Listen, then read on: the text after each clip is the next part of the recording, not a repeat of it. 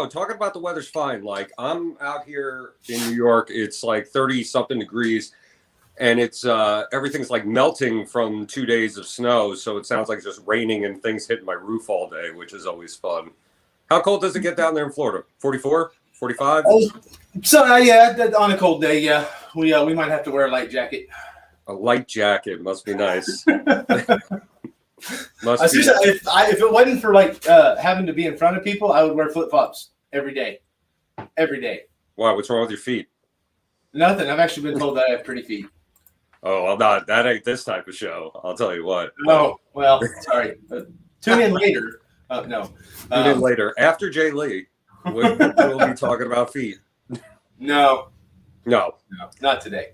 So let's get down to business and why we're actually here, why everybody else is here. We've got some really cool guys coming up today. We do. Philip Kennedy Johnson. Yeah. Amazing writer. Very fun guy to talk to.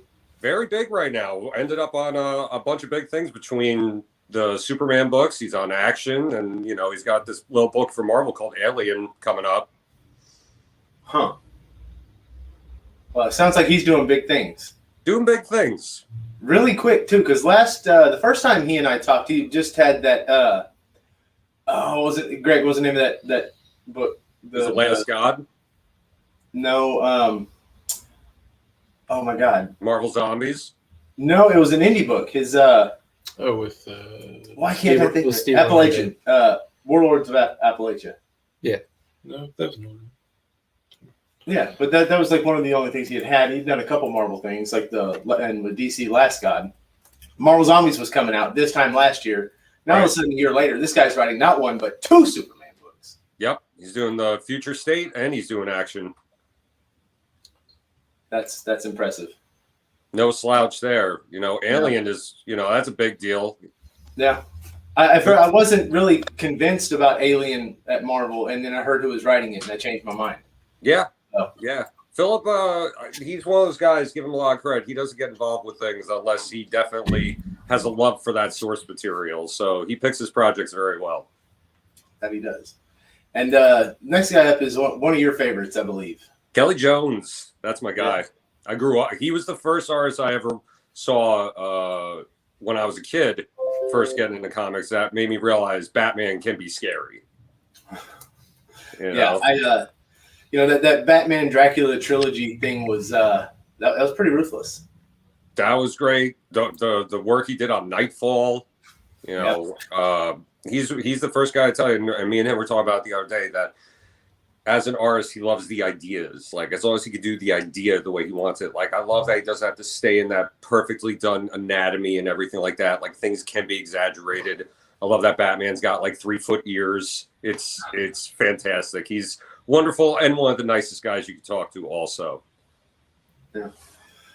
He's also been doing a lot of new sketches lately, trying out a new style that we've seen, and that looks very, very interesting. Yeah, I'm hoping he brings some of those pieces on so we can see them. So next we have a guy who's become pretty popular with this book called Lock and Key. Netflix TV series.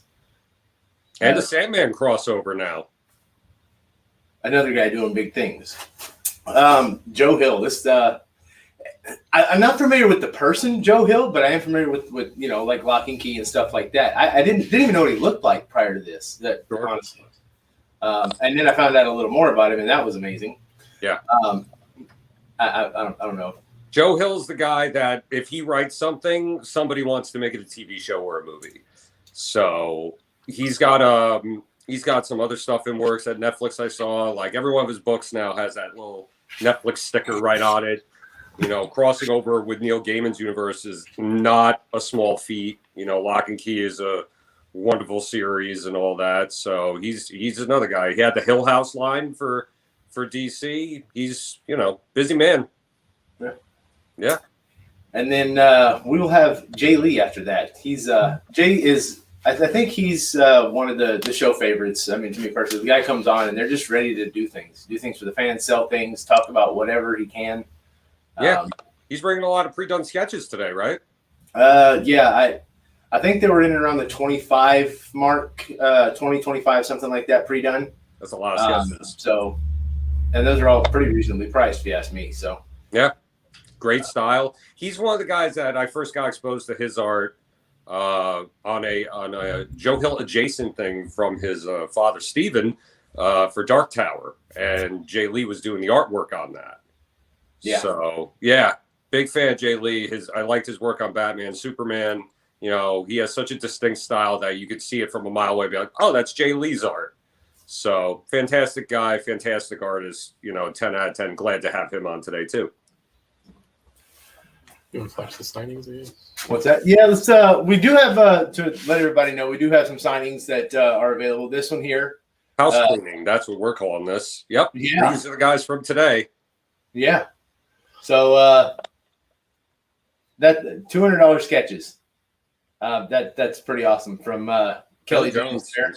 Not a guy you find regularly available anywhere.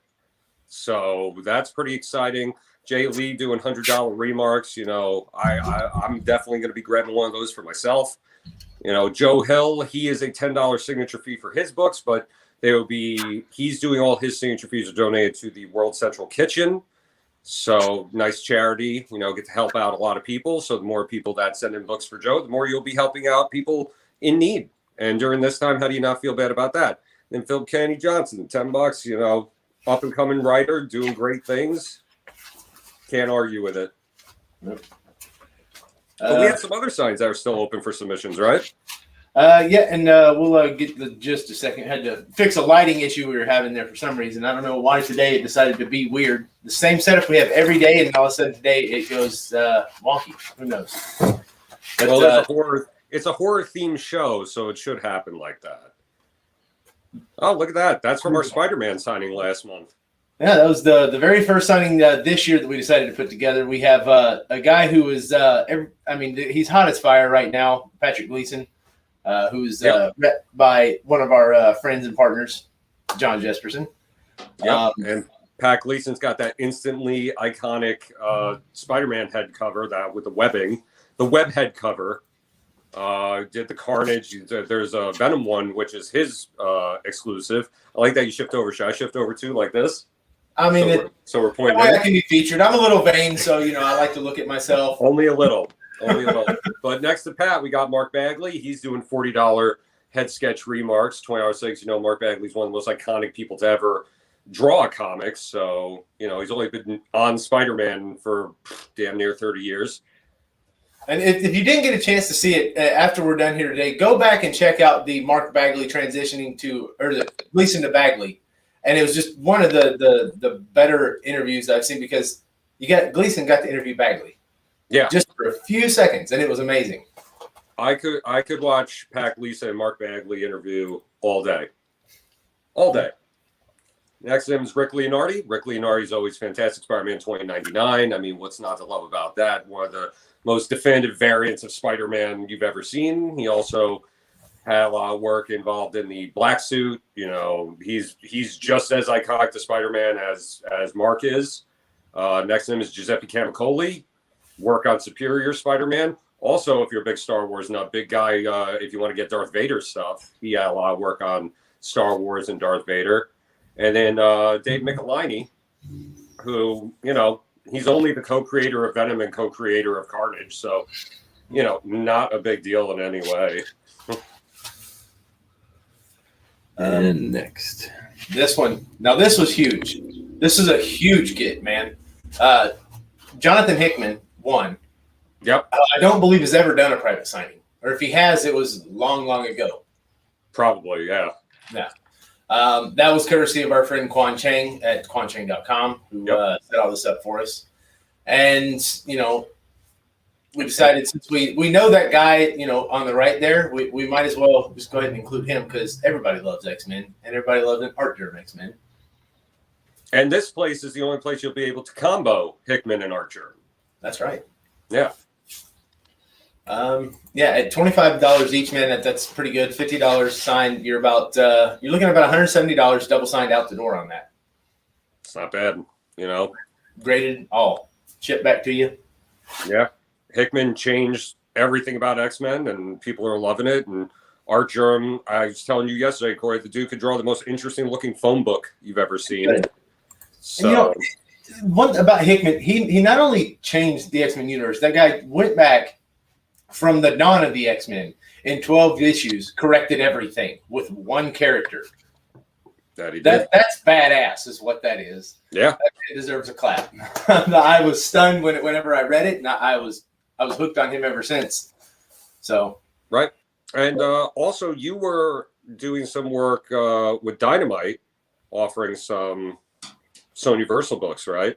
yes, we have a couple right now through Comic Online. We have the Sonyversal #1, which is the Saint Sonya. Mm-hmm. That is a beautiful cover. And then we have Hell Sonya, both by Eric Chin Wedgesey. He's an Art Germ Collectibles artist. He is just phenomenal. These are actually his first published covers. And from these two, he's actually landed several books that are going to be on your shelves. So Very cool. This is probably going to be worth a coin someday. Yeah. So, Well, what's the print like run? Art Germ's Warhammer. Right now that's a $40 book, $50 book.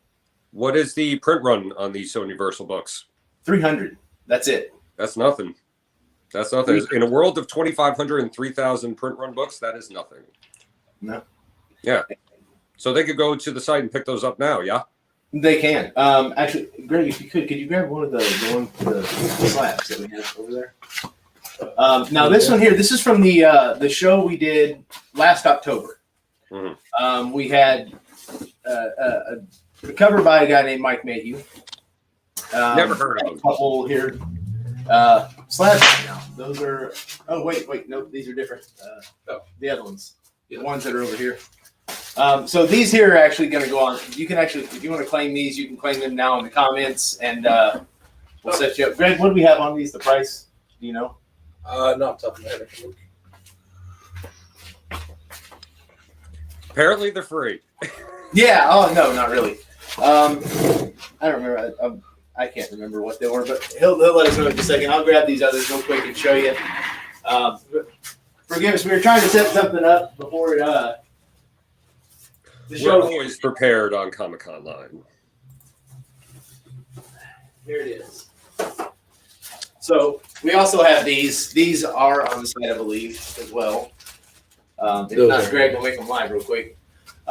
This is the Comic Con Online exclusive for G.I. Joe 75. These are all remarked and numbered. Yep. 1 of 200. This is number 105 of 200, signed by Mike Mayhew, and signed by the Baroness. Yeah. What are you going for, Greg? Let's see. G.I. Joe.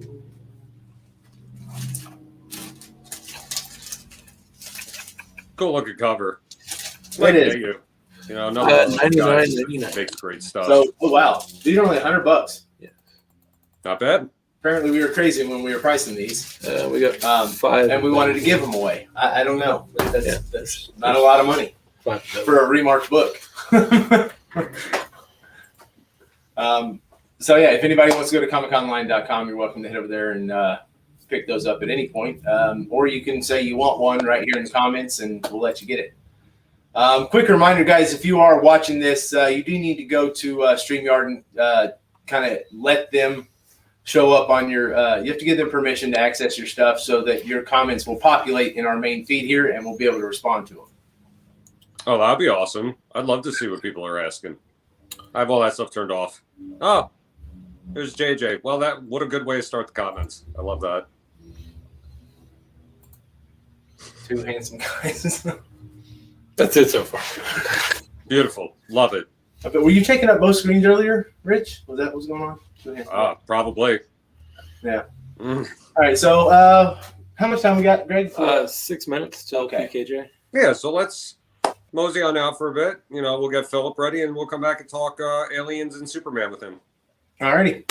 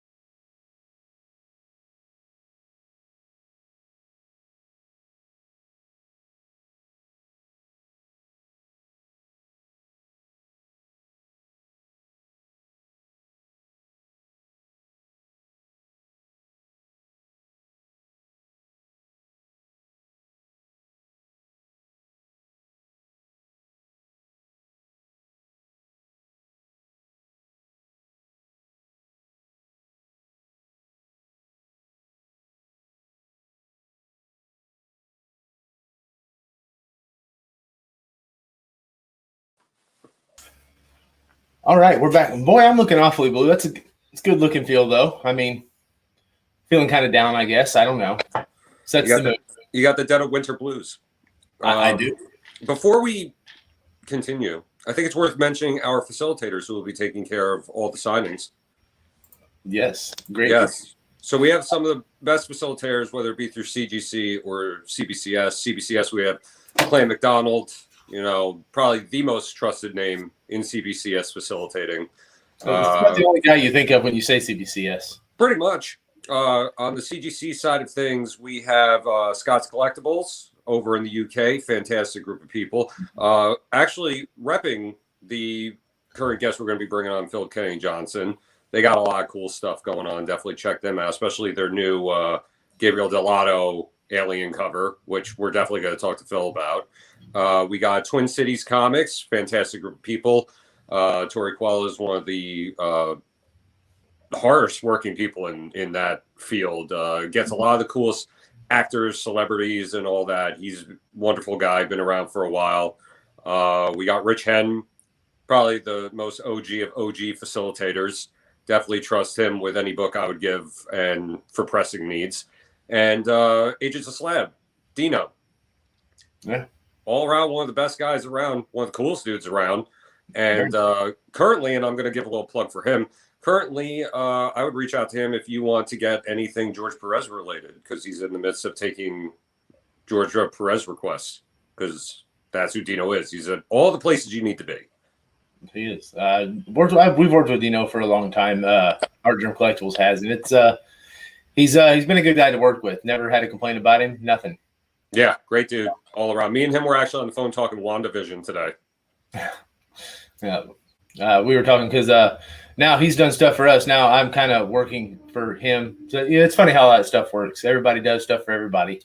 It's a family thing. It is, man. That's. So I guess now that we're done rambling and talking about ourselves and all the people we like, shameless plugs everywhere we go. I know. Let's talk to somebody else we like, somebody who does things.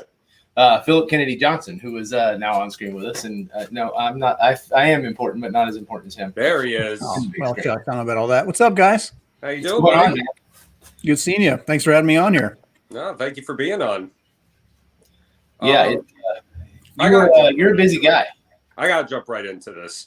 All right. You're writing the hardest person to write in comics between Superman, and you're also doing Alien. A xenomorph has no language.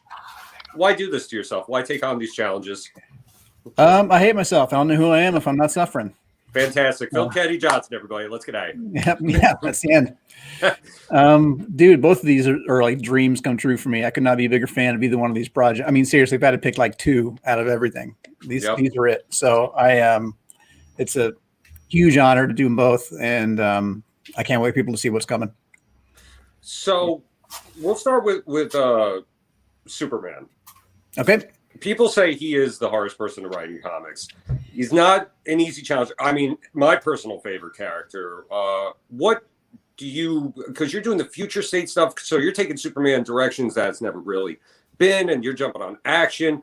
Is this something that you've always kind of imagined you would start taking this character if you were to pick it up? Is this something that you're collaborating with everybody doing the future state stuff? Like, how did you get into this, and what were the parameters of that? Honestly, I did not expect to get a shot at Superman, man. I mean, it's just such a huge get.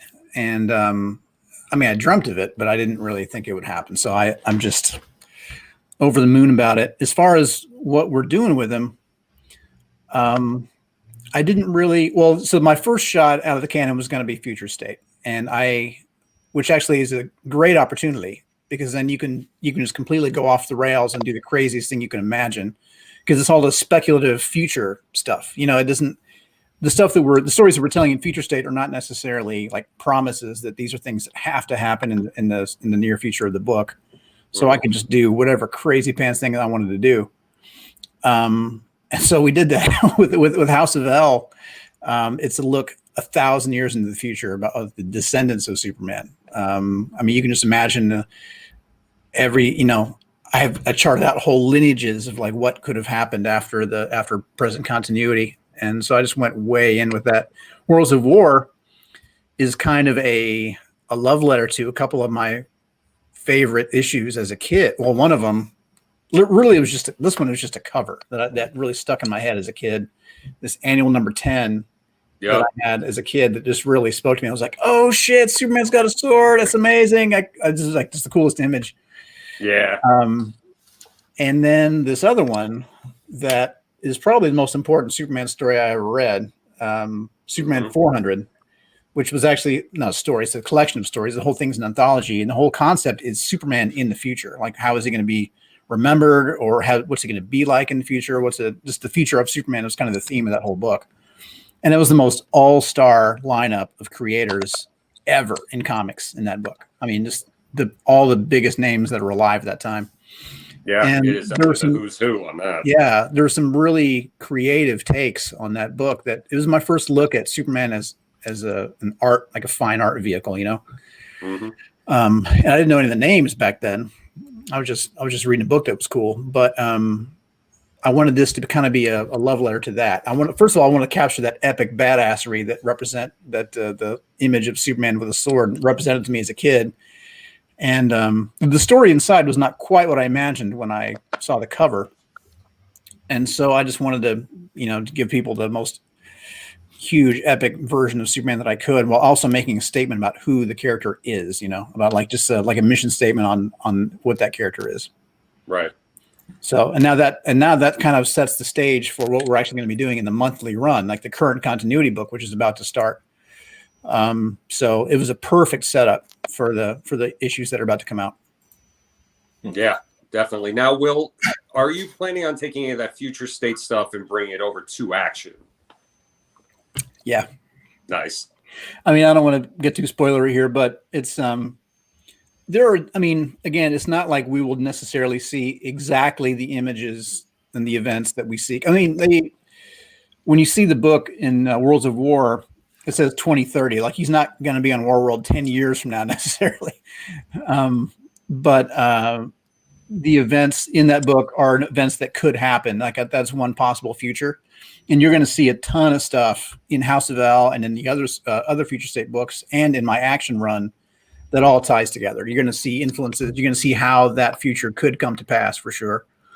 And there's going to be a lot of questions.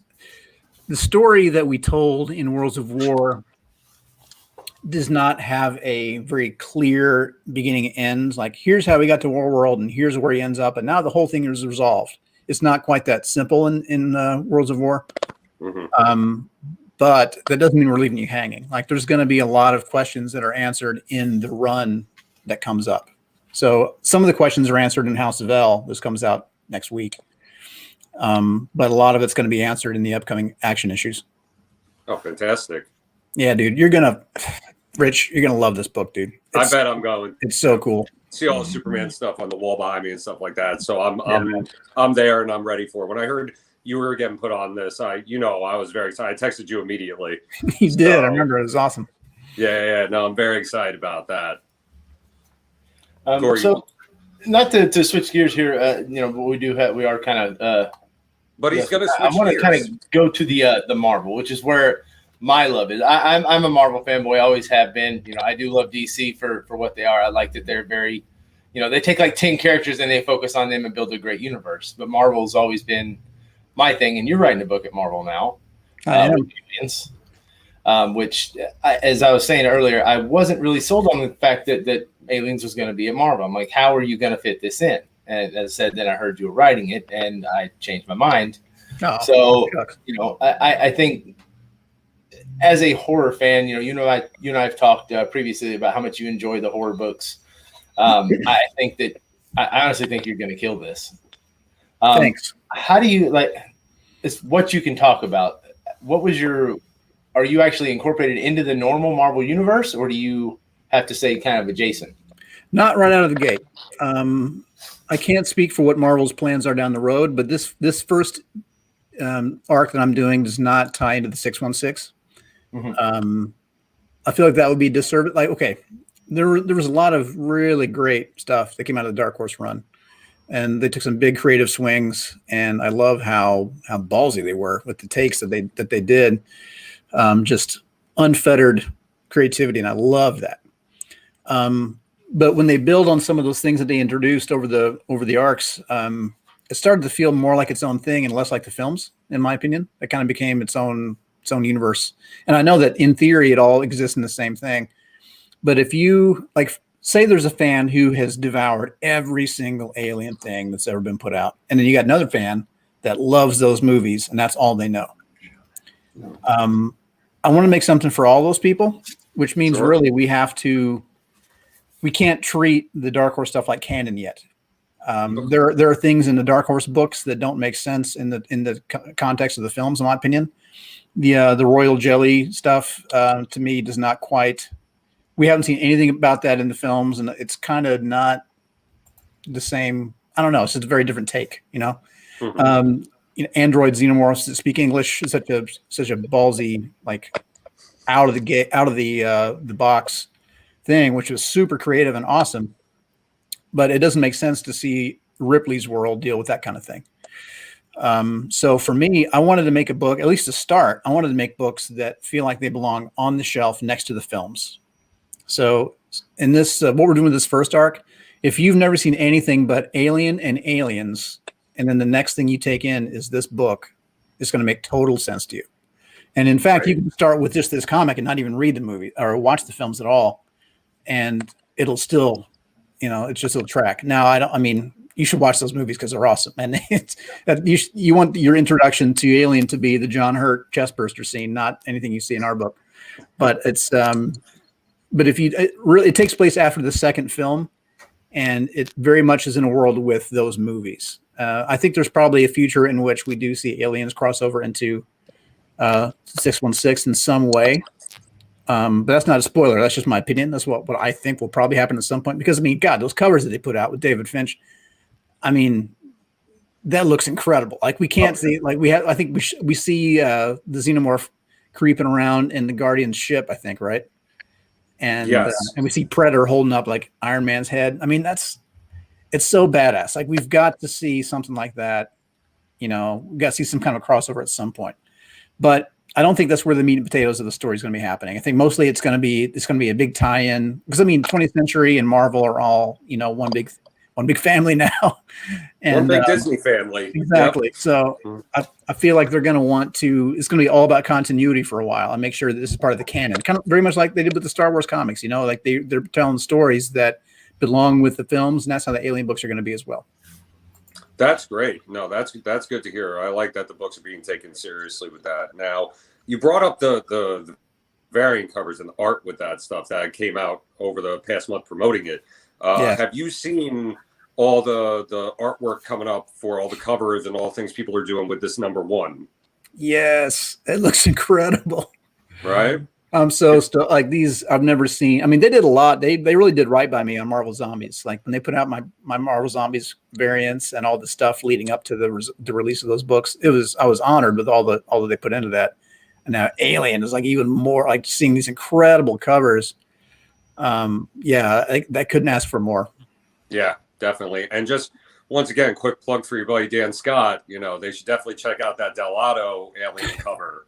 That might be my favorite of the whole thing. Like the Delgado cover is just encapsulates what Alien is so perfectly. And that dude's the man anyhow. I just can't believe how good I can't believe we got him for that cover. And that has how baller it turned out.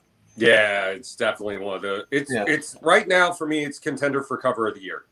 It's awesome. It's up right up there.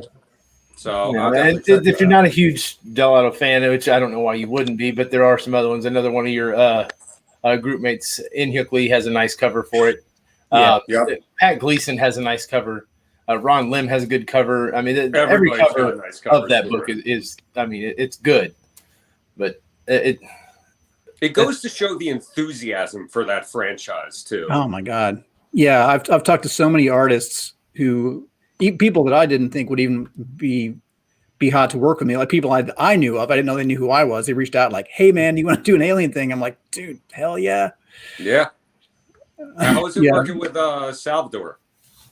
Oh, he's incredible. I've got so much of his work already. Like I think I first saw him on Iron Man maybe years ago, and he did such great work on that and on Star Wars, and he's the perfect choice for this book because he is so into the details, the nitty-gritty details of how things look, and the alien is all about that. Like there's so many little intricate lines and just biographical details about its body and the way it's shaped.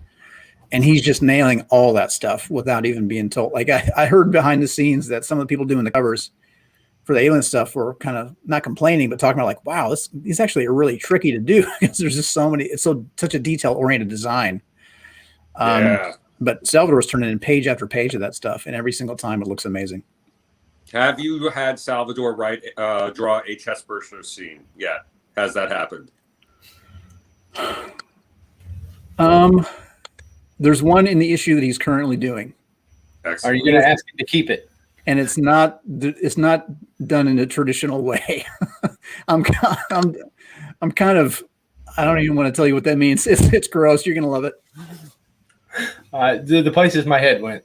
Sounds like it's not out of the chest. Like that's what it sounds like. Yeah, I should shut up, but it's rad. What issue number is that? So I make sure I get it early. The gross issue is 3.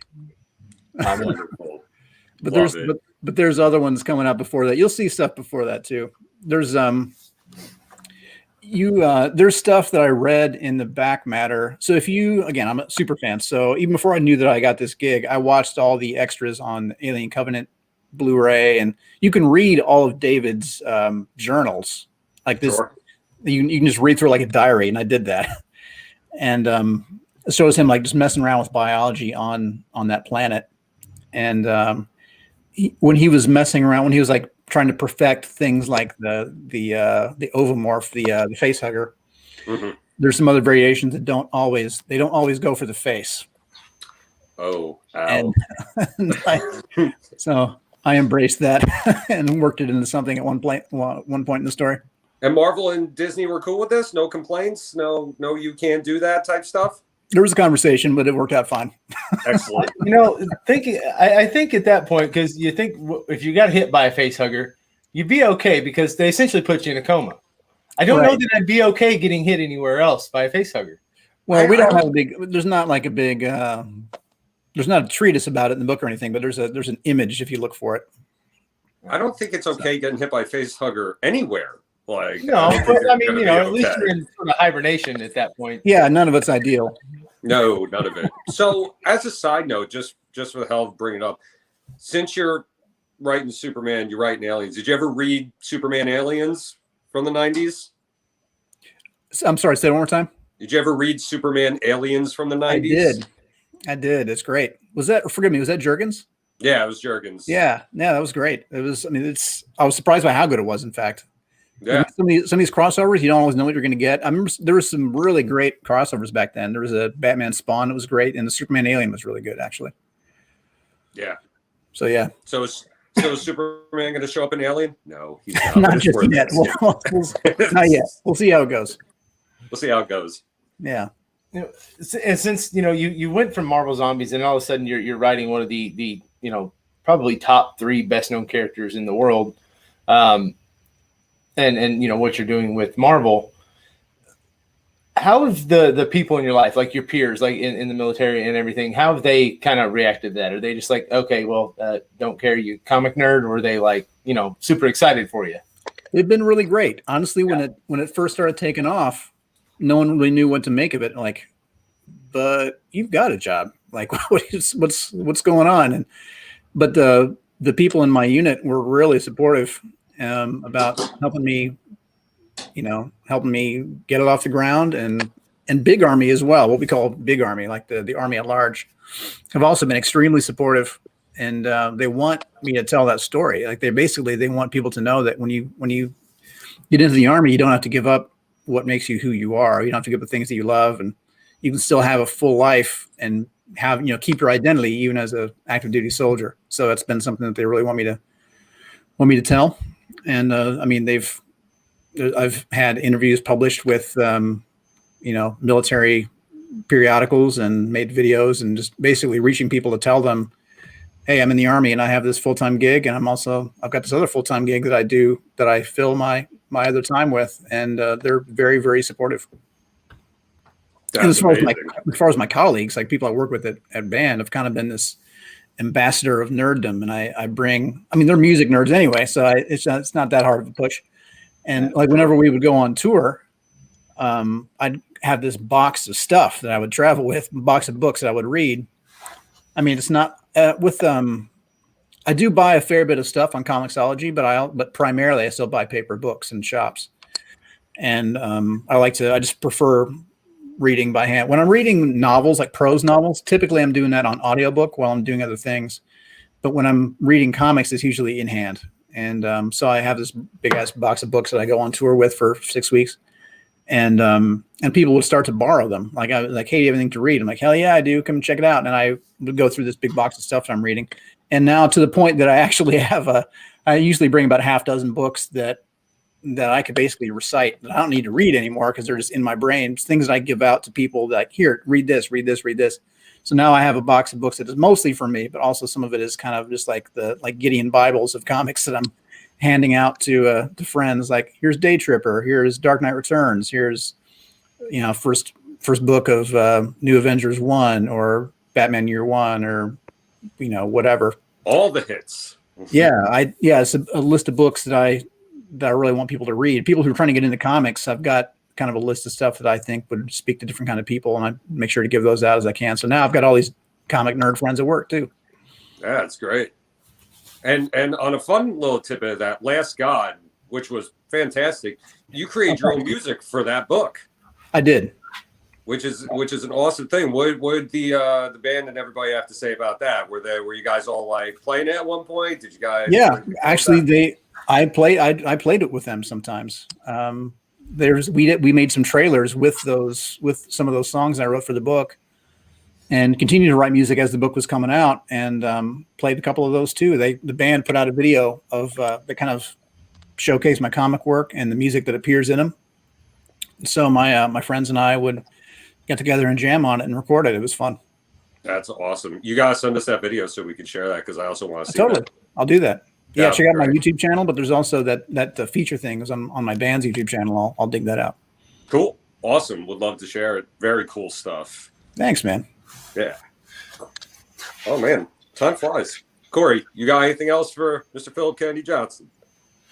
I mean, last I knew, he could hang out all day. So, I mean, I'd hate to let him go. But, you wrote – I want to kind of backtrack a little bit in your career to when you first got the opportunity. Now, it wasn't the main story, but you got to write a mini of Captain America, which I thought was really cool because, to my knowledge, you're the only active duty in recent memory that I can recall, and you're writing Captain America. I mean, I thought that was awesome, and I don't know. I guess would you return to it if given the opportunity at this point? Oh my God, yeah. I love Cap, and I would happily write him again. He's a great character, man, and there's things about him that make him really interesting. Sometimes people kind of ask, Superman and Captain America, aren't they pretty much the same? I'm like, no, they're not. They're very different.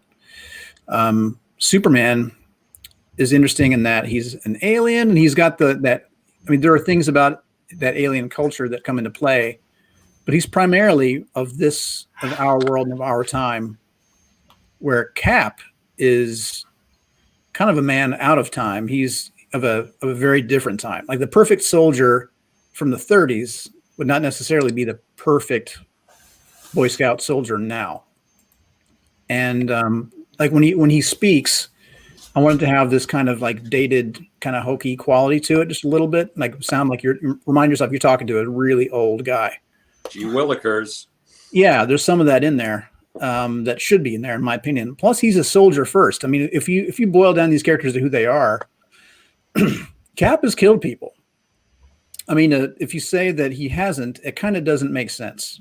I mean, I know we don't like to show him killing people on screen. He's not killing like bad guys in the streets of America. But he was a soldier first, very much. I mean, he represents what the Army is. And he kind of has this, like, let's get this done kind of approach to stuff. that is awesome, and you need it to have that. I mean, he's a soldier, and Superman's not. Superman's a very different kind of thing, and he has this.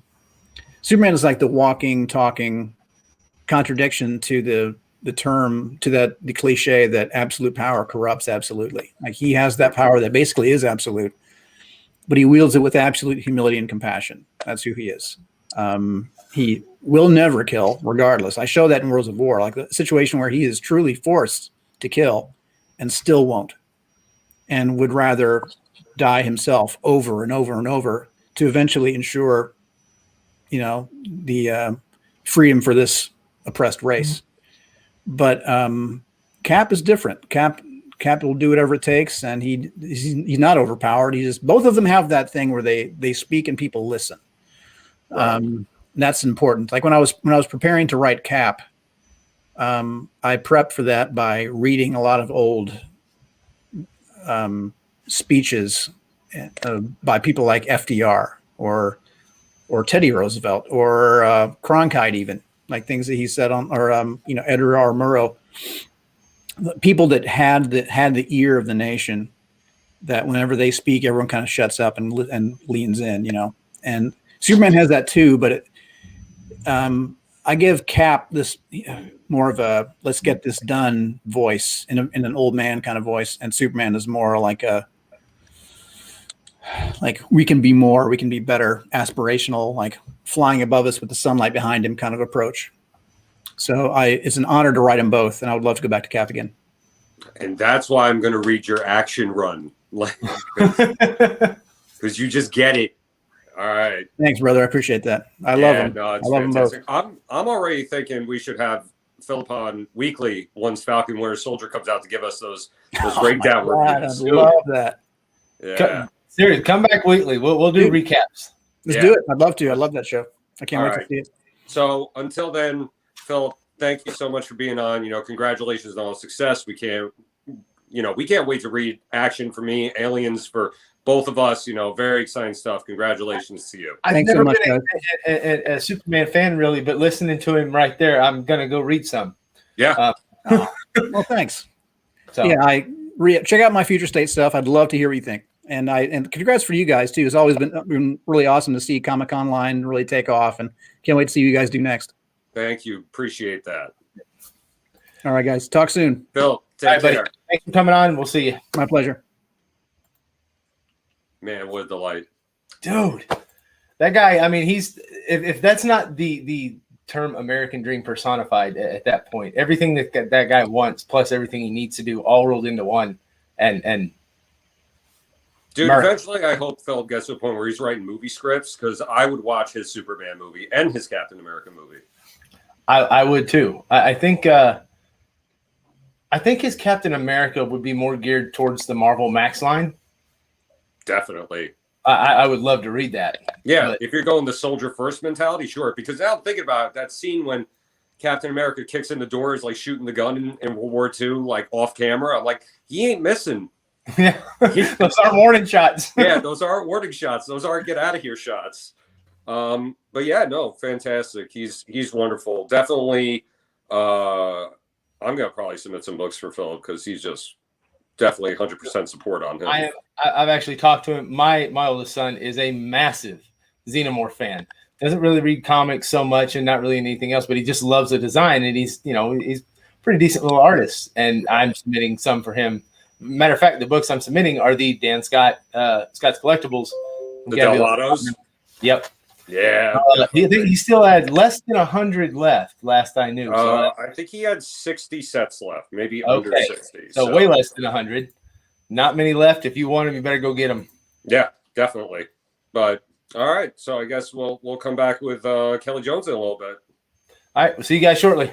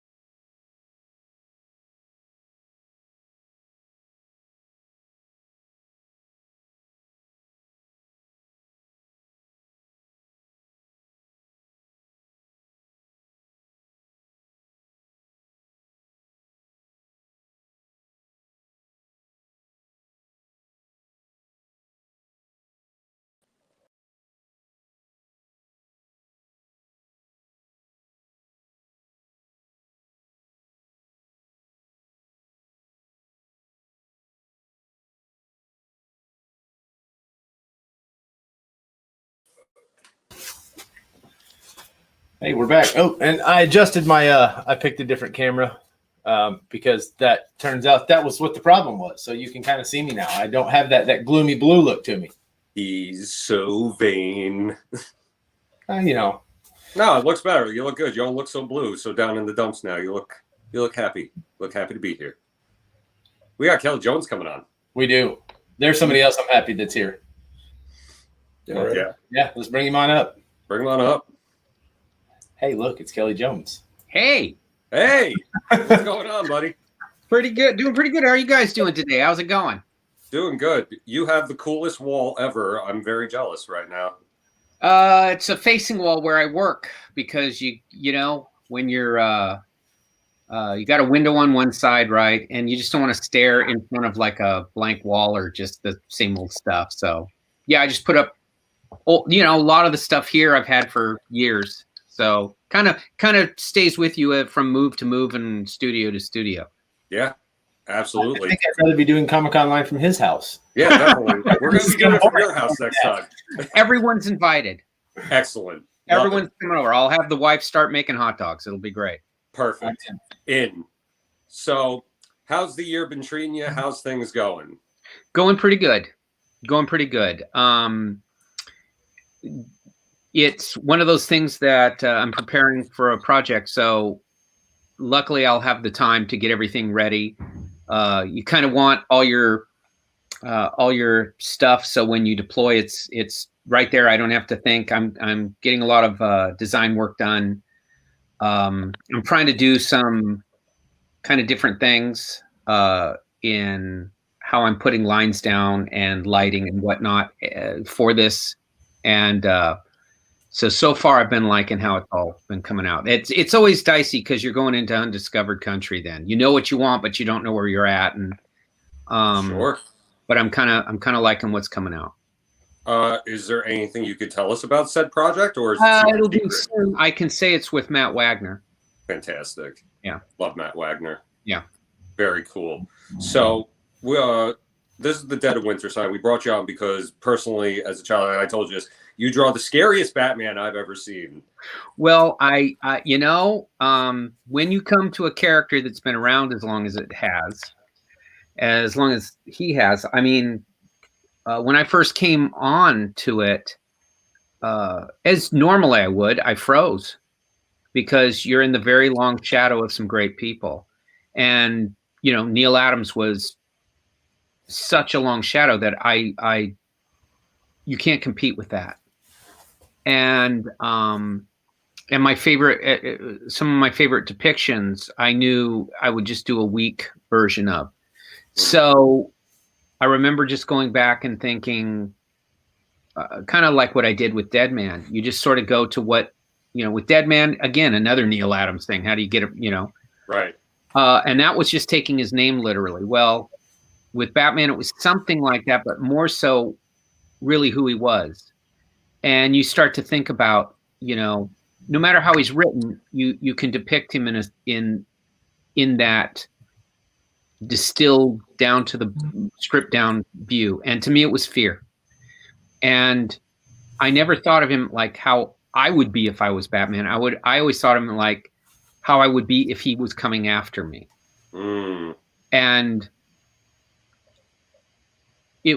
And I would think then that his whole thing was to project fear, not beat you up, not physically. Anyone can do those things.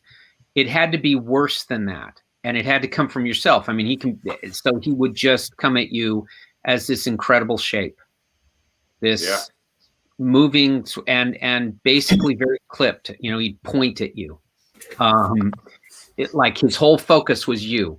And that was frightening to me. And I figured that would work. And that then helps draw itself. I didn't sit there and draw lots of sketches of it. You know what he looks like. It became like method acting.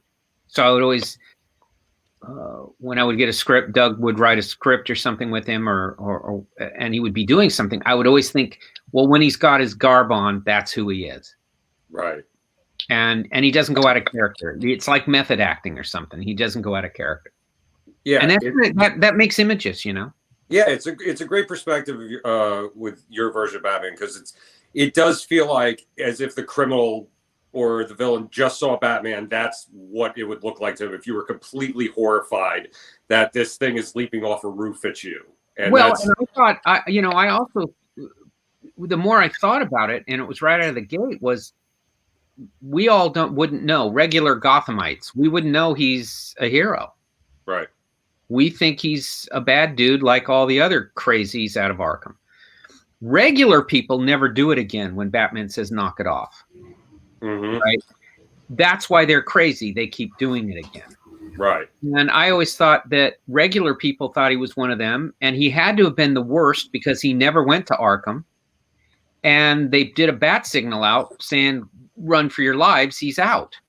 He's loose. He's doing stuff. So he was so bad, he got his own little warning signal. All the rest, they just deal with. So I thought that's what he used. And I used to tell people I worked with, that's, they don't have to incorporate it. They did in the last Batman thing I did. They liked that idea. But that's how I always did it, so I could draw him that way. I never had it where he's just, it doesn't work if everyone knows he's a hero. Then they know he has rules. Right. Right. And you also did the covers of for Nightfall for a character who actually was scarier than Batman at the time, and that was Bane. So, well, I think it was. I think what it was that he was created as that next level character that that we didn't know anything about. So that added a lot of tension. When I came onto those, though, I didn't know anything about the character, and I didn't know anything about what they were doing. I was off doing my own thing. I think I was doing Deadman and some Batman hardcover stuff. And I only came into it because they had asked for Sam Keith to do covers, but they couldn't find him. So, but they knew I knew him. So I hooked him up, talked him up, because they were thinking about it. I said, oh, you got to have him. And Sam was all for it. And for whatever reason, and then I went off to do my own thing. And for whatever reason, he just froze up on it. He's a great Batman. He's wonderful at it, but he just froze up. And then he got a hold of me saying, I can't do this. I don't think I can do it. And I said, yeah, you can do it. Don't worry about it. I don't hear from him. And then about a few weeks later, I get a call from the people at DC who I had recommended him to. And they said, he's not turning anything in. We're holding you responsible. They got him, but that's why I came into it. Right. No, so I had to come in and do those covers as to get out of trouble. So I just came in and did them. I didn't know what was going on. I just had a general idea because these books were all in production. In those days they worked about 4 months in advance. So I didn't have a lot of stuff to look at, if anything, just a design and whatnot. Sure. And they would say so-and-so's in this issue or Batman's in this situation. And I just pretty much the first year or so, it was pretty Wild West. Yeah. And it's a wonderful thing too, because you don't live in a comic world anymore, really, where they tell you the interiors of the comic to make sure that the cover matches what's going on inside the book. Yeah. My first thought is the guy drawing the book should do the cover. He knows best, and I think it's their book. That's how I always thought. But at this time, I didn't know what their plans were, and it grew as they would tell me, because they didn't want a lot of people to know. And then I found out a lot of times they didn't know because they were waiting for the different scripts to come in. They had a general idea, and I remember the editor I was dealing with then, managing it, was Scott Peterson, and he had a big, like a war room map of where everybody was, what was going on, what was the main points. And that was all I really knew, was his coordination of it. Okay. But as far as what each writer was doing, he had to wait like anyone else for the scripts to come in. They knew generally, but writers, you let them write. And so there would be times where they would just say, look, we don't know. We think this is going on.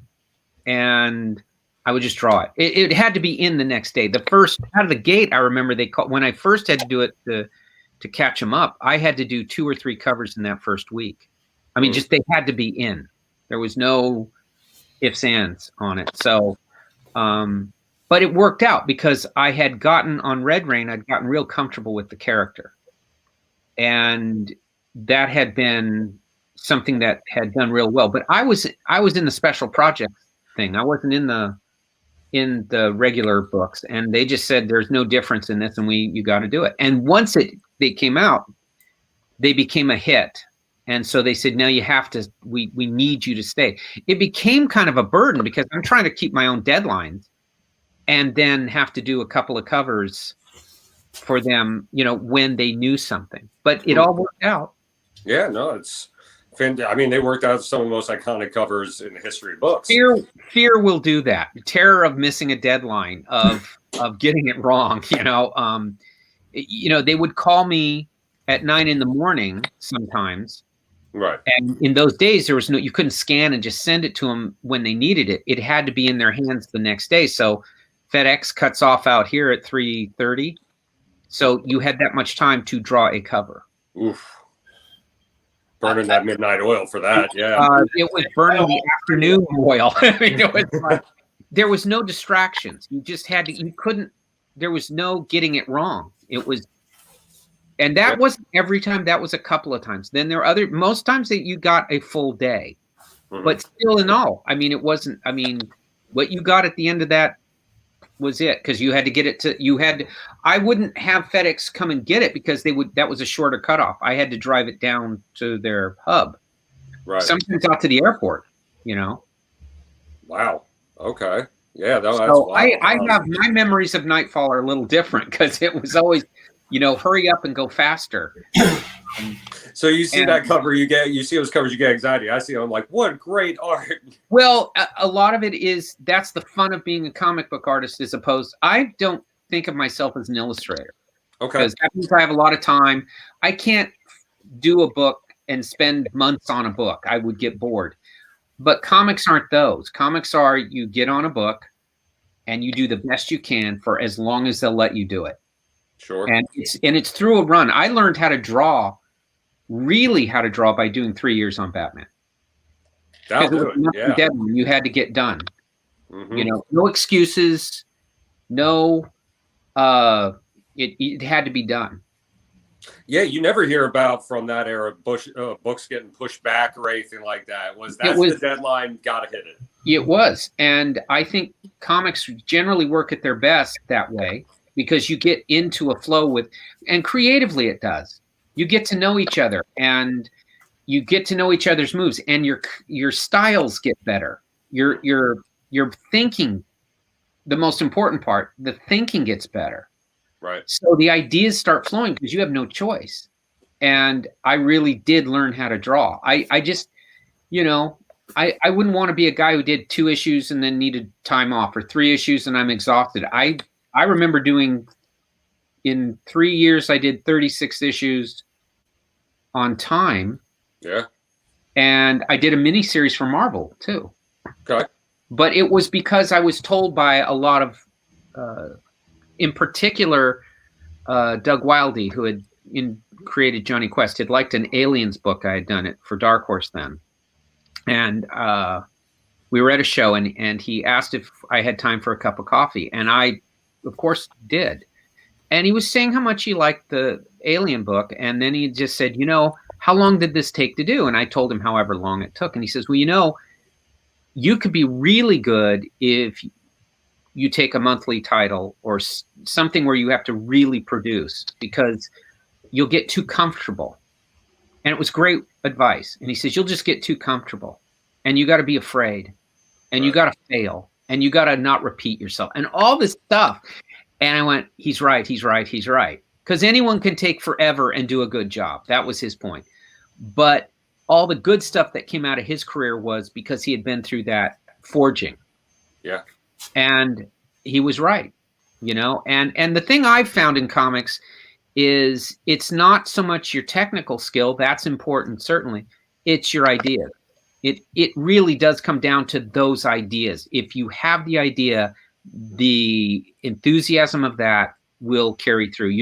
The other things will take care of themselves. But the ideas, I find when I talk to a lot of other artists and writer, whatever, that's the hard part. Mm-hmm. You know, it's the hard part. How do you do a Batman who's been around forever differently or uniquely or stand out enough? Or how do you get all these books done, all this artwork done on time, and still have it be good? It's a ton of balance. Yeah, absolutely. It is. It's a very demanding thing, but it's so rewarding, especially if something lasts over a year or two after its publication, where anyone cares. Yeah. That's hard. That was always what I was told was the hard thing to do. Yeah. So how does it feel reflecting back on some of your Batman work and realizing that it's still just as there? It's just so prominent. I think what it is see, I never really looked at it when it was printed. Right. I worked so much on it, and you go on to the next, and I didn't really look at them finished. And I didn't really look at the original art when it came back. When they did the Graffiti Press put out the gallery edition, I opened art boxes I had from years earlier I'd never opened. Yeah. They would send them back, and that was that. What I think it is, if there's anything I'd say is that during the time I was doing it, there was a big push for a lot of everything to kind of look more the same or more homogenized or whatever the term. Mm-hmm. And I just never felt comfortable with it. So I always went into each issue I drew or any project, well, they'll fire me, right? Because I'm not doing that, and I'm just making myself happy. And I don't mean that in some kind of artsy-fartsy way. I don't have the capability. This is what I see, so I don't know how to do the other. And I knew it was outside of that realm of it. But so what? I grew up reading books that were outside those realms. I loved the mainstream John Buscema as much as I loved Mike Ploog's Frankenstein. It meant no different to me. So when it came my turn to do this stuff, those things are all percolating in your head. Mm-hmm. And you take that risk. I mean, if it's not what they want, okay. And I reconciled. I didn't want to be there if I couldn't be myself. And I understood if they didn't want me. It's a fair trade. Right. But it worked out. And I think the only thing I'll say is that years later, I'm not embarrassed by it. Because it does look like it's still those ideas or that eccentricity. The thing that makes comics great is the eccentricity. Films can't do it. Television can't do it. Nothing else can do it. You're alone when you're creating these things. You're alone when you're reading them. Yep, absolutely. So it's a very direct connection. And I think that eccentricity is what makes them unique. It makes you, why would you read the same character for 80 years? Because different people are handling it. So it has a different accent. Yeah. It has a different flavor, different, whatever term you want to use. And that's why I'm not embarrassed. I look back a lot of times you would think, oh God, ugh. But I look at it and go, for the most part, this could come out now.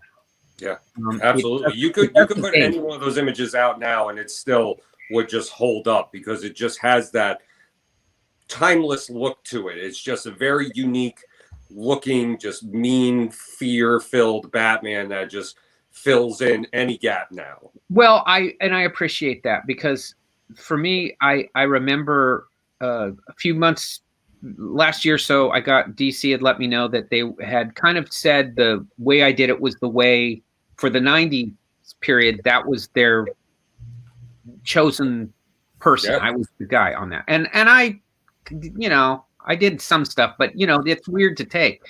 But I'd had that said to me by some other artists. Neil Adams had once told me that, and I didn't know how to take that. It's like, because I always thought of it in terms of just in general. But I guess they started breaking it up for periods or whatnot. Because my favorite artist was Marshall Rogers on Batman. Mm-hmm. That was the guy that nailed it to me. Still, I think the finest who's ever done it. And so that was a little bit strange to take because I generally recede back. I don't like to be the main focus of it. I like it to be the story or the images or whatever. So that took me a while to accept that, you know, because that was never the intent. The intent was, how do I make it interesting for me today? Because I hate being bored. And I think if I'm a reader, I would get bored. Yeah. You know, so when I was looking at all the Batman stuff when it was coming out, I just decided that sink or swim. I've got this angle, and I'm going to just turn the lights out. And I don't want to draw them in the day. Right. Batman should never be out during the daytime. You're right. No, it ruins it. You shouldn't. I'm not big on the details on him. He's a shape to me. He's a shadow. He's moving. If you take time to stare at him, he's failed.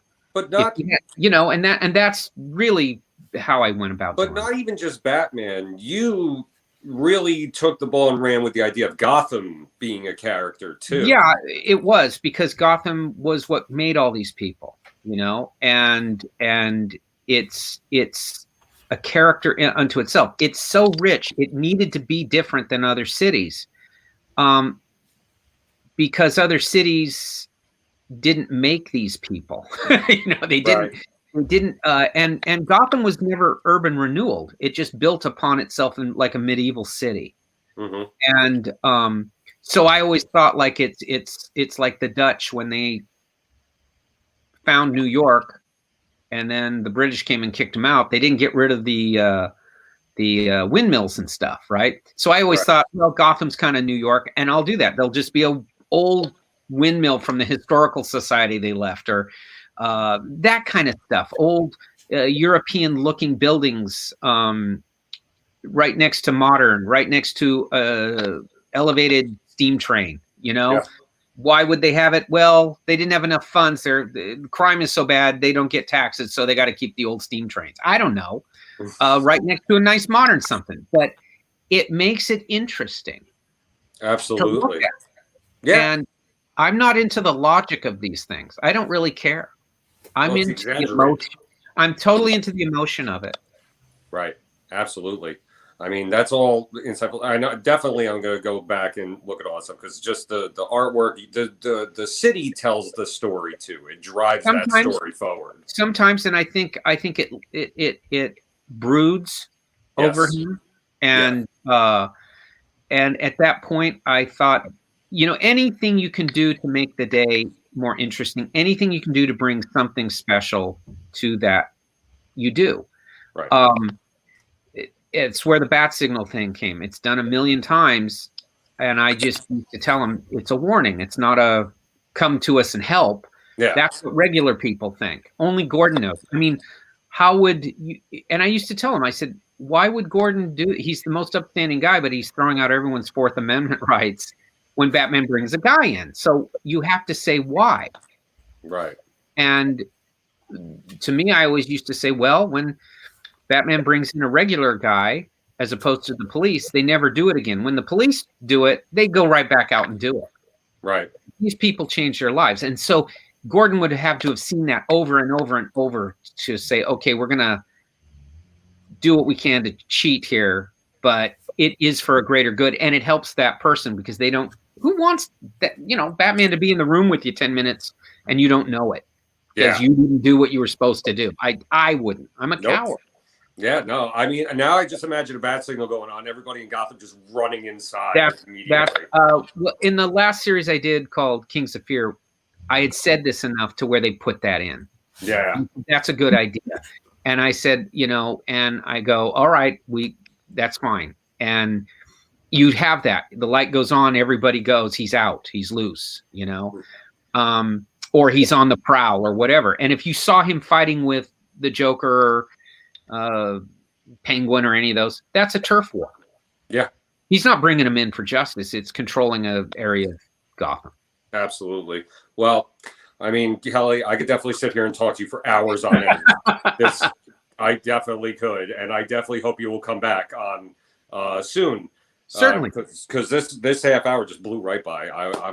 It was very good. Yes, it did go by really quick. Yeah. So just a little bit of things. You're going to be doing a signing with us, Mhm. and you're going to be doing sketches too. So people Sure. can be excited about that. Are we talking heads, busts? What are people getting to look for if they're sending in? What they're asking for, I can do it. You know. Ooh, that's dangerous. Careful, internet. No, I just, I it's things like that are fine. I know that a lot of people like something pretty powerful that way. Yep. So, I can do what you said. That's not a problem. Great. Awesome. Sounds like fun anyway. So yeah, definitely. I mean, we're all still pretty much hanging out at home and everything like that. So well, for the time being, right? So yeah, I miss it. You miss getting to speak to people. Yeah. You miss. I mean, I still think of myself as a fan way more than any kind of professional because I had no training in this. So I mean, when I go to shows, I get my business out of the way so I can go see people. Right. Yeah, you get all out of the way so you go hang out. I so totally dig that stuff because that's how, my friends and I, that's what we used to do. Yeah. And the big moments to me in shows was standing in line and meeting somebody. Yeah, it was always the fun stuff where you could stand around and talk for a couple hours. Yeah, you're surrounded by all the people who, are of like mind. It's a blast. It's still a blast. I mean, this is a good substitute, but I do miss it. Yeah, absolutely. And we'll get back there eventually soon, God willing. But it was a pleasure having you on. Kelly Jones belongs on my Mount Rushmore of Batman artists. Thank you very much. Corey, I left you completely out of this. I apologize. I'm okay. There's very few people that can keep me silenced. I'm a bit of a talker here, and I listened intently the whole interview. So I mean, it was a pleasure for me as Thank much. you very much. Yeah. Thank you so much. Because there's nobody I know today that can pump out 3 covers in a week. Yeah. I look, when I was there, it was you did it or they found someone who could. It was just a different way of thinking. And you didn't miss a date because that affected a retailer. That's what they told me. There it is. Mm-hmm. All right, sir. We're going to let you go. We got to start getting ready for Mr. Joe Hill. So say hi to Joe. I will. All right. Kelly, thank you so much, sir. There's one question that someone had asked earlier. They had asked if Kelly would be doing sketches on blanks or on paper. I could do paper if they want. There we go. There you go. Yeah. There you go. Kelly Jones is fully open to any request that If you want a sketch from Kelly, contact one of our facilitators. We featured it when we take a break here. You'll see them pop up on your screen. You'll see their logos. So go to one of their websites. My books are going to be on the top of the You pile. can find a link to all of them. Yeah. Sir, once again, thank you. It was a lot of fun. Thanks, guys. We'll see you soon, and we're getting ready for Joe Hill. Okay, bye-bye. Bye-bye. Joe's here. He's so awesome. Second, give us a break.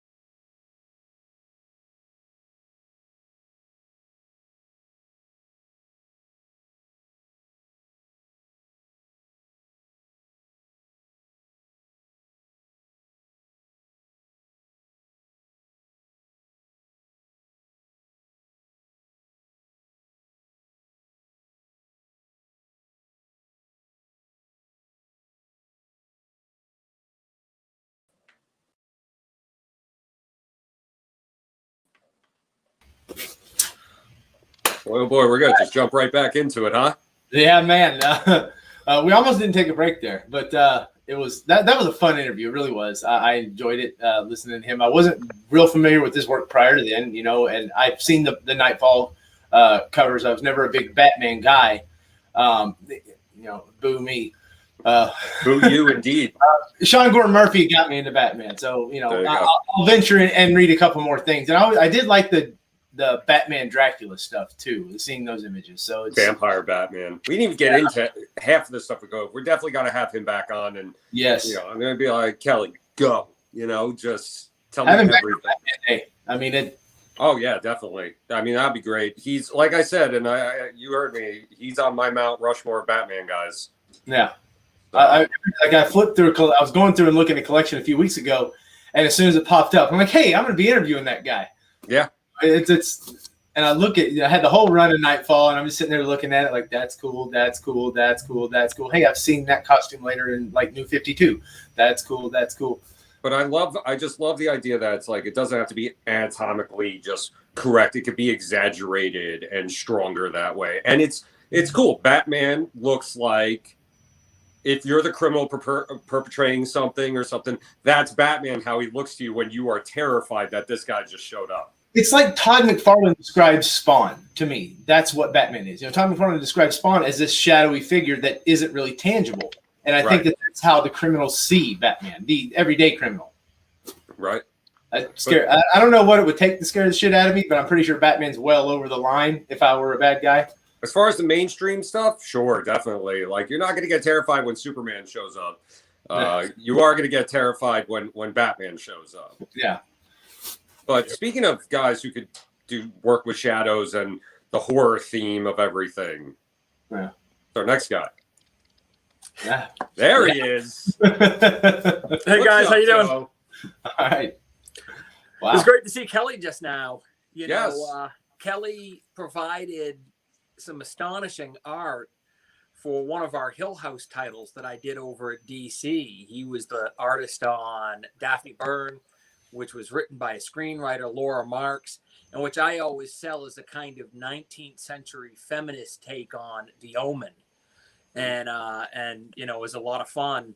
And also, Kelly just turned in a variant cover for the Lock and Key Sandman crossover that's terrific.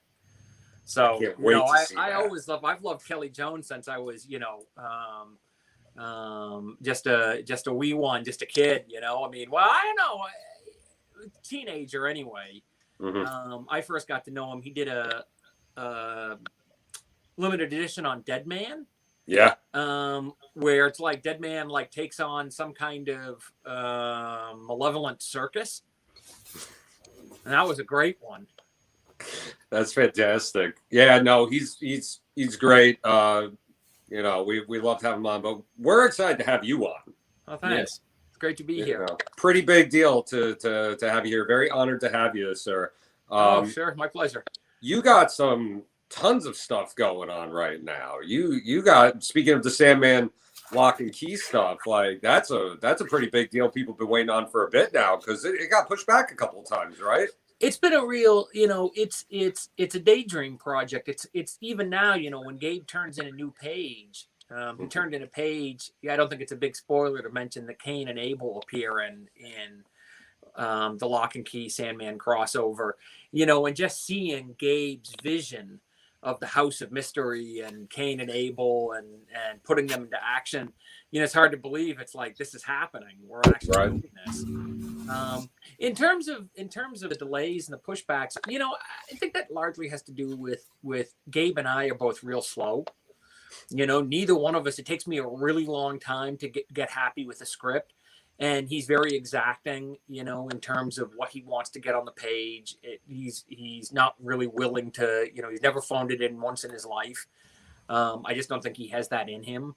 And also the comics, the issues are oversized. You know, we were still working on, there was a Lock and Key miniseries, a 3-issue miniseries called Impale Battalions Go. You know, when Gabe hadn't even started drawing the final issue of that when we were late into 2020, and they were saying, you know, Lock and Key Sandman, Hell and Gone #1 out this December, and I'm thinking, December 2021, maybe. That's pretty optimistic, you know, given where we're at. I think though that we'll have the first issue out. It's a 32 pager, and that ought to be out, I'm thinking, in, let's see, it's February, May, maybe May. Think it's slated for the last week in April. That could happen. I think presently, I think that's the release date per Diamond. But those are fluid, so there you go. It may happen then. You know, the thing is it's only, so it's 2 issues. Okay. It's just 2 chapters, but the first one is 32 pages and the second one is 48 pages. Oh wow. So it's a, you know, it's an 80-page series. So basically we crammed 6 issues of content into, you know, 5 issues of content into 2 issues. So these are, you know, these are big books. These are big single issues. I mean, I'm still working on the second issue, and in, you know, it's supposed to be 48 pages. Right now I've got it at 51, so I've still got some trimming to do. But the manuscript for it is well over 100 pages long. You know, I've always had a little bit of that Alan Moore streak where I'm describing, you know, the fragrance in the room, you know, the smell of stale sweat and spilled beer. And it's like, that's great, Joe. It's a comic. Not scratch and sniff. No one's going to know. Go ahead, stick that right in there. We all needed to read that line. Oh, that's terrific. What's it been like playing with the Sandman stuff? I mean, it's just, first of all, Neil is so generous and so willing to let other people have fun with his creations and his world. So I mean, like, I'm sure you guys are the same. I used to love crossovers when I was a little kid. You know, I love Marvel Universe crossing over with the DC characters. Oh, you know, seeing Hulk go toe-to-toe with Superman. I mean, I loved that. Mm-hmm. When you look back now at a lot of them, it's easy to see that most of them are silly throwaways, that they don't really have any meaning for any of these characters. They're just, you know, they are sort of the ultimate in fan service, really, as opposed to telling a story that has emotional impact and stands on its own. And for better or worse, maybe it'll turn out to be a terrible mistake. Gabe and I decided to make these issues count, to try to make them count for Lock and Key, and maybe count a little bit for Sandman as well. To make these stories that have repercussions throughout the Lock and Key universe, and to a degree, I think we'll have some repercussions in the Sandman universe. And you know, and so far anyway, we've stayed in Neil's comfort zone, and he hasn't said, "Ooh, I don't like that." So far, Neil has been really supportive and really fun about it, and we've had a chance to play with all the toys. So hopefully it will succeed in, you know, we'll stick the landing, and it will succeed in doing something where you can read it and say, yes, this checks all the boxes in my geeky heart, you know, brings a, you know, mixes the peanut butter with the chocolate in just the right way, you know, but at the same time, you can also say these stories matter. They weren't just, it wasn't just Superman fighting Muhammad Ali. Right. By the way, wouldn't it be great to see, this is the Superman Batman crossover I want to see. The Superman Batman confrontation. There's been a million like Batman versus Superman. Here's the story we all want to see. Okay. Panel 1. Batman is like in the armored suit, and he's like, listen, big boy Blue, there's one thing I've always wanted you to. The second panel is Batman cut in half and like his gut spilling out as like the heat vision just like slices him in two, you know, and then the third panel is the credits. I would buy your Batman Superman crossover book. Wouldn't that be awesome? Like, it would be. Did you ever see this cartoon, Godzilla vs. Bambi? It's like 5 minutes long, and it's like 4.5 minutes of Bambi chewing flowers, and then in the last 30 seconds, Godzilla's foot comes down on top of him and squashes him, and then the credits roll. Like, that's what I want to see. I mean, I think it's really cool. You know, Frank Miller pulled this amazing magic trick in Dark Knight Returns where Batman defeats Superman. But what made that special was how unlikely it was. Yeah. you know, and I just kind of feel like probably not. I'm with you there. I agree. The way you 100%. describe the crossovers, 'cause, I mean, we all did love them as kids, and even now as adults, I love them. But I do love the fact that yours is canon. I mean, that's not something that you get a lot with the crossovers. It's these one-offs, and everybody forgets about them. They're throwaway issues. They go in your collection, never be. I mean, sometimes they're read again, but they have no lasting effect anywhere. Well, Yours, ultimately, it's only canon. I really think it's important to say it's only canon if Neil says it's canon. If the comics come out and Neil says this is fun, but it's kind of an alt universe take on Sandman, that's fine with me. You know, it really is a question of, you know, but it is at least canon in the Lock and Key universe. Okay. So it's kind of like, you know, I think it's sort of up to DC and Neil how much they want to let these stories be a part of the official Sandman timeline. You know, how much they want it to be part of the universe. I mean, I don't think it's a huge spoiler to say, because this is where the idea came from. My idea is that Lucifer's key to hell is made out of the Whispering Iron, which is the substance out of which all the keys in Key House are made out of. So the explanation for the magic in Lock and Key is every single one of the keys was crafted out of this reality-altering metal.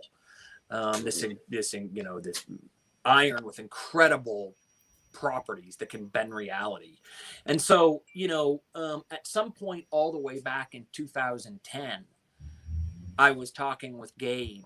We were in Pennsylvania together, and it's snowing very hard, and they were filming the Fox pilot of Lock and Key, which never saw the light of day.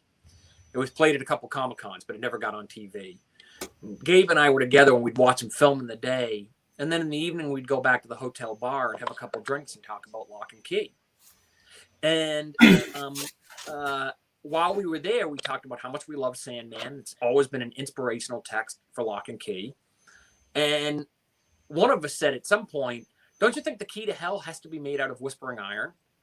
And so that's really the root of the whole impulse to cross over. And I have to say, the two storylines mesh really well. Like they do feel like they naturally flow into each other. Yeah. And I don't know what to make of that, except of course we never would have figured out how to do Lock and Key if we hadn't, you know, if we hadn't had Sandman as a formative text, as a text that could explain what was possible and how to tell a story. So a lot of what we know, what Gabe and I learned about writing comics, we learned from Neil in Sandman or Alan Moore in Swamp Thing. I mean, there's probably a couple other books that were kind of key, but those would be two big ones. Yeah, I mean, when I first heard about this crossover, the two things that popped in my head were that totally makes sense, and that doesn't seem like a throwaway whatsoever. Like that's definitely going to be a good, fun read to go through. Now, how has it been? Like, you've also been doing the Black Label stuff, like with the Hill House stuff. Like, what's it been like working on that aspect versus this crossover stuff? Like, do you find like you have to change up your writing style or how you have to work towards it? Like, what's like your pros and cons between these both? So for people just turning in, Lock and Key has been sort of my main comic book gig since about 2007. But I did do a series of books with DC under the Black Label imprint that was sort of a micro imprint, a pop-up imprint of you know, books that I was excited about. Yeah.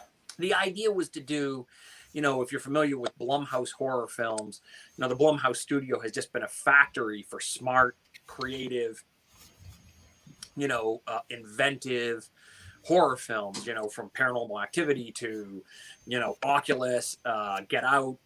Oh yeah, they got some fun stuff. The Conjuring flicks, you know. Yep. And so I kind of wanted to do Blumhouse on the comic book level. I thought, let's have a Blumhouse for comic books.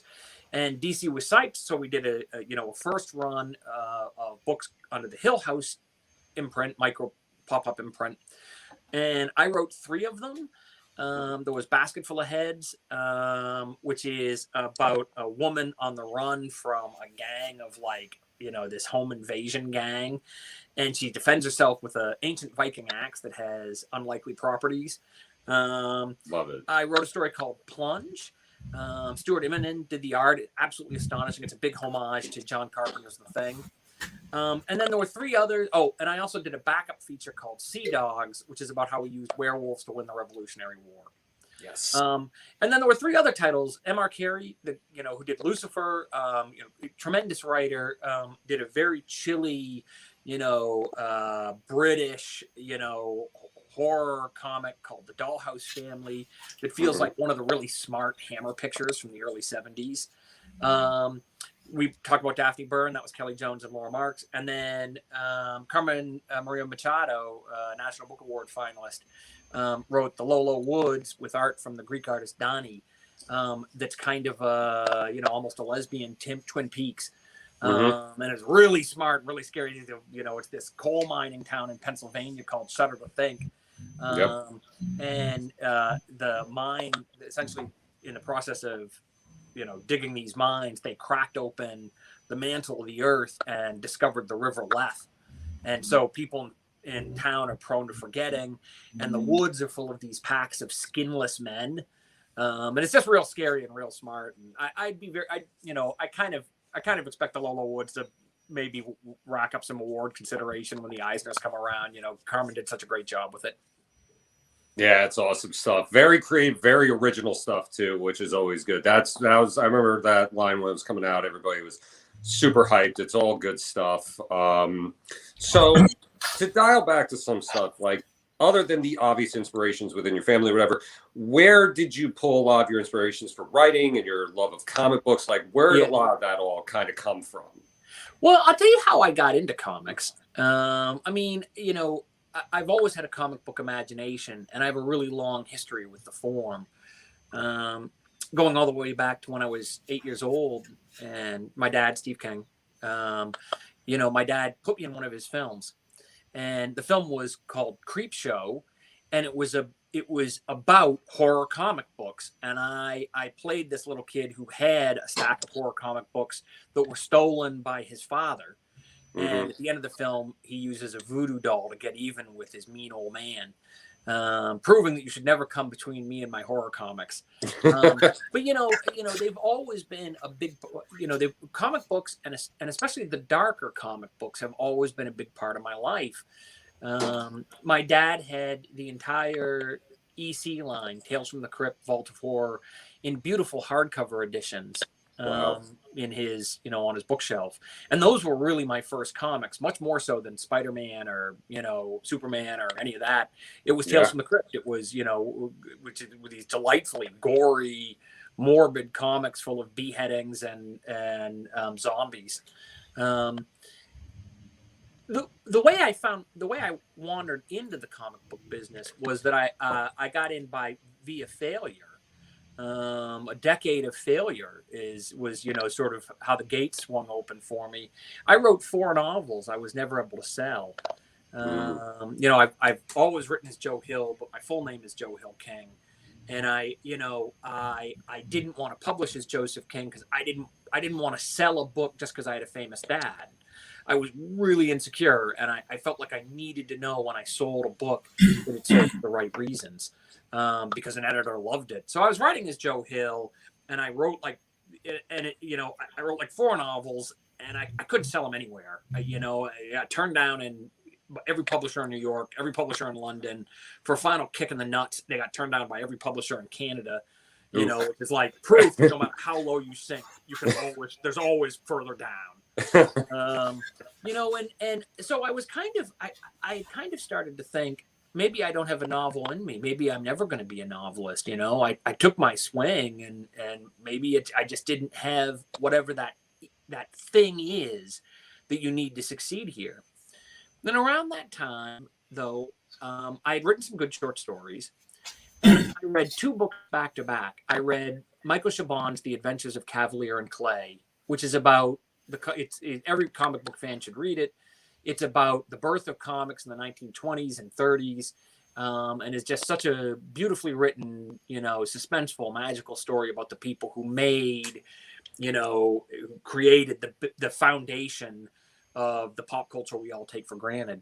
And then the other thing I read was Alan Moore's The League of Extraordinary Gentlemen, which when I read it just blew me out of the water. I couldn't believe it. And I thought this is the most exciting experience I've had with a story since I saw Raiders of the Lost Ark at like 12 years old. Yeah. You know, this is the most I've loved an adventure since Raiders of the Lost Ark. And I started to think, I don't know if I can be a novelist, but maybe I can make it in comics. Those two things so charged me up that I thought I should find out if I can write for comics. And it did turn out that there was a talent scout at Marvel who was auditioning people from outside the field. So they were getting playwrights and poets, you know, to try their hand at comics. I sent her name was Teresa Fockerisle, and I sent her, I heard about this sort of open call for submissions, and I sent her one of my short stories, a short story called 20th Century Ghost, that had been published in a good literary magazine and then was included in a best of collection. And I sent her to that and said, I'd love to write comics. And she gave me the gig to write an 11-page Spider-Man story. And that's it. If not for her and the Marvel Talent Scout program, there'd be no Lock and Key. And I'd probably be working. I'd probably own a bookstore or be teaching English or something like that. You know, it's in a lot of ways that the dumb, terrible 11-page Spider-Man story I published with Marvel, really changed my life. No, that's wonderful. I mean, that's, Marvel. That's awesome. Is there anyone Marvel character-wise, now that you mentioned that you haven't worked on that you'd like to work on? I got to do a one-page story about Doctor Strange for Marvel 1000. Mike Allred did the beautiful art for it. It was really good. And I really did it. I did it for two reasons. I'm friends with director Scott Derrickson, who made Doctor Strange for Marvel, and C. Robert Cargill, who worked on the screenplay for Doctor, is one of the co-writers of the Doctor Strange screenplay. And I knew they had fun with it, and so it was kind of my shout out to them. And then I also really, really wanted to work with Michael Allred, who is one of my favorite artists in the business. So I got to do Doctor Strange, and that was really fun, but it's a one-page throwaway. And if I was actually going to write the series, I would actually probably handle the character a little bit differently. Okay. He'd be an interesting guy to write. I mean, I feel like he's kind of like do people capture that Doctor Strange is a certain kind of New York City personality? That there's a certain kind of, almost bohemian, sort of upper class New Yorker who lives in like, the East Village or Tribeca. I feel like Doctor Strange's apartment building is probably over in Tribeca. And that he's the kind of guy who goes to like, Peter Greenaway film festivals and stuff like that. Or Definitely. Like Werner Herzog, like really, you would never miss a Werner Herzog. I'm pronouncing it. Is it Warner or is it? I think it's Warner. Pronunciation? Is it Warner? I think you got it right the first right. What is it? Warner. I think that's got to be right because the W in German is kind of more of a it's like a V kind of. Warner. Yeah. But I'm not sure that they really. This is going to be a reference that I don't think people will really get, but there was this classic New York figure, George Plimpton, who was edited the Paris Review and wrote a bunch of books and was terrifically funny. And like, that's kind of who Doctor Strange would be. I kind of feel like the comics sort of miss his essential New Yorker-ishness. New York fucking city. I'll be the one to curse this time. Yeah, that's the way he would act about it. You were the one to curse last time. But I wasn't sure if that was okay. I wasn't sure if I could, I wasn't go sure. for it. But who would I want to write? I mean, I don't know. It's hard to do. It's a tough question to just pull off the top of the head because there's so many characters in there and stuff. It's like hard the mind to do starts other going. people's characters, though. It's hard to do corporate characters, which actually makes corporately owned characters, which actually makes the whole experience of the Sandman crossover so strange because it's been fun. Yeah. And earlier had made a statement that they would love to see you write Constantine on like a black label, something like that you could kind of get a little bit more room to play with it and not be stuck in the main DC universe. And yeah, I mean, I think that that's probably where I'd be best if I was gonna. And in fact, I have talked about doing more Sandman universe stuff.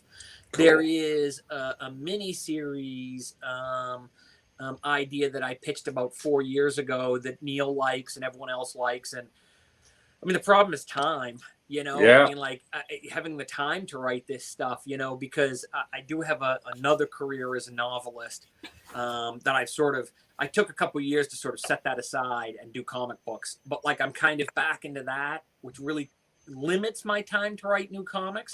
I feel like at this stage of my life, with the other stuff, with the books and everything, I have time to work on projects with Gabe. Like Gabriel Rodriguez is my soul brother, we're like, Yeah. I mean, we're like an old married couple or something, I mean, Gabe literally designed my wedding ring. Oh, very cool. I thought, I'm getting married. I feel like I want to wear some art that I love on my body, and it should be to signify how important this is. I want it to be Gabe. Gabe designed my wife's wedding ring. That's amazing. So I mean, I feel like I'll always have time to write comics with Gabe, to do comics with Gabe, but I don't know. Timing's tough I may nowadays. never be able to, that experience of writing 3 or 4 comics at once, where I was doing, I was doing Plunge and Basket Full of Heads, Sea Dogs, and I was also writing a comic called Dying is Easy for IDW. This kind of like, like it's like one of these 80s cop films that would star Eddie Murphy or Bruce Willis, and I always wanted to do that. I always wanted to see, could I carry multiple titles at once, like Matt Fraction, or Brian K. Vaughan. I mean, these guys are my peers and I love them and they do such great work. And I'm like, can I do that? Because up till now, I've usually only written one comic at once, and it was always Lock and Key. So I just wanted to see, could I pull it off? Yeah. And the answer was, yeah, but it's hard. Sounds it. It's really hard. It's really hard, and you don't get 100% of what you want. With Lock and Key, I always got 100% of what I want. And it wasn't like when I say, I maybe once or twice I was like, that wasn't quite what I was aiming for, but that's not anyone else. That's not like, it wasn't like I ever was in a situation where DC said, don't do that or something. That's about my limitations, the trying to carry 5 stories at once in your head. You wind up writing stuff that's getting drawn. Like with Lock and Key, a lot of times I've got it all written before Gabe starts drawing. Oh, there you go. It's harder when, it's like, speaking of Indiana Jones, it's like that thing with him running through the temple and the big ball right behind him. You're like, don't slow down or right? You get squished. Yeah. It was I wouldn't trade it for anything. I had such a blast, but it's hard. What guys like Matt Fraction do year in, year out is hard. Yeah, absolutely. Sounds really hard. Ed Brubaker has probably written 600 comics. I mean, that guy has probably written 600 comics. I've written like 60. It's just amazing to think about like how well he does it, carrying all those titles and all those characters and storylines in his head. Yeah. I'm full of admiration for that. Absolutely. So with that, I think we're out of time actually. Are we, Corey? Okay. Yeah. Oh man, that was a quick half hour too. Joe, we got to get you back on soon. Yeah. All right. Well, that would be great. This was really fun. And hey, thanks everyone for tuning in. And who's next? Who do you guys got next? We got Jay Lee, which is actually fun. He's a good artist. He actually did artwork for Gunslinger.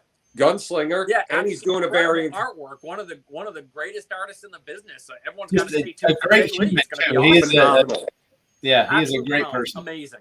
And he's doing a variant cover for Lock and Key Sandman, which we're probably going to talk about. Yes. Really? Okay, so I haven't seen that one yet. I mean, I don't really talk about the variants because I think these things are supposed to be surprises. But I've seen 5 or 6, but I didn't know he was working on one. I can't wait to see it. Yeah. I think we might actually get a glimpse of it, perhaps. Yeah. I'm not 100% certain, but we might get to see it when his time comes up. We can text it to you later if not.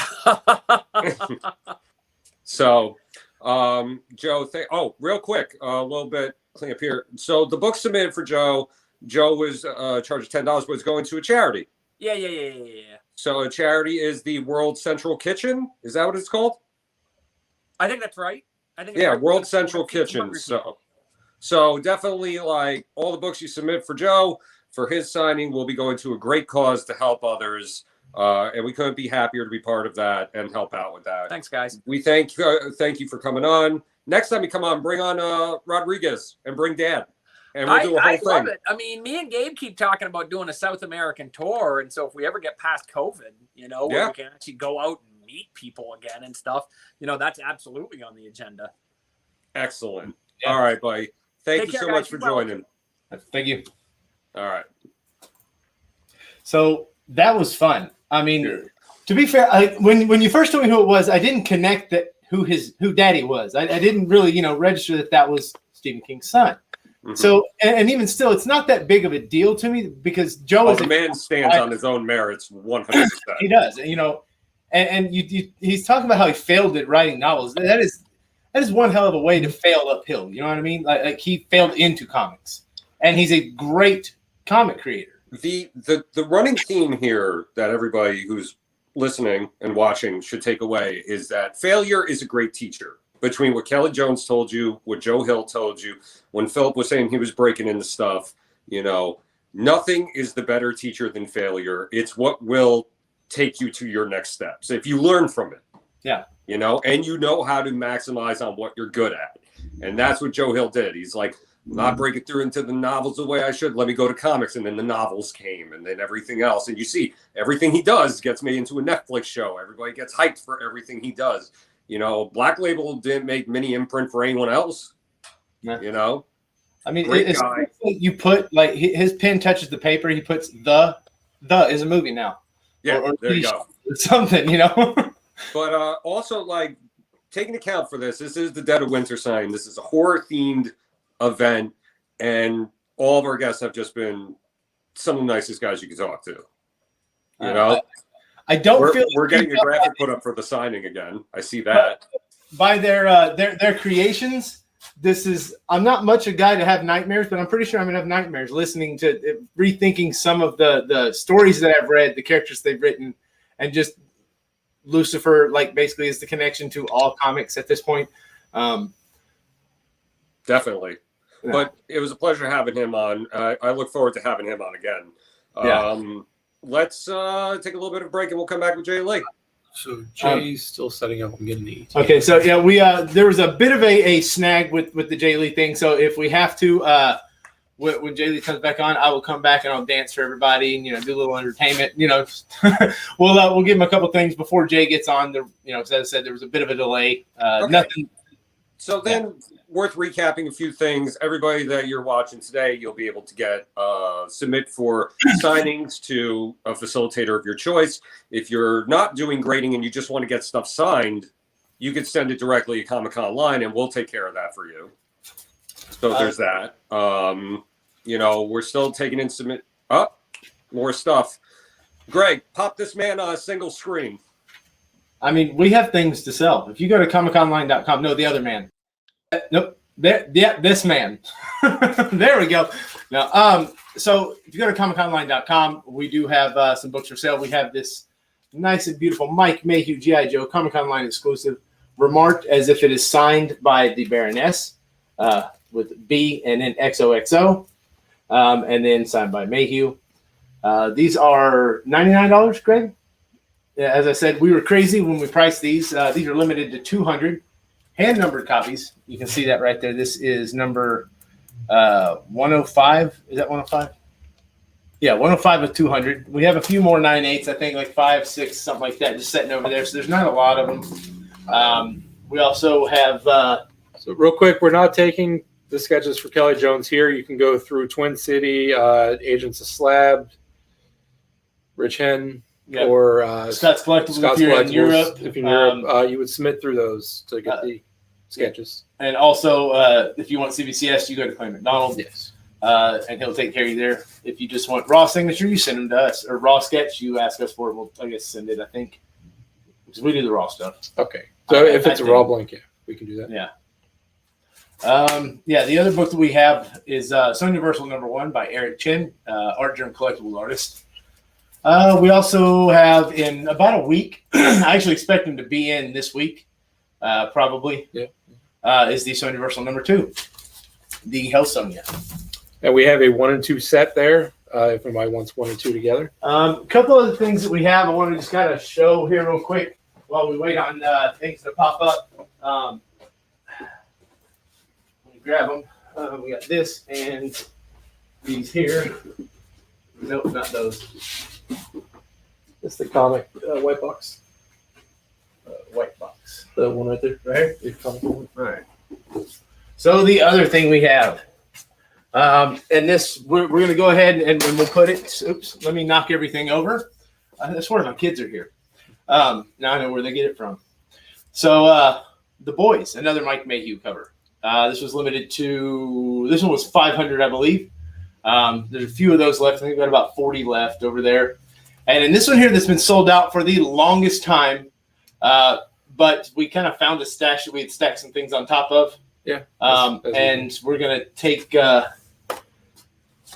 take these next weekend, is it? Next Saturday. Yeah, next Saturday we're going to go see the writer of the Recount, and we're going to get these signed by the writer. Recount #1. We have about 60 copies left. Yes. And they're in like a very fine. yeah, very near mint minus-ish condition. Actually, this one, yeah, there's a weird little bubbly thing on the top there that I don't even know if it'll count against the grade. It might not. But Either way, they will be on the site. I think do we have them listed? we have them listed. We can go and reactivate them. Yeah, just because remember we're going to charge anything for the signature? I I don't think so. If he's not charging, we shouldn't charge. So you can get a copy of this signed by Jonathan Hedrick, the writer. This actually made a speculator list. Like this is kind of a big deal at the time. One other thing I want to show, just because we're here and Greg and I like looking at it, is this here like made my day when it got in. I was actually on vacation when this came in. Now this was something that Alan Quah decided he was going to donate. Yeah, this is the original art for the Recount. This actually went to a member, I can't recall her name, Elizabeth Horn, I believe, is the one who won this. Yeah, so this will be heading to you, Elizabeth, if you're watching, if someone wants to tag her in it. We have it. We're just waiting on your books to return. Little update, too, on those books. The signed copies are kind of hung up in Malaysia. Alan, my understanding, is done with them. It's just they're on lockdown, and they can't, nothing can go in or out there. I think Rich wants to come back on. Shake your head, Rich, if you do. There you go. All right. Hi, Hello Rich. again. Yeah, so I just... That's awesome. Ain't it, though? Like, Greg messaged me the day that this came in, and he goes, now, Corey, when I saw this, I looked at it, and for a moment, I thought it was worth getting fired over. He wanted to take it and run with it. And I said, Greg, wouldn't have blamed you. I really wouldn't have. Yeah, no, it's great. Alan is, and we want to throw a big congratulations to Alan Quah because he's now part of Marvel. Yeah, and doing Marvel stuff. That's been a while coming. You know, there's been you know, everybody's wanted to be at Marvel. He finally gets to be there, and I am so excited for that man. It draws one of the best Venoms I've ever seen. I like everything he does. I remember my first introduction to Alan was the Swamp Thing pencils that he did 2-3 years ago, and I was stuck. I just kept looking at it, and from that day I was like, he's got to be one of the best pencilers in the business. The intricate lines. I mean, you could make just that a cover, no color. Alan, when COVID started and everything was on lockdown, sent me a little care package sketch of one of my favorite characters. And I'm looking at this. I'm looking at the sketch. It says of Cyborg Superman. I'm like, this could be a cover. It's so detailed. Like everything he does is very intricate. He knows how to do all that complicated stuff like that. So we love him. He's one of our favorites. We want to have him on soon. And congratulations to him for being at Marvel now. Oh, we have one of the that you would expect. That's fine. So not only that, you got a care package, but you, James Dawson, Daniel Scott, Alan Scott, myself, Greg, a few others. Alan got really bored in quarantine and gave us all our first DC Comics appearance. Yes, On we're this- all on a cover. I have one I tested on, like to see the color I wanted. But we all signed some, and you should have them within the next few months, I believe. Yeah. Oh, I have to sign them? Oh, yeah. We sent like 26 copies out to be signed for everybody that was on the cover to have one. And then what's left, we're actually going to give away. Side note about that, that's funny about that cover. It's my own little Easter egg, is that Alan used a picture from when we were at New York Comic Con. And I'll show the sketch in a second, Murph. Alan, I'm over there in the corner of the book, other side, with a baseball hat on. There I am in the way corner. But the funny thing is, he drew a picture of me from when we were at dinner, and I'm wearing a Venom hat. So there's a Venom, little mini Venom logo on your Nightwing book. Let's see. There's Jesperson.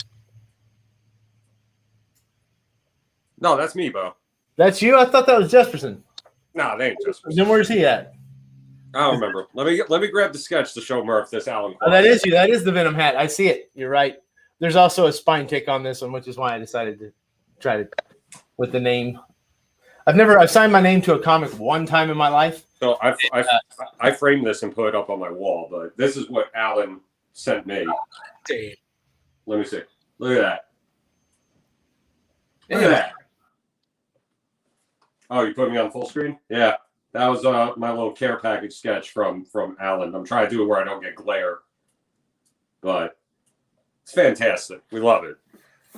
Yeah. Let's see, where's trying to find everybody here. I see Greg and Dawson there. So Less than 5 minutes on Jay here. Less than 5 minutes. Yes. Oh, Yes, he's gonna be bringing the cool stuff though. Dawson. And look, there's me. I don't know where that was from. I don't know where you got that photo. I'm happy I'm one of the most prominent characters on this cover on the far side over there. And I don't know how the hell Greg got taller than me. That's the only thing. I'm 6'2", for those of you guys that don't know. I'm not a short guy. He's trying to feature me. I talk to him about Nightwing every day. Yeah. So, man, what shows has been a lot of cool stuff with these guys coming up. it is, especially, man, Jay Lee, that guy, he brings the heat every time he comes. And not only does he bring just his presence, but he brings his fans, which are damn near ravenous. I mean, his fans are amazing fans, and they love coming and supporting him.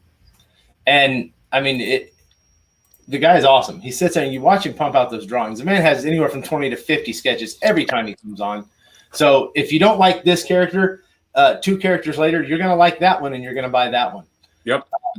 They always have some amazing books. I heard that there might, well, I'll let them reveal what there might be, because if it is, it'd be the first time we've sold this.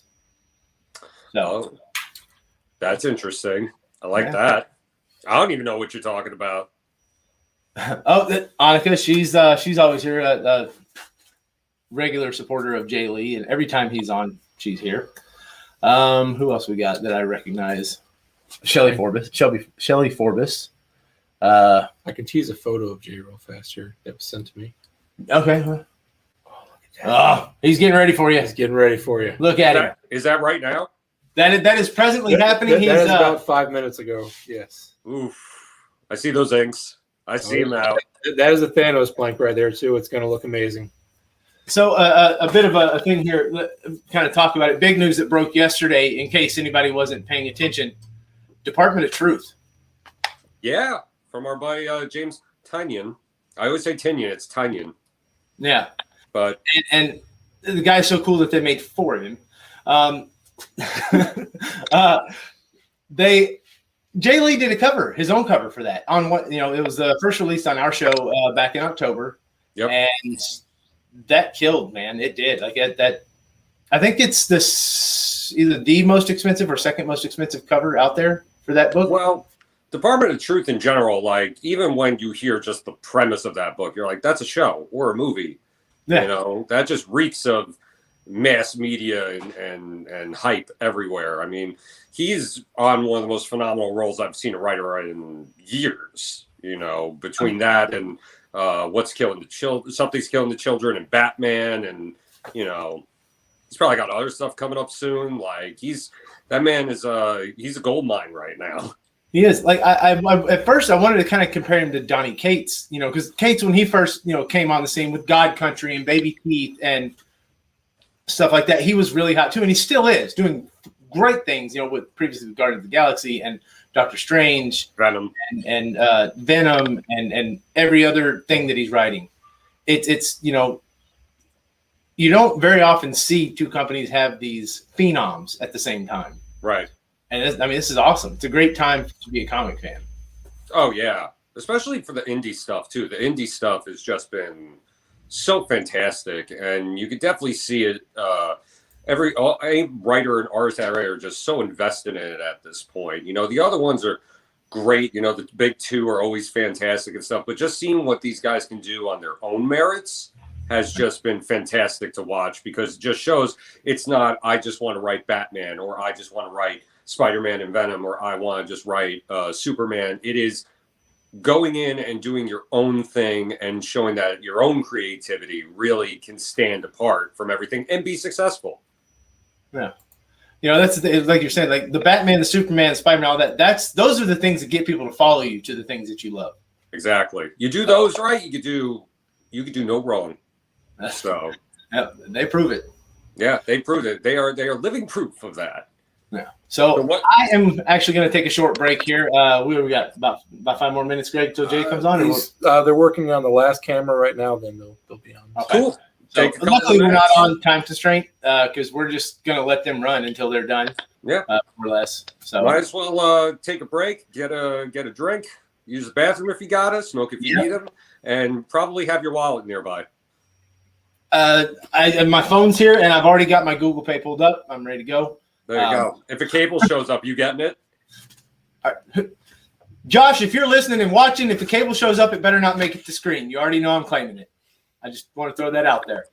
Yep. On notice. All right, so let's take a bit of a break. We'll come back with Jay Lee. All right, Greg, show him the signings.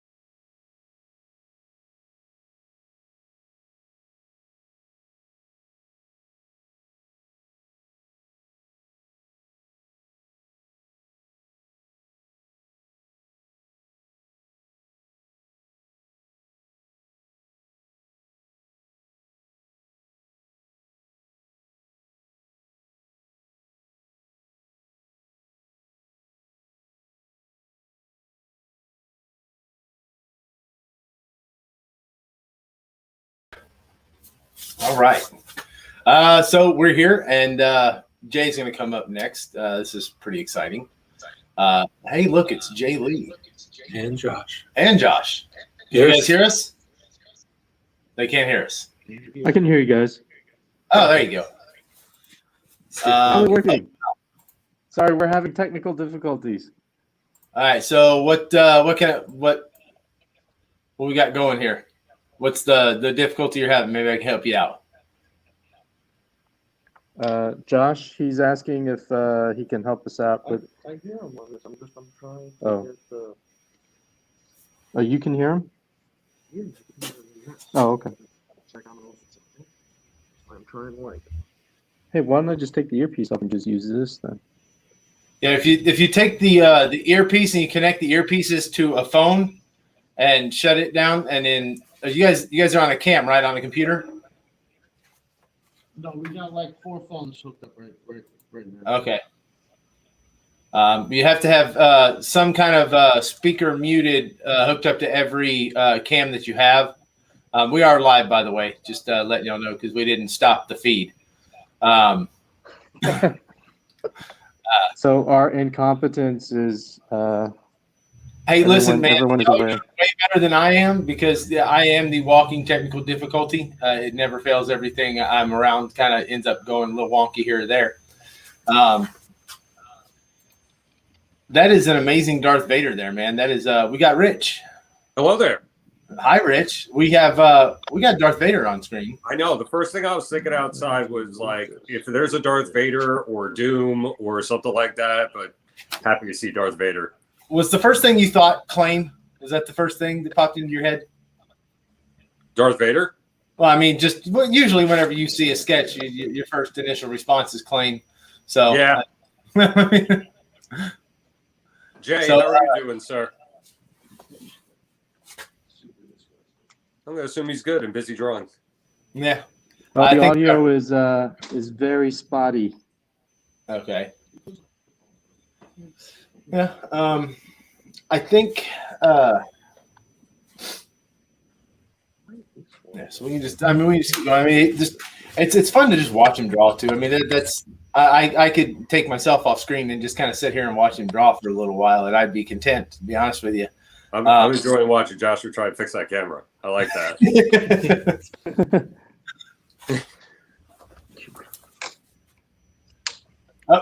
He's gonna throw it. No, Josh is mad at the camera. I see that. They never work the way you want them to when you want them to, and then when you don't need them to work, they do. That's.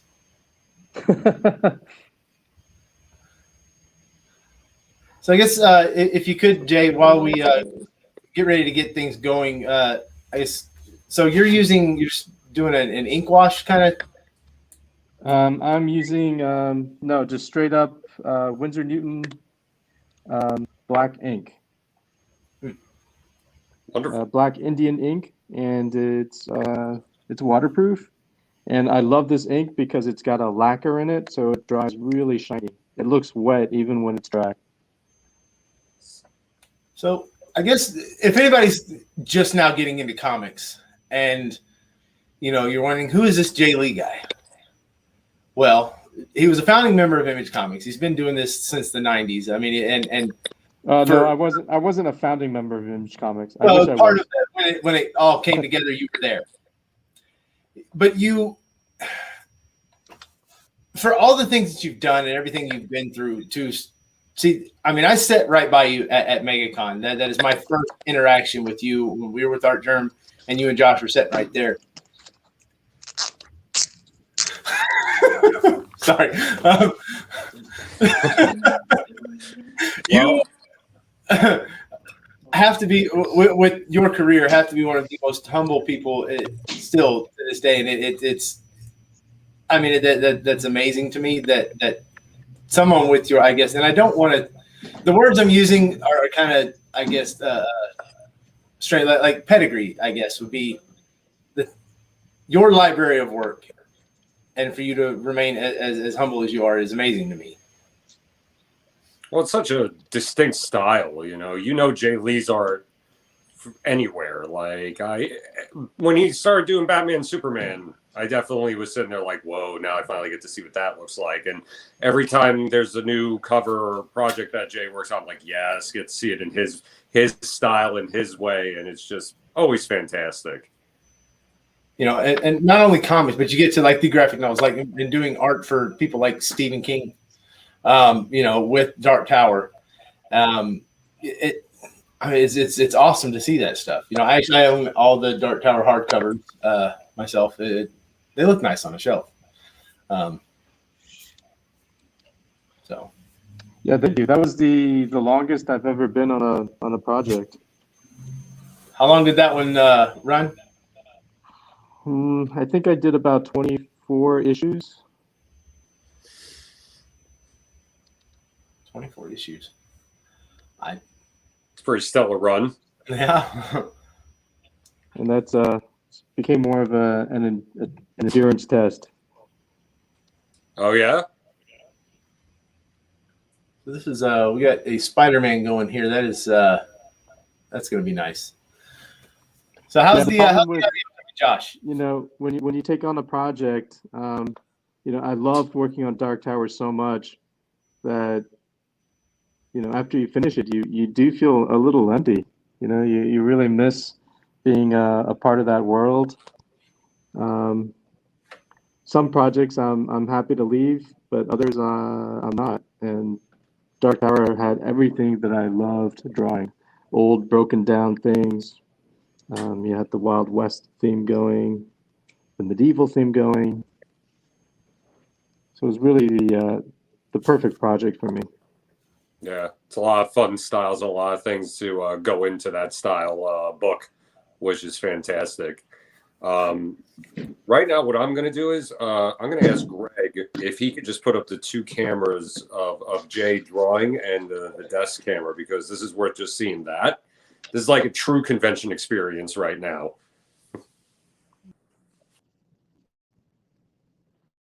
That's what we're trying to mimic, right?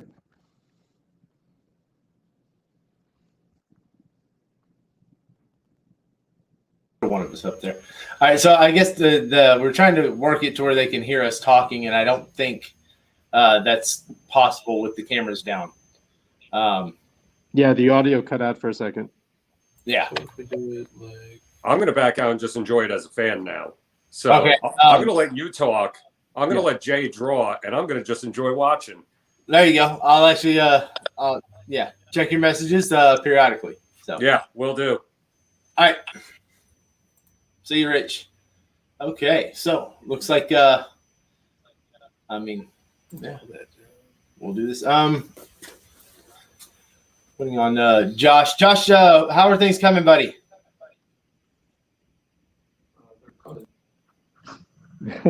He's still setting up. If you want, ask him if he wants to start with spreads or Do you want to start with these? These are done. Yeah, these four.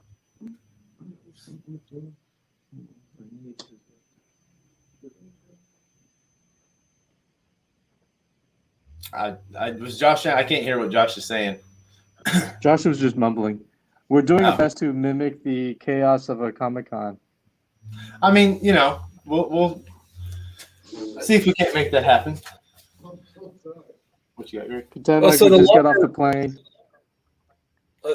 so the longer we've There was been without traffic. conventions, are you missing those more? What's that? The longer we go without a convention, do you miss them more or do you miss them less? I mean, are they kind of a thing that you kind of get detached from at this point?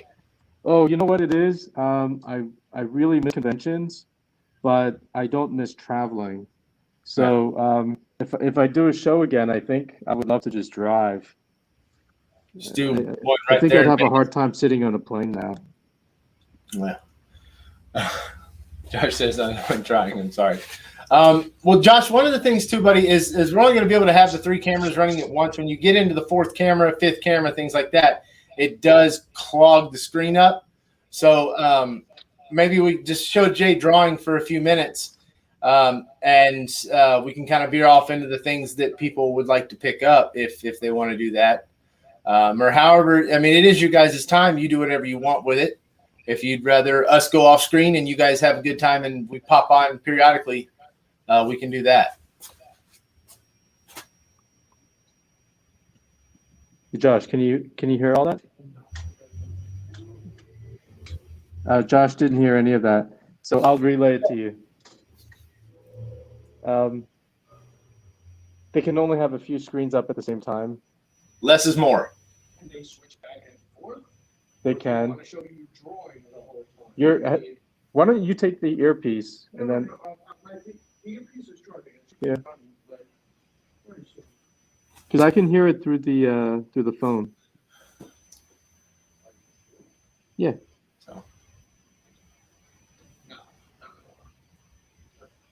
Yeah. I guess one of the things, Josh, if you guys have anything that you'd like to offer, I don't want to keep interrupting Jay while he's drawing because I feel like I'm interrupting someone at their job at that point for some reason. Working the conventions, when Stan is, I try not to bother him when he's drawing, just because he minds. Bother. I don't know that he minds, but I wait and I'm like, all right, okay, he's putting down this marker. Now I can ask him a question. So which cam do you want? The front cam or the art cam? What did he say? The front cam or the art cam? Which cam do you want? Did you see the merge cam? Do you see that on your end? Hey, can you guys hear Josh, or is he really Not at distant? all. What's that? Not at all. Does your earpiece not have a mic? It's just not charged. Here, take this. Take this one. No, take this one. I can hear it through the phone.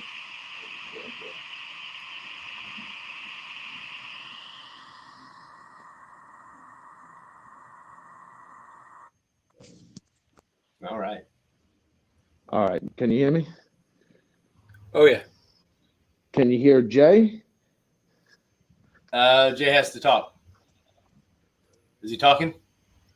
Did you guys hear me? You're gonna have a lot of reverb, Jay, because you're gonna hear me talking out of that twice. See what I mean? I think I need to turn this volume off so Josh can talk. I can't stand that this girl ran away. Like,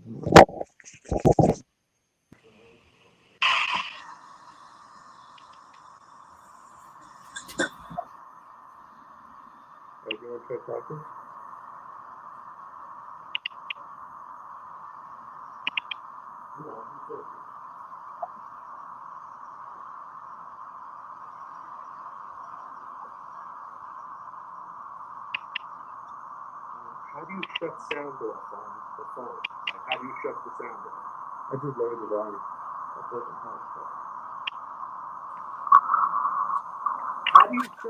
How do you shut the sound off on the phone?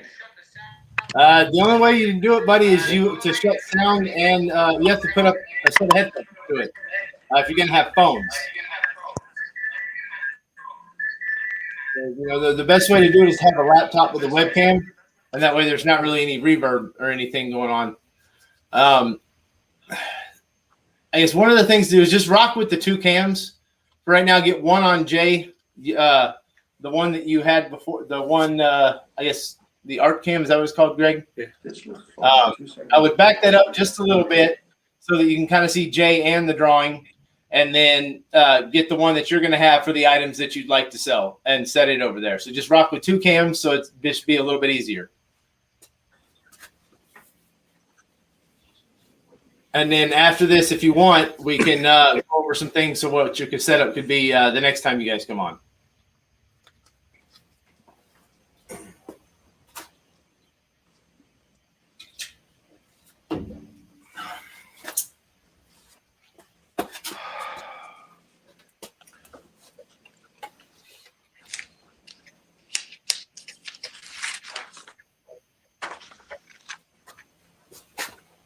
Spider-Man just kind of. What do we got? Let's see. All right. Did Jay have any input on the Slenderverse designs for the other characters? Maybe. So, someone had asked if you had any input on the other Sonya, the Red Sonya, Sonyaversal characters. Did you have any input on any of those?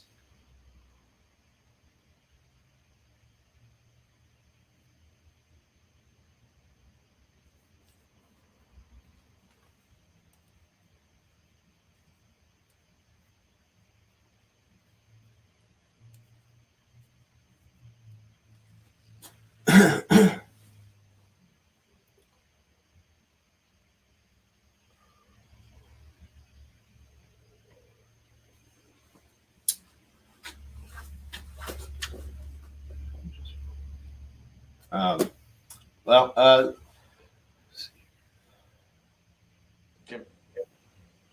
you gotta actually put it on. If you don't like put it on fully, it's Yeah. not gonna work. It doesn't register either. I just want Both to. No.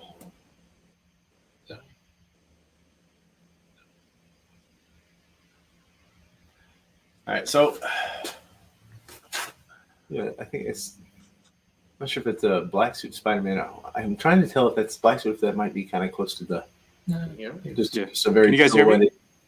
Yeah. Yes, now I can. Yes. Can you hear us? Oh, okay. What was the question?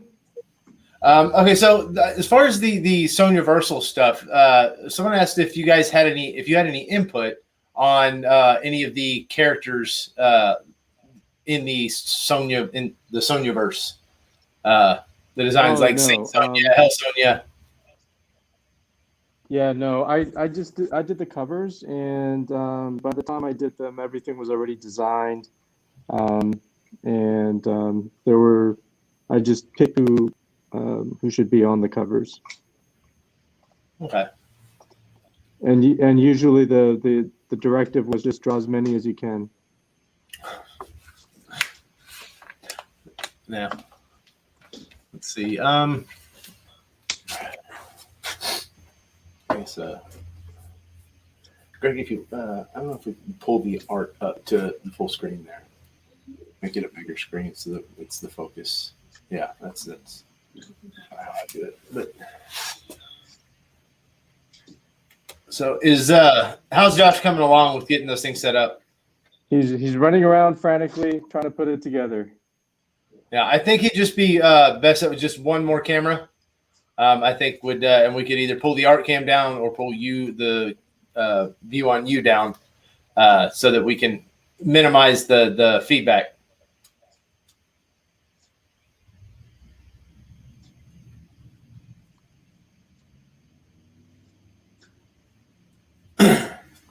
Yeah, right about now, I'm really missing real conventions.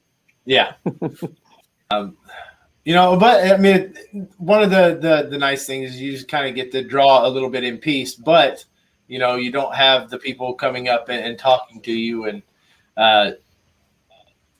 you don't get to see any of your colleagues, any of the people that you would work with, or used to work with, or want to work with.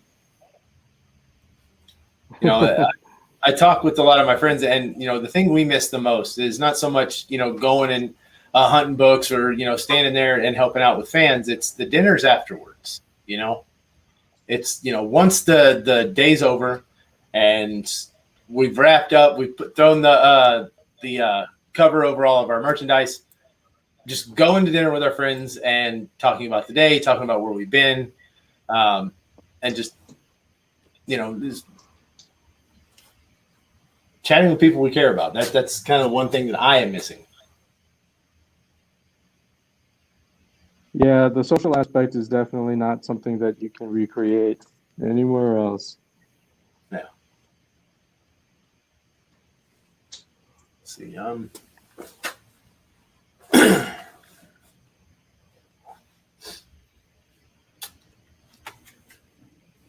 right, we're almost there.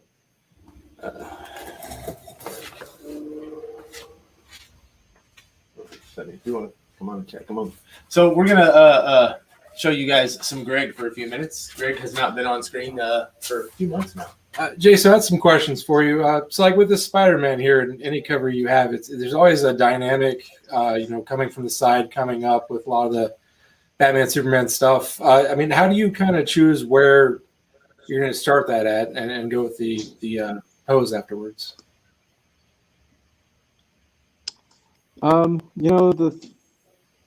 The thing about the way I approach it, I try not to think about it too much. It just kind of happens. Mm-hmm.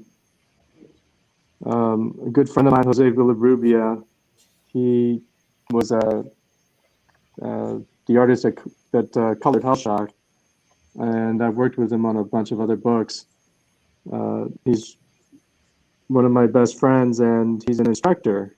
He's a professor at the Maryland Institute College of Art, and he told me that I would make a horrible teacher because I have no idea what I'm talking about, and I have no way of, or I'm really bad at describing how I approach my art. Does that answer your question? Because I don't have any formal art training. I just go by instinct and do what I think looks right, but I don't know why I do what I do. Now, as far as like kind of seeing, like shading and stuff like that, is all that kind of pop up when you're doing it, or is that something you've also, how far in your head do you do a piece before you put it on paper?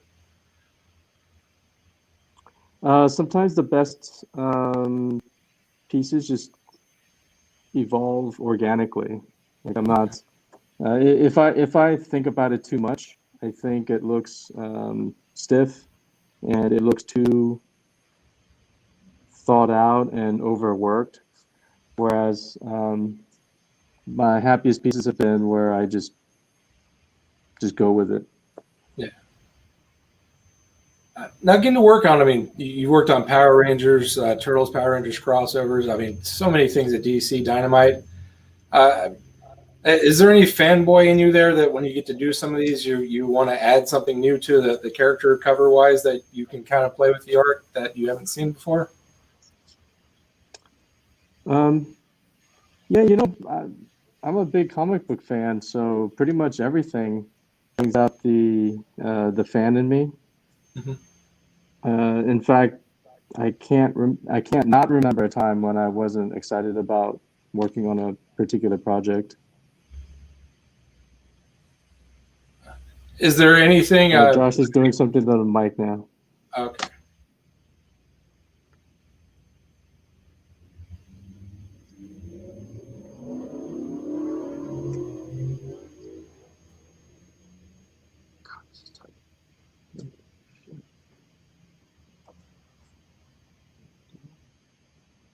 Tell him I'm on the art cam. So Josh is going to be on the art cam. I think it's going to be up and running. It's good to know. I'm saying you can hear me. Oh.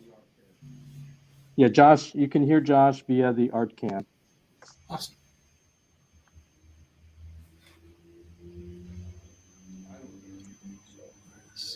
I'm staring at the Spider-Man at this point. I'm sorry. So let's pull him up here. Oh, he's not up on the art cam yet. Yeah.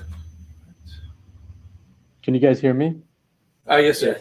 Have there been any changes you've made on a character in a cover that have kind of stuck around afterwards that you can recall?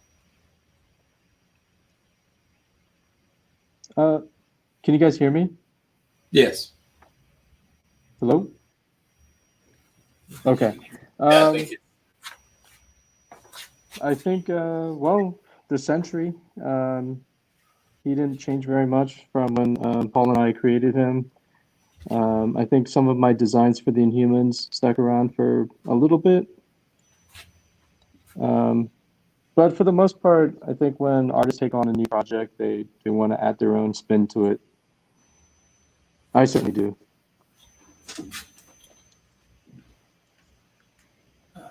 Now, with your art, are there any personal goals you've set, during the pandemic?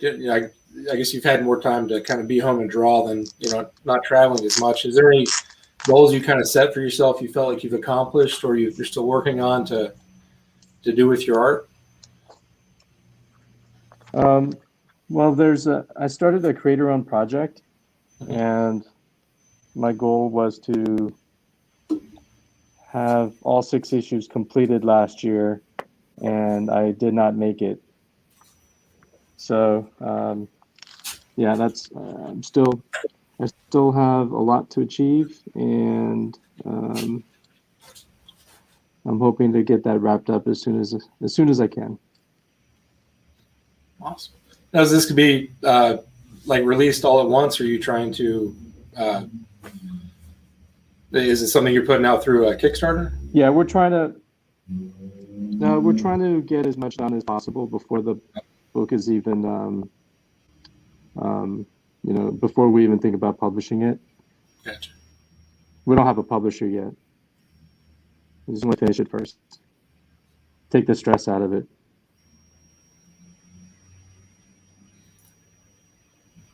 Now, as far as covers versus interiors, I mean, Josh, where do you can hear them? doing both of those? Are you enjoying covers more these days? You still kind of like doing the interiors, having more fast pace of that?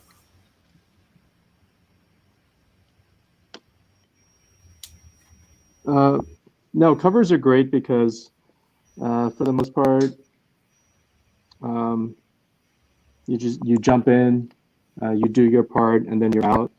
You don't have 150 pages hanging over you, so it's less daunting, and it is just about creating a really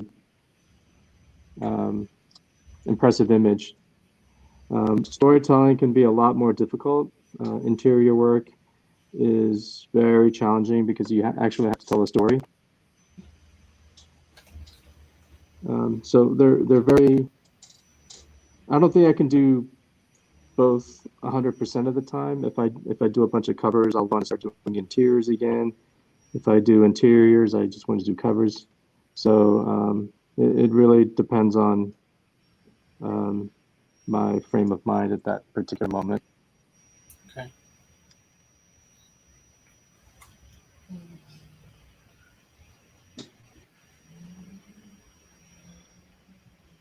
Have you been keeping up with the WandaVision stuff? Do you watch this show? They have to put the art cam on.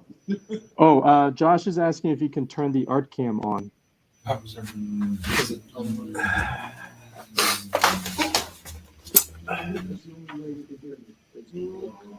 No, he's not. He's got to click the link to bring the cam up. He disconnected it from the feed. They said you have to click the link to bring the cam up. Right there. No, why can't you hear them? Here, take this. It doesn't help. Every time you take it out, you got to resync. It doesn't help. Leave it there. Right. Here, you take it. I don't. Yo, can you hear me? Yeah, we can hear you. Yeah. Yeah. The art cam. Do you see it? It says you're backstage. You're It not says we're connected, backstage. buddy. You have to click in and come to the streaming feed. You're not into it. It does. It says I'm backstage. Only the host can see you. Nope. Back out and go back in, bud. Yeah, that's doing it right this second.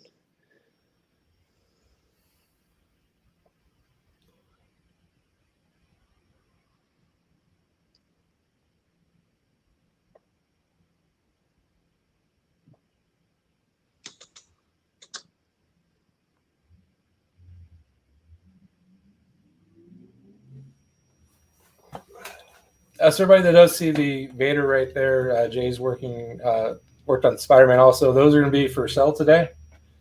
So we'll have those. I believe we have some signed books also. Do you see it now? Nope.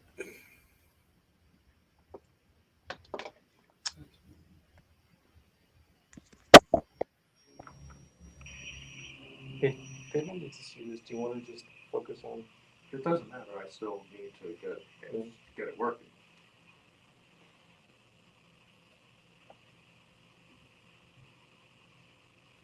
No, like just take that and show the art. No, it wouldn't matter.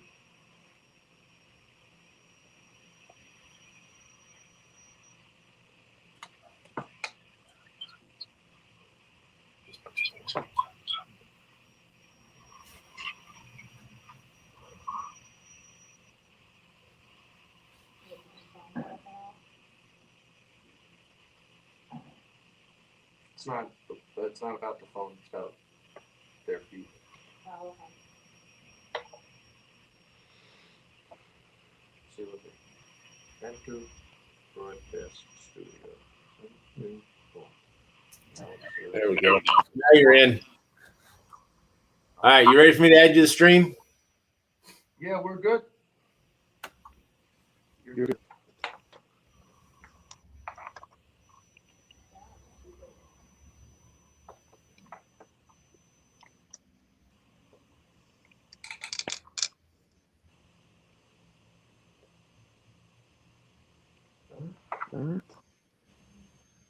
Okay. Okay. All right, you can hear me, so that's we're at a plus right now then, right? Yeah, we can hear you. All right, perfect. Jay's got his thing. You want to start with over?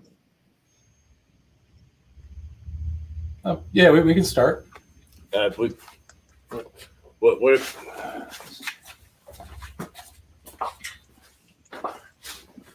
Okay, so I guess what do you got planned today, Josh? Art, pretty much. We got prints. You were getting a bunch of reverb from you. You got echoes because you're talking and then we're hearing it into his, and then you're coming.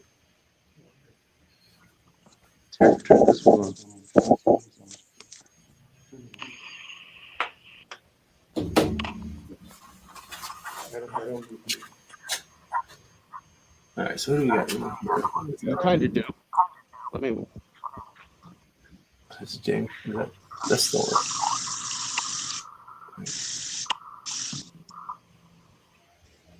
I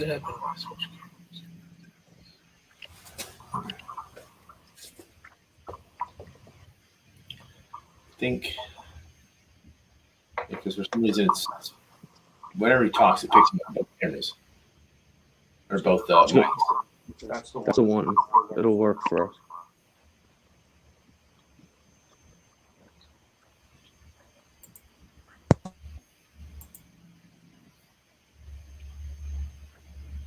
Hey, look, Andy Reid, the Chiefs coach, watching us.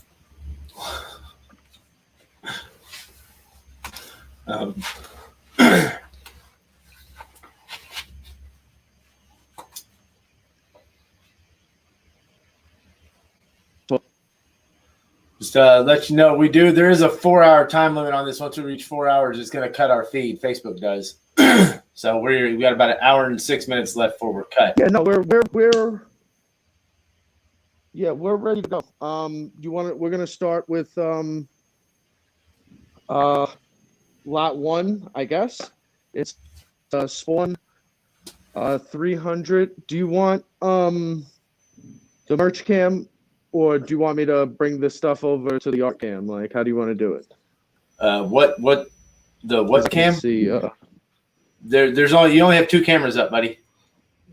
Maybe. And when you go to put a third camera up, we're going to have the same reverb issue that we had before, unless you have that hooked up to a set of headphones and the mic muted. If it's a phone. Right. But big in the store though. That'll some people pretty excited about that one. All right, so we have the merchandise cam. We're going to have that pop up here shortly. Right now it's a blank page.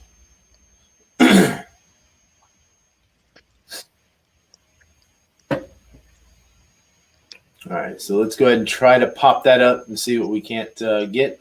You guys look in the bottom right-hand corner. You'll see the merchandise cam. Now, yeah, I think that's probably the better thing to do there. All right, so if you look bottom left now, we have a spawn. Number 300. That is a nice looking spawn there. Yeah, spin that up.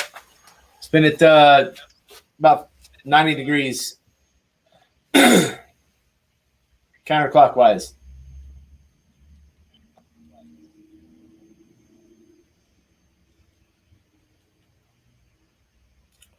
Spin about 90 degrees counterclockwise, Josh.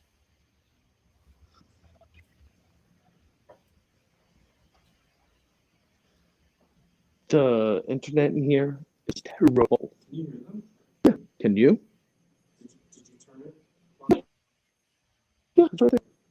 It's just it's literally like paused. Yeah, I think you guys have too many. You're pulling too much off of. Connection. I know you should. Corey's face is the best. Yo, your face is the best. Yo, I'm so sorry. I don't need to laugh. I apologize so much. Yeah, it's too many. It's too many cameras.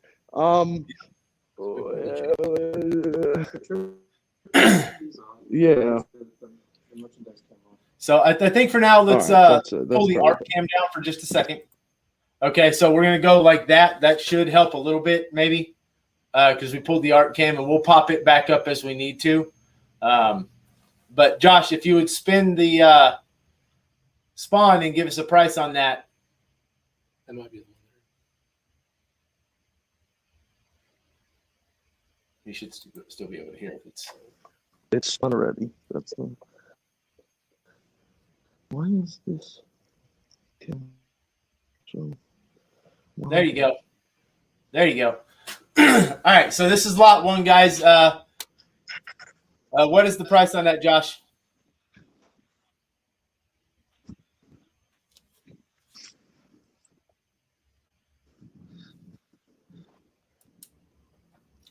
$650 on that. So if you want the Spawn 300, that is a wraparound commission. That's a beauty. That was going to be $650 for anybody that wants it. Full body. Yep, full body. That is man, it's nice looking. All right, so we'll go ahead and I guess write what it is there. This Spawn wraparound, and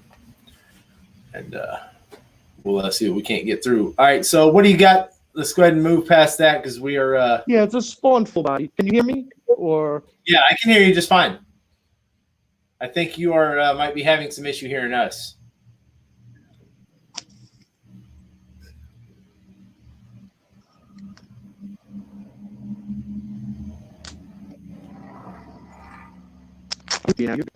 Oh man, so there's a nice Wolverine. What's the Wolverine the best there is? I mean that's accurate, I would think. What do you got on that one, Josh? 250. 250. All right. Yeah. I like the scruff that added on. You know, in my head, Wolverine shouldn't be clean shaven. He shouldn't. You know, he should look a little grizzly. Yeah. So, so there's that one. If that is lot 2, guys. If anybody wants to come back to that and claim it, and anything you get here is gradable through one of our 5 facilitators. If you want CVCS or CGC, you have those options. If you just want it raw, then you can do that too. Let's see.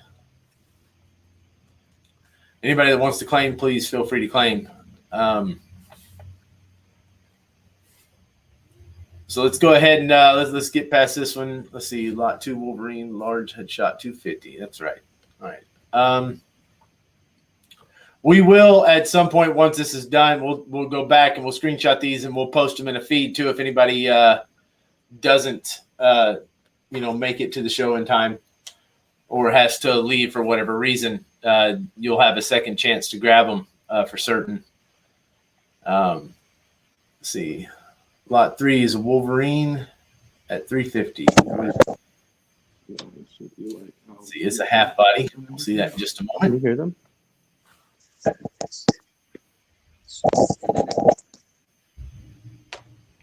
Is it possible to have submitted to CGC through my own account? Nick, no, not at this time. We're not doing customer accounts. We're doing out facilitators because we get there's a thing that we've worked out with CGC that we have to we'll be submitting on the facilitator accounts. Now we may be able to have that for future shows, but for now, it is going to be solely on either Aegis of Slabs, Rich in Comics, Scott's Collectibles, Twin Cities Comics, or if you want CBCS, there's Clay McDonald. There it is. There's the half. That's a half. That's almost a 3/4 there. That's a beauty.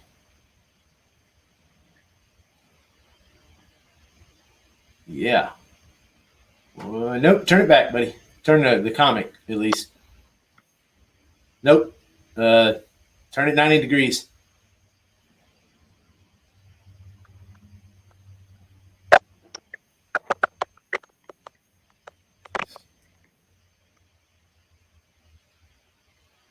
So I guess fans, if you're watching this, you guys enjoying the show today so far? With everybody we've had, the great thing is a lot of these people are connected. Jay's done some stuff for Stephen King, which is Joe Hill's dad.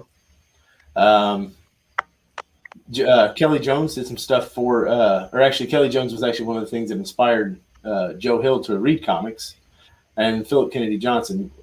I mean, he's just awesome. Let's see. Shelly is enjoying it so much. Gorgeous. You are right. Very much. I mean, I love seeing it. I love this gritty style that Jay has. It's very unique. Very, very unique. I think for me, I'm not a big, I don't have an eye for art too much. But there are certain creators that I can see, and I'm like, yes, I know exactly who that is as soon as I see it, either for the lines, the color tone, and for Jay, it's both.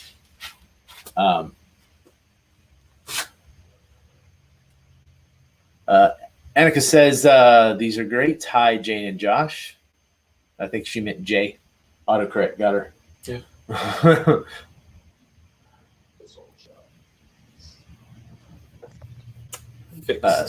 So that would be lot 3. What you got coming up next, Josh? I know you said you had quite a few things. We got that's a Thanos set right there. It's almost like a realistic Thanos. So when I think Thanos and I see him in the movies, I wouldn't picture him being all smooth and glary like he is. I would think he'd look more of a like he was cut from stone to a degree. The very grimacing look there on Thanos. Let's see, Thanos large head sketch, $250.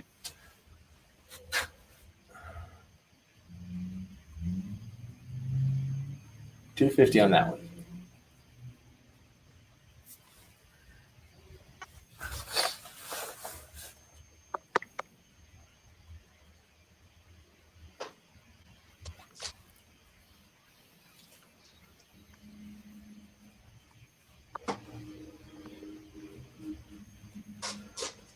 Let's see. What else you got, Josh? Let's roll through them a little bit here. Do you have Hey, so that's the fan. What are you guys looking for anything in particular? What did you guys come for? Did you just come to see one of your favorite artists draw? Did you come to see some of his comics? What are you guys here for? How much was CGC? Ruben, CGC is $50 on these, plus the shipping. So total 2U graded and shipped is $70. For each additional book, it will be $4. There is a nice Spider-Man. That is a black suit Spidey right there.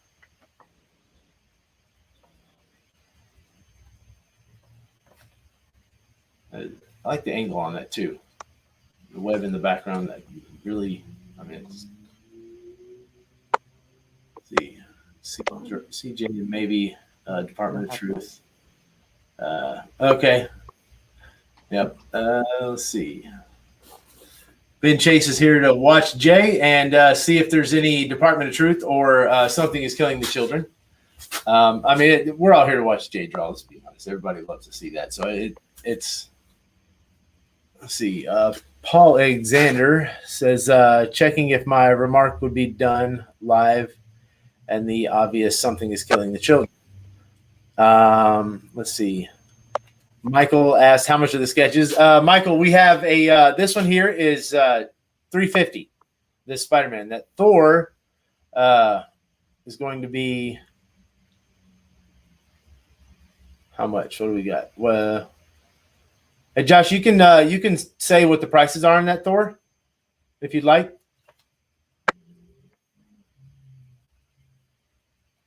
Can you hear us, Josh? $350 on the Thor. All right, so like I said before, there was a Spawn that was $650, I believe. That was a full body across the front and back cover. Then we had a Spider-Man, right? This is number 2? Wolverine. The Wolverine. I'm sorry, Headshot, Wolverine head sketch, $250. Then a Wolverine. I guess he said half body, but a little closer to 3/4, I think, down to the knees, which was $350. The Thanos was how much? $250, and then the black suit Spider-Man was $350, and the Thor was $350.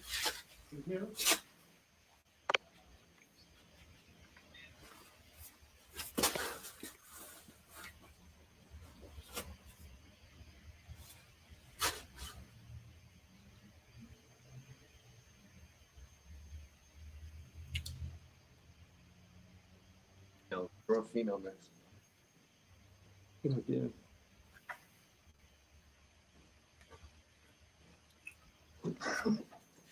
All right. Oh, there's Darth Vader.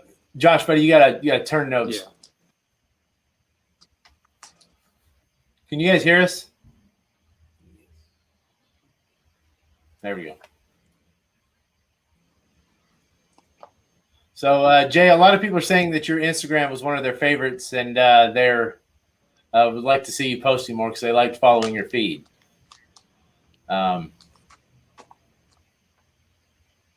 Let's see.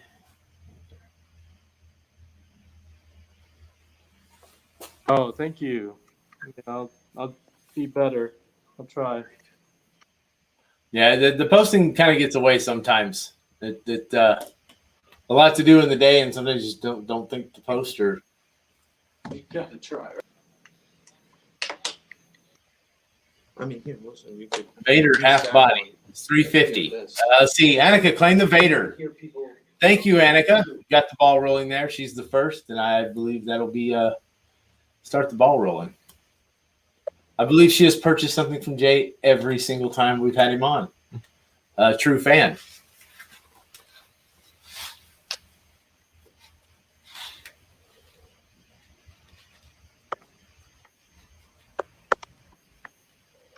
Oh, wee.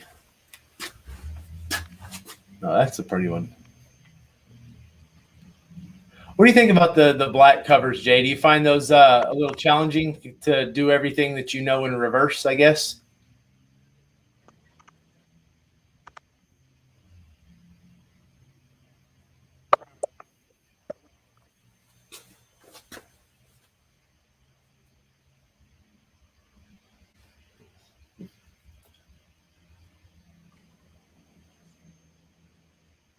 Do you do everything in reverse with the black covers?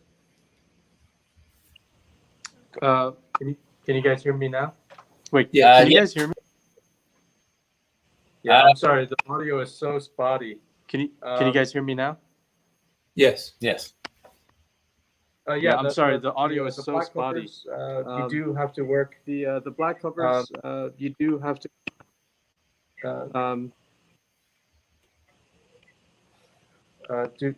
do the reverse, but do the reverse. I kind of found a way but, around it. All you have to do is just lay down. I kind of Silver found a ink. way around it. All you have to do is just lay down silver, and I just drop top of it, and it's the way I would. Annika says, asked if you're drawing Harley, and she said that your Harley on roller skates is one of her favorites.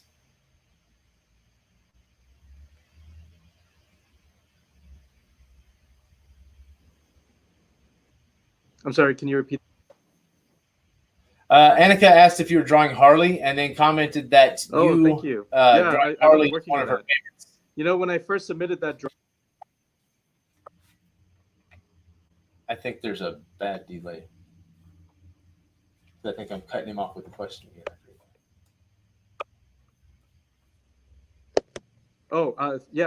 thank you. When I did that cover, I had a very specific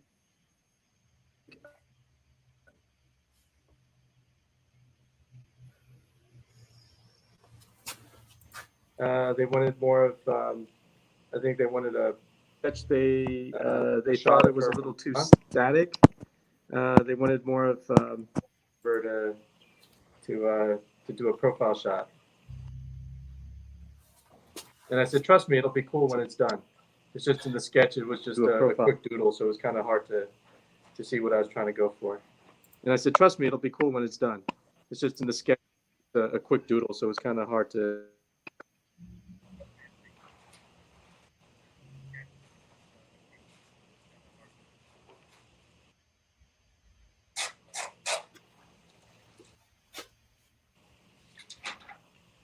Spider-Man half body, 350 on that one. So 350 for that Spider-Man.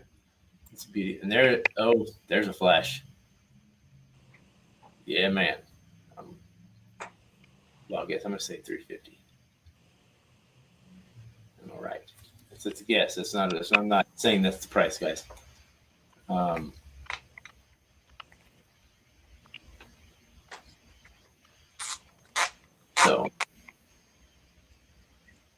Yep. Lot 10, 350, Flash half body.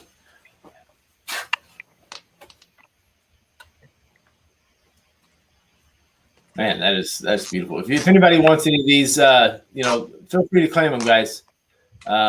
If you want to bank them, maybe come back and buy some in case you see something else. That's okay too. Just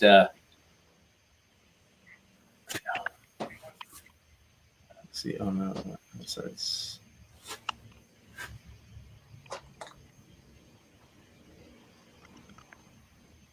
All right, Josh. Let us see. Let's shoot to the next one here. Other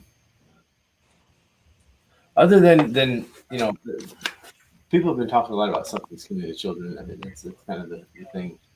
I wonder. Hey, Josh, we've had people ask if you've brought anything in that realm of like something killing the children or Department of Truth, or if it's something you're planning for a later date.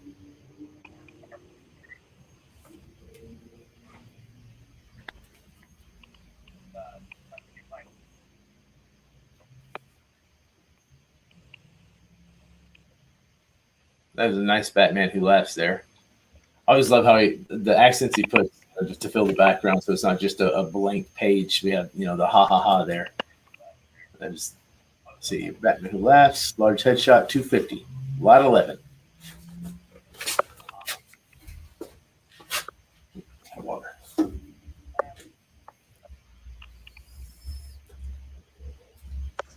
right.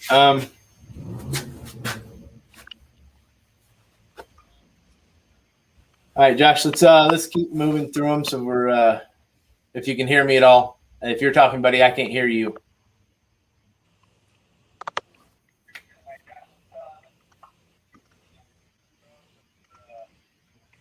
There we go. There's a beauty. So let's just look. Man.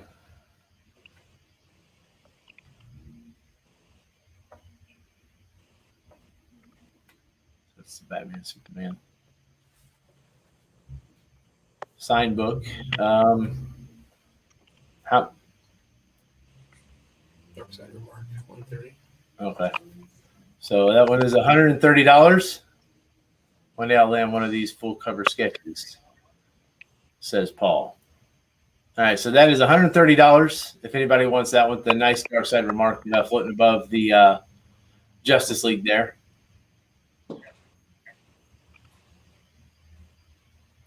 Josh, let them know what issue that is and everything. Just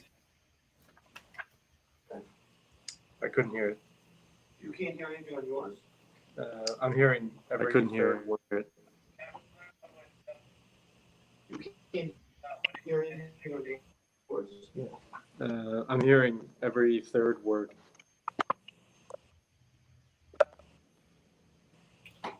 It's just. it says Justice League 13. Thank you, Greg. He is our comic book encyclopedia over there.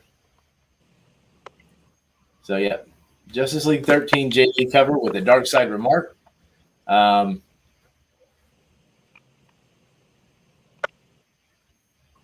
That's Superman being up front. We've had a very Superman filled day today, like with Philip Kennedy Johnson, and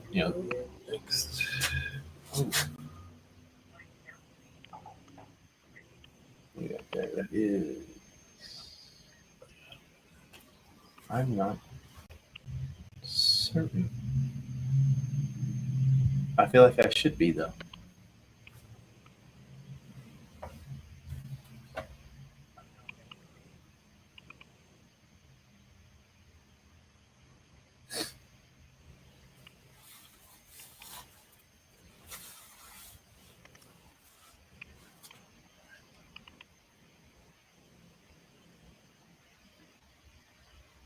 Okay, that's on Rye. All right.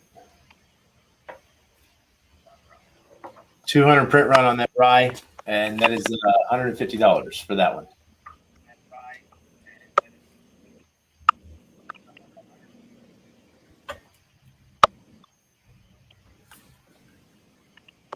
Okay, so Rye Fallen World #1. There's just Fallen World. Fallen World. Okay, yeah. I remember seeing Rye on several covers rather. I think there was a Rye #1 right around there too, though. So that's probably why I'm thinking of it. Admittedly, I should probably read more about it than I do. Let's see.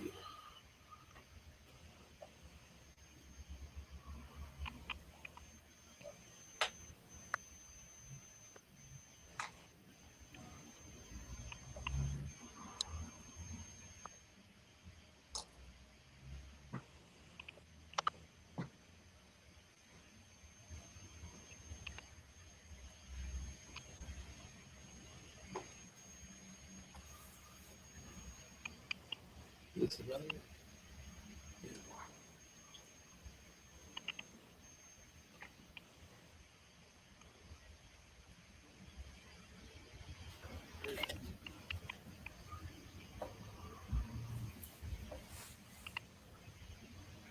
Nope, so there's the full color Rye. Color version, 300 print run.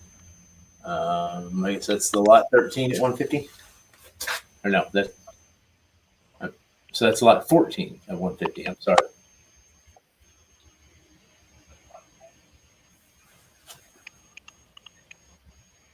I do. Yeah, that's.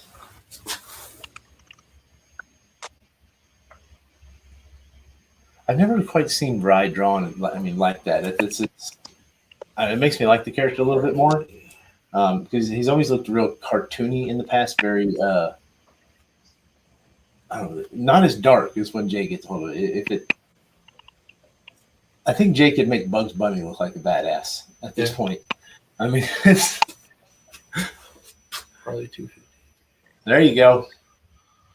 Harley, lot 15, large head sketch, 250. Imagine it.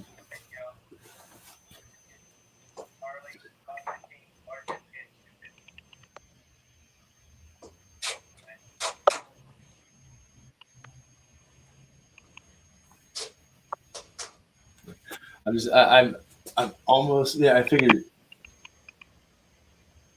Oh, wow. There's a big hole, bold pause. So that's a remark style, I guess, on that one. The Batman Who Laughs mini head sketch.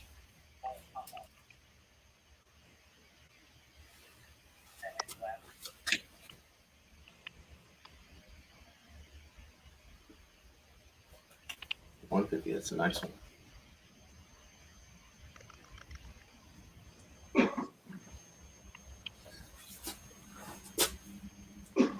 So, I don't know, Greg, what is one of the first places that you remember seeing Jay's art? Oh, Gunslinger. Gunslinger. It's one of the yeah. So that time I was getting back into comics. I think. Man, what was the first?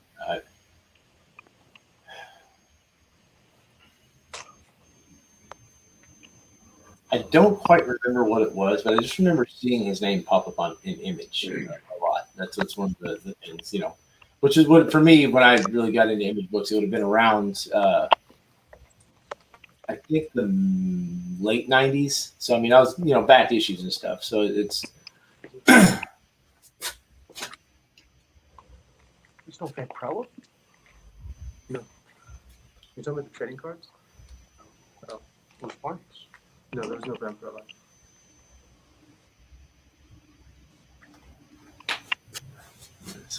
I was so sad when the VHD Message to Mars series stopped after issue 1 abruptly. Jay had released the art for issue 2 cover, and it was so nice. All right, so we got a Wonder Woman with a Wonder Woman sketch. That is what is that one?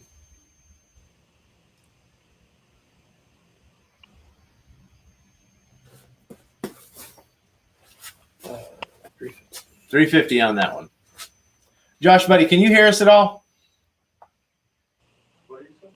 He's asking if you can hear them at all. Why don't you turn the volume up on that? Because it'll be reverb across the room. No, turn this one off and then turn that one. Wouldn't matter. You still have the volume on. Everyone is producing volume. It's just the internet is so bad right now because there's 1, 2, 3, 4, probably like 5 or 6 devices right here off their internet. How good do you think their internet is? Yeah, it sounds like with just 2 devices we're good. It doesn't matter. It's just them. It's not us.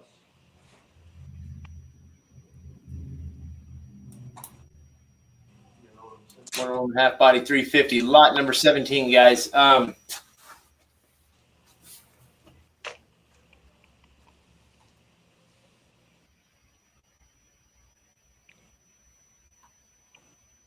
there's another one of those reverse there. Those are nice. So that is a Venom there. That one's probably going to be, it's about a half body, probably 250, 350, I'm guessing. 350. Yeah, probably 250. Yep, lot 18, Venom, half body, 350. Vampire Hunter D, VHD. Oh, so that was only one issue. Yeah, I didn't know that. Yeah, I didn't know that either. The only reason I only got the one issue because it's,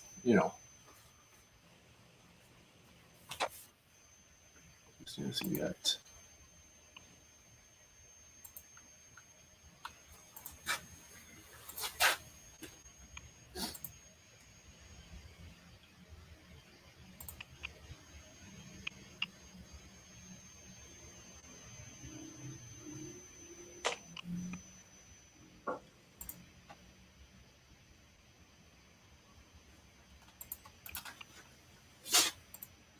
Lot 19, Batman Who Laughs, half body, 350.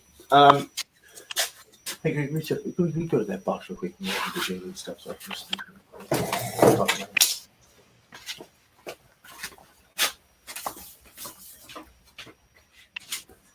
So, one of the things that I'm not 100% that they're still on the site, I'll have to look, but we have a couple of things from Jay as well that you can take. They're on Oasis Comics. We don't have them listed Comic Online, so don't go searching there. But these are some things that you might find at oasiscomics.com. You probably find this here, this Turtles book. This is a one of the B covers here. This is a nice black and white there. I like the all red there. The red signature is a perfect accent that just makes the book look beautiful. But also, if you look down, we have a Dark Knight's Death Metal blank with a Batman Who Laughs sketch. That one is going for $350, lot 19. Also, if you go to Oasis, I'm sure you'll find this one as well. I believe this is TMNT 98. This is the color version of that cover, where everybody has their own, assigned color bandana or eye mask. What do you call those on the trophy? Are they just eye masks, or they? Yes. Okay, we got a new item up too. All right, so now we're back to so this is a I'm bringing Rich up too here. Yes. All right, so we're gonna go ahead. We're gonna bring Rich back on. Rich, how are you doing, buddy? Good about watching all the cool sketches and everything like that. Very cool stuff. Yeah. So right there we have the San Diego. The SDCC 2019. Let's see, what has he got? Signed with remark for 175. Oh, signed 50 with remark is 175. So, yeah. Can we pull that book up a little bit closer so we could see what the remark and everything? Greg, if you could. Yeah, give me a nice shot on that merch table. What's up? Yep, there you go. And then popped up. Wait, where'd it go? We lost the merch. We lost the merch cam. All right. That's the exact opposite of what we wanted to do. Yeah, I know, right? So also on Oasis, if you head over there, if you don't see anything that you'd like to see here, you can head there. You can pick. I'm sure they have a couple of these listed. Nice Power Rangers cover there. Very cool. White Ranger, always popular. Busting through the Green Ranger. I mean, he's just like mowing through him, man. Tilt that down. Let me see it without the glare. Oh my God, yeah, that's fantastic. And look, perfect place for a signature. I mean, Jay's gotten into. He does a lot of this negative space stuff lately. In the last several years, he's been doing it, and it utilizes it very well. A lot of people, they can't really pull it off because it's just like it looks like an afterthought. It's like, oh, I just want to draw the character and that's it. Right. It's really the way he does the background and everything really brings out the main character and makes the image pop. Mm-hmm. Another thing I have that I'm not sure is on the website, but I got this. But this is Batman Detective Comics number 1010. That's the A cover there. Oh, look at that. You can get the glare off of it, see what I can't do.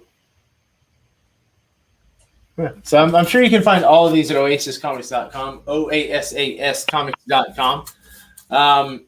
We were waiting on the merch can to pop back up at some point. Did we have a chance to talk about the Sandman Lock and Key cover? We have not. We can't really hear them when they're. I don't know if they can hear us or not. Or I'll wait for like a thumbs up to show up in the screen somewhere if Joshua can hear us or Jay. So we'll wait on that. But in the meantime, Talk about experience. ooh, I hear vague talking in the background. I know. Josh can hear. Could be secretive. It's all part of the mystery. It is.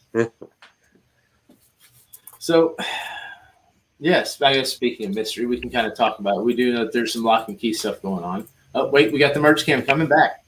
Kind of. To the chagrin of everybody, it traded out a merch cam with cool sketches and everything like that for my face. So I messed up the whole thing. You're nice to look at, Rich. Oh, well, thank you. You're welcome.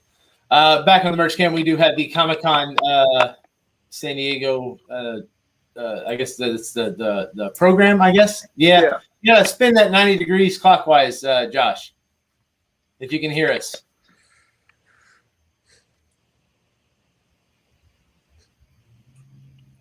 You get a program, mystery sketch included, because it's pretty far away. Yeah. Let's see. There's two of those available. So if you want one and you want the companion to it, you can. You get a Batman and Robin. You could get for me, I'd get Cable and Cable. That's just me. I'm sure Rich would get Cyborg Superman. That's one of my favorite characters to get because it's just such an inherently detailed sketch. Same thing with Cable. There's so many different iterations. Like with me, like Superman, you can always tell it's Superman because it's everybody kind of draws. Most people draw Superman the same way. Guy with kind of slick back hair, has a cape on. Right. He's got to be handsome though, because otherwise it looks like a guy wearing a Superman costume. There you go. See? Yeah. So, with Cable, it's great because you get the eye pop. You get this. Sometimes you can have the half metal face with Cable. Sometimes there's so many different things you can do. It's really the gun. Nice. The gun that they draw for Cable always like sells it for me. Oh yeah, definitely. Because sometimes it's like a handheld thing. Other times it's like the size of his body. So The one thing I like about Cyborg Superman though is you cannot draw him in a good mood. I know. You can't half-ass that. You can't half-ass that sketch at all. It's like drawing Batman with a smile. It's just it's heresy. It is. Anytime I see Batman smiling anything, I'm always like, ooh, not my Batman. Jay's been cranking them out, huh? He has, man. He's like a machine. Yeah. This has been a pretty good show. I mean, I definitely enjoyed this whole horror-themed aspect. Definitely going to revisit this idea. Ooh, what do we got? That's a Spider-Man. Oh, there we go. So you can bring that up closer to the camera, Josh. That's a good distance away. Or Greg, why don't you pop that up as the main image there? Pull us down to the side so we can see the sketch a little bit better. No, not this sketch. There we go. That one. I'm just playing. It's not Greg's fault. The way they cycle through the images. Oh, look at that. Doing a very good job. The use of lighting on that sketch is fantastic. It's like I'm kind of scared by it. I mean, it's awesome looking, but I mean, the way it looks, it looks kind of like a creepy Spider-Man, which is fine. Fits yeah, with the theme of the day. Just I dig it. How much is that one? So that is I'm guessing probably $250. It's been the going for about that size. Don't hold me to that, guys. Yep, $250. Spider-Man large head sketch, lot 21, $250. I mean, that's a pissed off Spider-Man. Yeah. I mean, but also the way the light hit it almost gives him a smile. It's like as if somebody was passing by with like a flashlight and you just hit Spider-Man with that flashlight, like as you're passing by, which is very cool. And then he's about to headbutt the hell out of you. Which would be unpleasant. This is Spider-Man after he has headbutted you in the face. Yeah. Very much, man. That is wow. See, the Marvel Comics 1000 on the black blank there, that's like I said, my hat's off to any artist that can work on those black cover. Is that a black cover? Or did you just ink wash? That is a black cover. Okay. That's great black covers because if you're an artist that can handle it, you are handling exclusively in the negative spaces. Yeah. Which is not easy. It is not a lot of people's favorite area to work in. No, I still have the one that Art Germ practiced on. Okay. Megacon. I think it was a detective. Yeah. From Scorpion Comics. Yeah, the Scorpion Detective 1000. Yeah, it's a bunch of pink squiggles. Yep. Yeah. I think they were asking for a Harley Quinn or something like that. But here's the Power Rangers blank. There we go. What do we got there? Josh has a nice set of hands. Very very well taken care of. It's got the Apple Watch. It's good stuff. Yeah. The Apple Watch not included with your sketch purchase. So these look to be signed by a second person. I'm guessing that would be Jason David Frank, maybe. Probably that looks like him because it says Tommy at the bottom of the. Yeah. Okay. Yeah. But what are the sketches? I'm guessing Green and White Rangers and whatever. He was also a Red Ranger at one point, I believe, in the Power Rangers Turbo. Oh my God! Really? Yeah. I didn't know that. I saw the first Power Rangers, and then that was it. Yeah. Well, once they introduced a little 12-year-old kid as a Power Rangers, I lost interest. I didn't even know they did such a thing. Yeah. Well, when he became a Power Ranger, though, he kind of blew up into real adult size. Nice. That kind of thing. So 225. Yeah, 225 per sketch on that one, guys. It looks like we have how many? 1, 2, 3, 4, 5. 5 of them. I'd like to see some of the detail in those heads, though. Yeah. Josh, if you can hear us, buddy, maybe slide one at a time so people can see what they might be buying. We don't have a great view there. I didn't even realize Jay Lee bounced. Yeah, I think I don't know. No CGC on the okay, so those are not gradable, guys. On CBCS. On CBCS, they are. You could get that verified label. Yeah.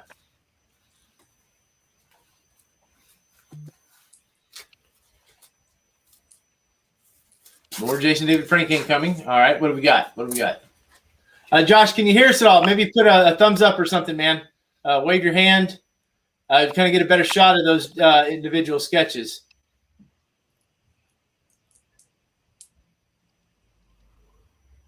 See, this is what it feels like to be at the show sometimes. So yeah, this is the most authentic digital experience you could have right now. It really is. You're talking. They can't hear you. I remember, like, I've stood there trying to talk to Derek or something like that from across the table, and he can't hear me. Can't hear you or not listening to you is two very different schools of thought. Yes.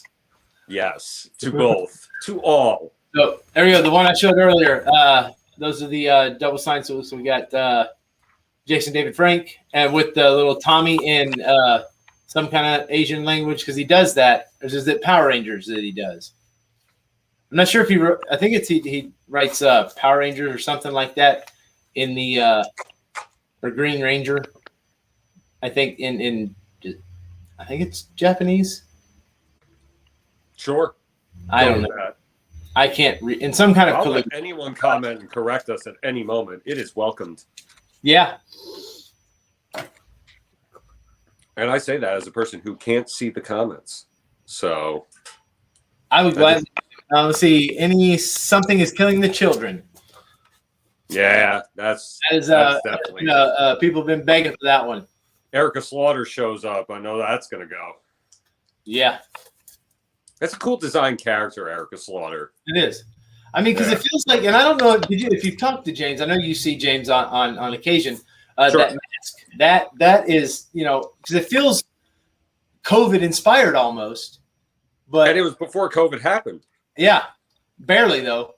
Barely. Yeah. So it's a cool design. It's a cool design in its simplicity that you feel like anyone could dress up and do that. Yeah. You shouldn't be dressing up like that and wielding chainsaws and stuff. That's a bad idea, but or should you? Or should you? Who knows what the end of this year will look like? I mean, some people can pull it off. I don't think I would look good in that getup, but you might. Yeah, maybe. Yeah, couple more 1,000 crunches. 30-day squat challenge, maybe. I think the hair pulls it off too, and I just don't have any. So Yeah, I'm having diminishing returns. It's all good. So Merch Cam is down again. Let's pop Jay up in dead center there, so everybody can see the reason they came here today. Yeah. Let's see. Signed remarks by Jason David Quell, whatever it was. Jason David Frank. Does anyone remember Tommy's last name in Power Rangers? I don't remember. Oh, Oliver. Tommy Oliver. His name was Tommy Oliver? Wow. I didn't name him. No, you didn't. So, if you I don't know why I remember that at all. And you knew it like that, which was great. Yeah. I think I read some stuff recently about the new when they announced the new Green Ranger, who it was.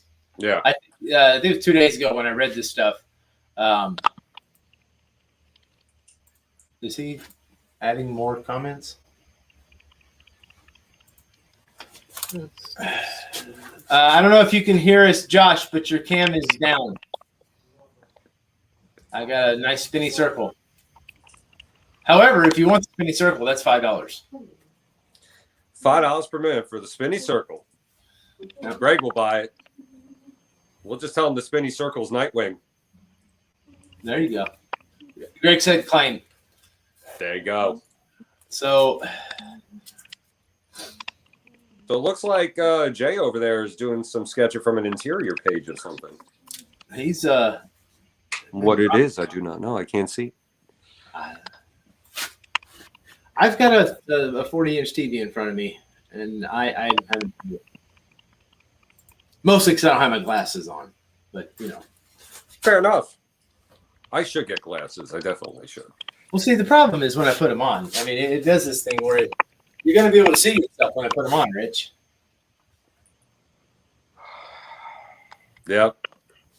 So Put a not calculator in your hand, you nerd. No. So on a fun tip, Here's someone typing. I hear typing too. It ain't me. Sounds angry typing. Maybe we're picking up Josh's texting. Oh. However, I would like to throw this out there as far as the theme of the show, and this kind of became a happy accident. But did you realize every one of our guests were vaguely linked together? Yeah, there's like a 6 degrees of Kevin Bacon type thing. Yeah, exactly. You got Philip Kennedy Johnson, who's working on Alien, and then Kelly Jones, who has done work on Alien for Dark Horse, and then also did stuff with Joe Hill on Hill House, and then Joe Hill was on, and you had Joe Hill doing the Sandman Lock and Key, to which Jay Lee, who is doing a cover for that, and also has done Dark Tower. So it's this fun, like, happy accident of a signing that I'll gladly tell everybody watching did not plan. We just wanted to bring on people we really liked. Yeah. Glad it worked out that way. So there again, we have the. So these are the 225 ones. Okay, yeah. So these are 225. Those are No remark by no JD. remark, but with Jason David Frank's signature. I don't see nothing. I see a black cover that has not been sketched on yet. That's what I see. Either that or the screen's not working. I think the screen's not working for you at this point. We do see the two Jason David, the two books like this, but they're signed by Tommy. And sketched by Jay. Yeah, that too. It's like we got a White Ranger and another White Ranger. Is that a White? Green and white. See, ideally, and this is some behind the scenes camera work for you guys. What should happen is you should drop the merch camera, and then when Josh wants to put something up, he should just put it in front of the camera that's in front of Jay. Ideally, I don't think he can hear us though. Ideally. Yeah. We're just talking to ourselves. We can talk about whatever we want. I think so. Yeah, he can hear. He can hear us? Yeah. Oh. Why isn't he talking? Joshua, if you can hear us, blink twice.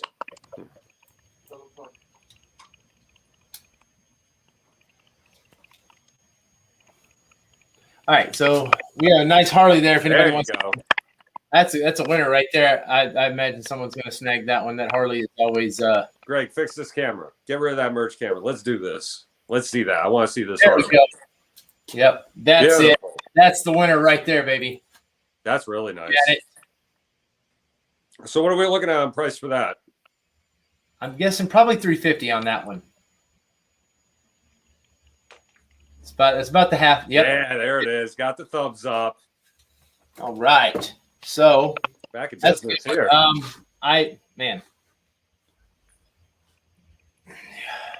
I'm fighting the urge to claim. If I claim something's going to be after the feed, I'm going to give fans a chance because that might be the one thing that they want, and I don't want to be that guy. Yeah, be that guy. First come, first serve. Eh. I wonder if it works that way. If I'd have known that, I would have been claiming art germ sketches a long time ago. You messed up, bud. I did. There we Oh, go. yeah. Before There. Watchmen. Nice That's- little hardcover. Yes. Very cool. See, I'm telling you, Josh has the hands for this. He does. Look at that. That's oh god, how you say his name? Ozymandias? Is that how it's said? Yes. Ozymandias. Yeah, that's fantastic. That's how I say it. I'm probably saying it wrong. Like Yeah, Kevin probably saying Smith says just about everything wrong. So what's the price on that Before Watchmen hardcover? 150. 150? 150. Not bad. You know, to see if there will be a half-body Catwoman. Oh, so it's hoping to see a half-body Catwoman? Yep. So we got a No, lot that's of Catwoman covers. But those, Catwoman's, Erica Slaughter's. Honestly, I think he could probably do about 5 Erica Slaughters and they all go like right now. I think he could do Probably. a Batman book in itself. I've seen Marvel characters on DC books. Heck, I've got Derek Chu drew me a cable on a DC little thing for one of the signings. Yeah. I have a V for Vendetta sketch from David Lloyd on a superpowers blank. I don't worry about such things.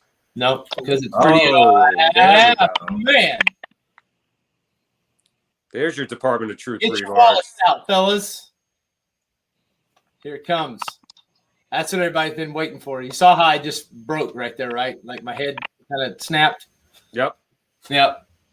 So that's a big one right there, and those are all gradable. I'll guarantee you that. Josh, how many do we got there, buddy? Show the first one, and let's see what it is there.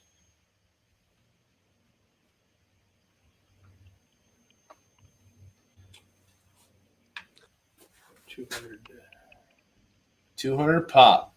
200 a pop. Department of Truth remarks by Jay Lee. Oh, look at Corey fighting himself. He's like, ooh, do I want to buy all of these right I now? know I want to buy all of them. Claim. All right, so Dustin Whitney, claim one. RC Cole. In my professional opinion, Josh, those are way underpriced.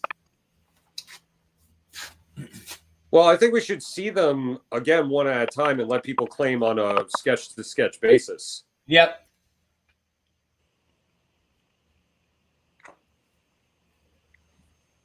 Let's see. RC Cola got one. What do we got here? We got. So the people we have right now, we have Nick, we have Dustin, we have RC Cola, we have Miguel. That's all of them, right? Yep. All right, so they're all claimed, so I don't get one. Sorry, 2 more. There's 2 more. So I'm going to give you guys 10 seconds. Josh, show the sketches again. Yeah, buddy, pull them back up. The individual sketches. Show us 2 more sketches so that people can claim.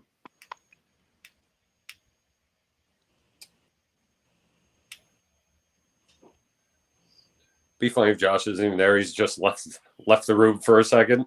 Yeah. He just threw that up. He's like, these will all, you know. Yeah. This will big buy me deal. minutes. Guys, I'm not so certain that you get to claim to pick the which one you get because they were. You can work that in my joke. Yeah, but Focus real quick. You see where, right? He's doing a new one, a fresh one. there we go. Fresh one. What do we got?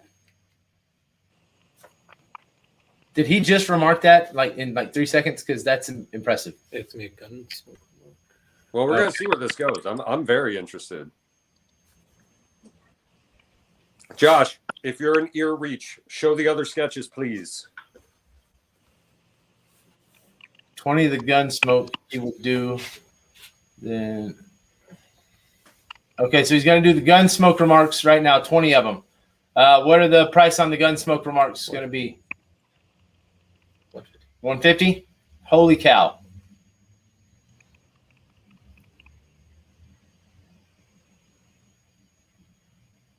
$150 on those guys. 150 is a. I mean, this was announced yesterday as a daggum series.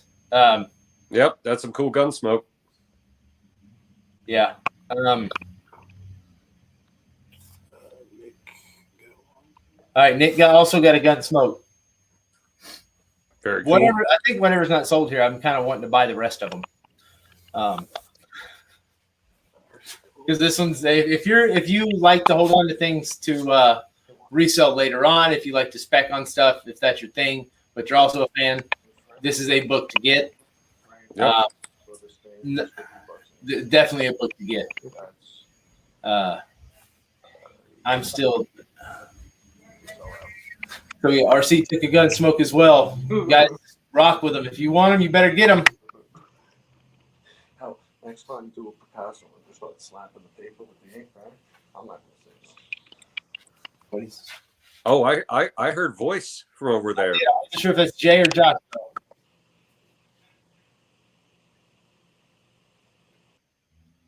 All right, we're down to about 9 minutes before Facebook shuts us down, so we got 9 minutes to go, guys. Let's see some sketches. Let's see them.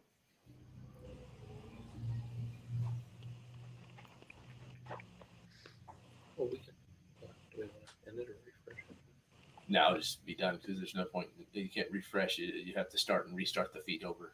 And all right. I may have some wild shit, he says. I'd like to see some wild stuff. Yeah. I would love to see wild stuff. How about an Eric Slaughter remark on a Department of Truth? That's crazy talk now, bud. I'm a crazy person. So I've been. Oh, everybody knows that. I mean, everybody has their quirks. It's part of my charm. Yeah. That's what I tell myself. Whoa. Hey now. Hey now. You're gonna Hey do this at the end of the wire with 8 minutes left. 6 of them. What is the price on those, my friend? $1 million? They're worth it. 5? 5 of them or 500? Okay. Is it 5 of them or 500? Maybe yes to both. Paul claimed that he didn't even know what it's going for. I like your style. Are you related to Corey? RC Cola claims 1. Jay's personal copies. No great guarantee. Okay, so Dustin Whitney claims 1. Nick Matthews claims 1.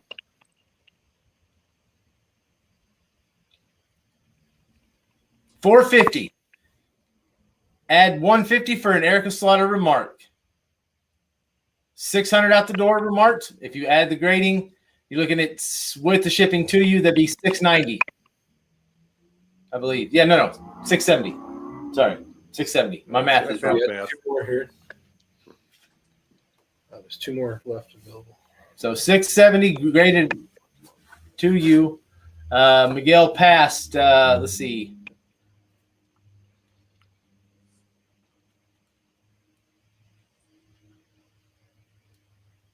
There's 2 more. 2 more left, guys. 2 left. Paul unclaims. Paul unclaims. You gotta remember that's number 1, guys. So I mean that's you got a number 1 of the A cover and a 9.8. What are those going for? Like $2,000 at this point? Last sale. Okay, we got a 9.8 blue for $1,000. Yeah, 9.8 blue was $1,000 on the number 1.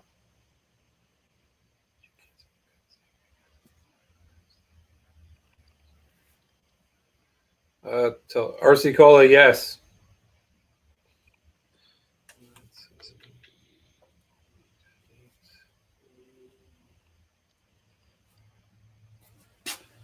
Wow. I want to get before this closes down. I kind of want to get a little sneak peek of what Jay's drawing over there. Yeah. Nick Matthews asked for the remark on his. Good choice. That's a good choice. I mean, Solid choice. You know that show's coming soon. Oh, it is. Yeah, that'll be. What do you think? Netflix or Hulu? I think Netflix has to be. I think Netflix too. I mean, I think they do it a little better as long as they don't try to make it too kiddie. A little more gritty with less teen angst. To a degree, I think it'll be. Yeah, if they go for the hard R, it'll be great. Yeah, as long as they don't go CW on it, it's going to be good. Oh yeah, I don't even think James will let it. I hope not. Can Dave do an Octo plush remark? I would imagine. I mean it. Why not? But we're not the final say on that. Yeah, no, we don't get to say. We ain't the guys. We're just the guys standing. We are the guys. How do you make in black ink? How do you make it plush? Yes, any remark? I don't know. Right now, we're the equivalent of you are coming up to the artist booth to get a sketch, and we're the 2 guys who won't leave the table, who are just talking to each other. No, that's us right now. October plush.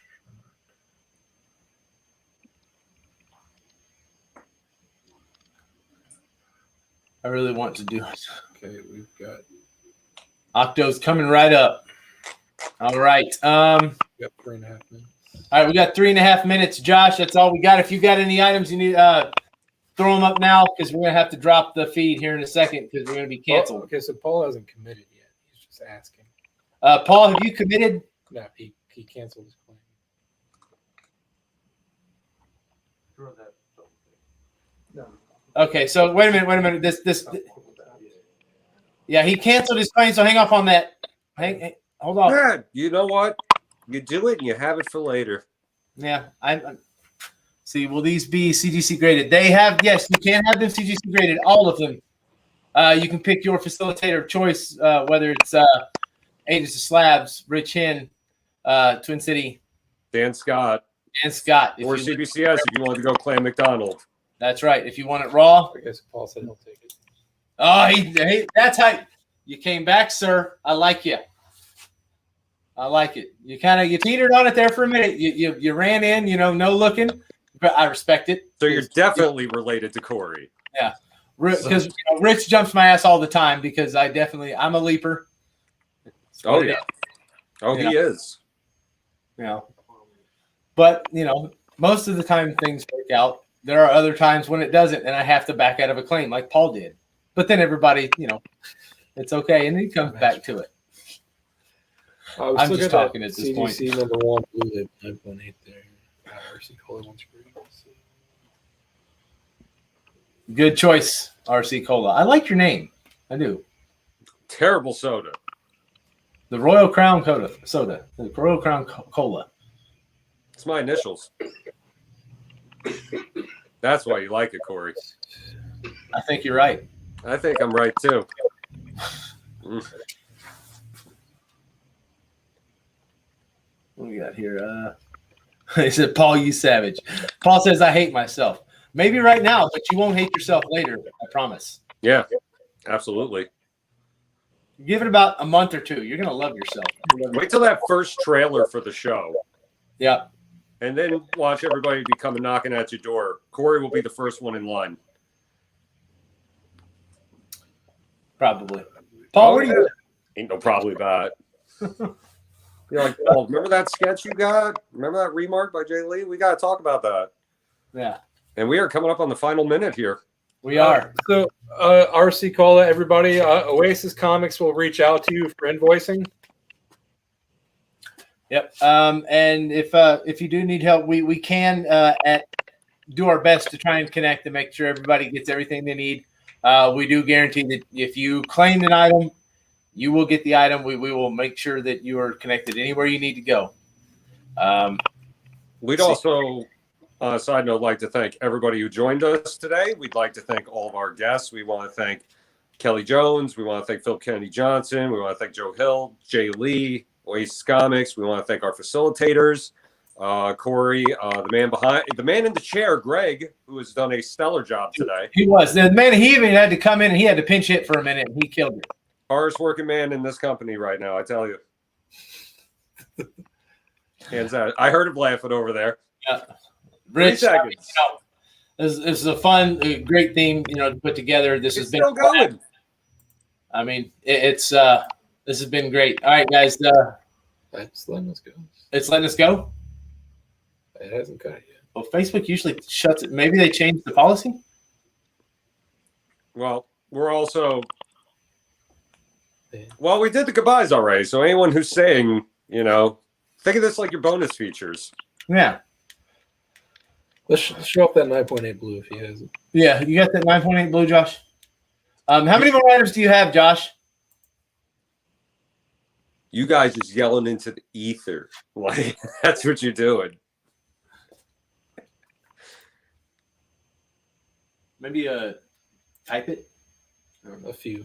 Okay. Josh, is your throat sore? Oh, Kimberly said we put together a great event. I appreciate that.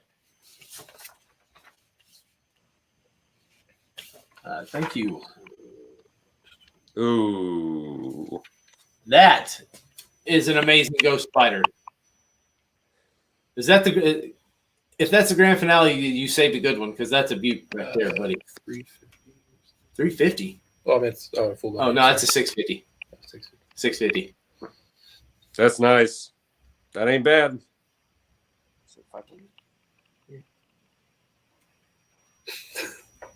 That's got to be a 650.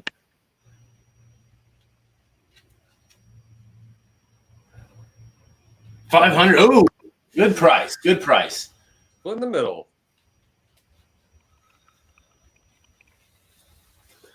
Miguel, that was exactly what I thought, Miguel. That's exactly what you said. God damn. That's It's a nice sketch. I like the webbing at the feet. That's real nice.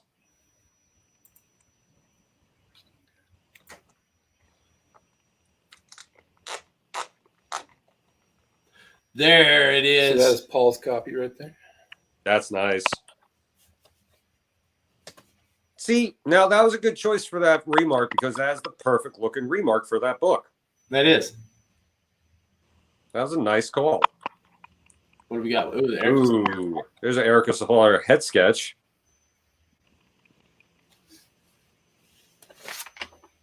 That's, So that's Nick's copy right there. Nick Matthews.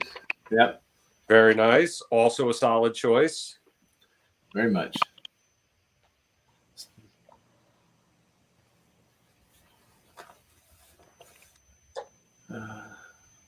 Yeah. See, everybody's congratulating Paul. I'm looking at the and Nick right now. I'm looking at all this stuff. It's very cool. You guys can still get these for yourself if you want to. Dustin wants to add an Erica to his now. Yep. Damn right you do. That's a good choice. Those are number ones, Ruben. Yep. First prints. These are Jay Lee's personal copies of the number ones. What we got there? This one's made up to David. Oh, so it's Paul Alexander. Okay. It's cool. It's a bloodshot. Nice. Nice remark at the top there. Dennis says how? Because he's Jay Lee. That's how. It's a good answer, Greg. Great answer. Is anyone named David watching? Jason. I like your style, Josh. I do. First bloodshot.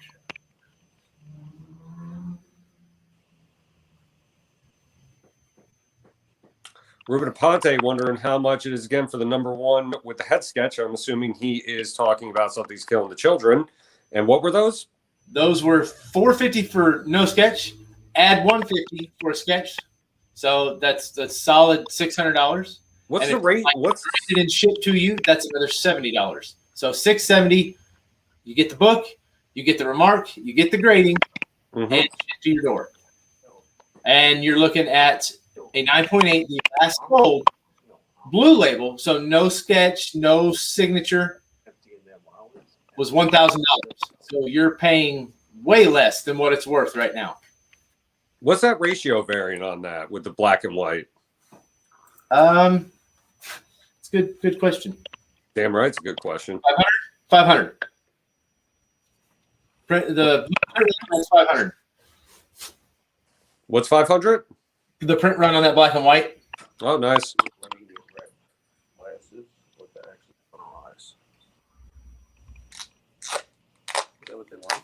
Hey, the most sound I've heard from that end of the camera now has been tape.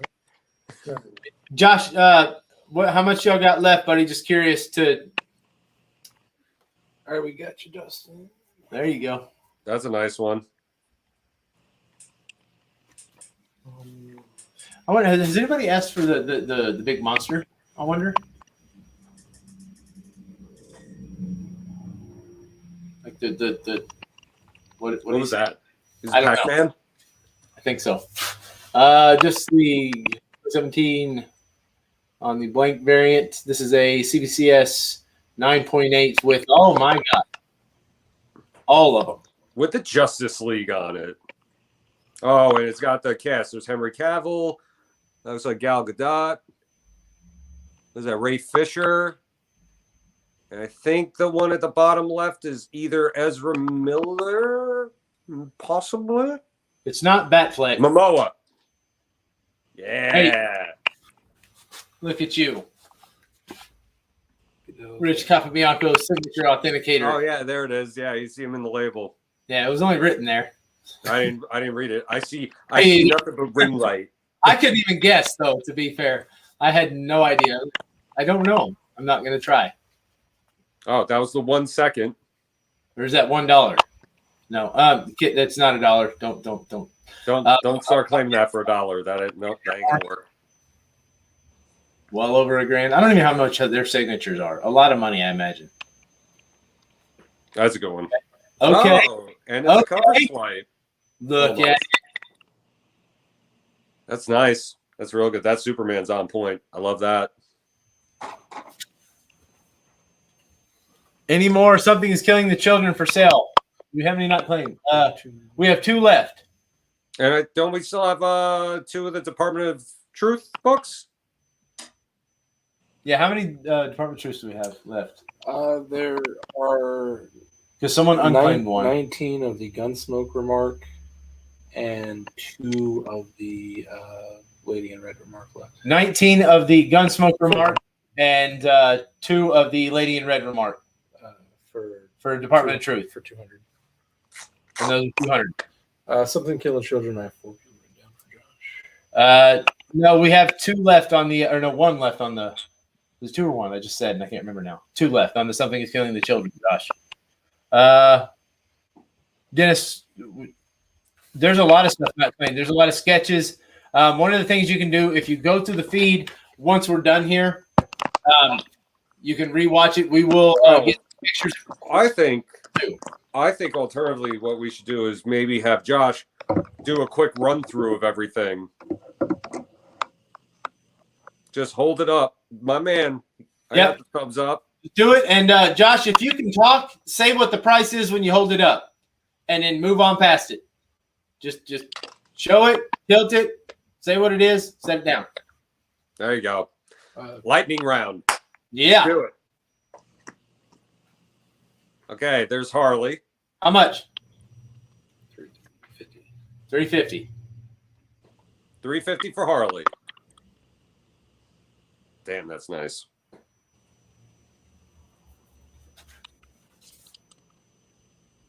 May I see the Octo remark one more time, if possible? We'll get there. We'll get to the remark for that once we get to Something's Killing Children. Let's see what else we got. We got Spider-Man. That's $250 for Spidey. Actually has everything written down here as far as the prices. So, Greg, if you want to call those out when he pops them up.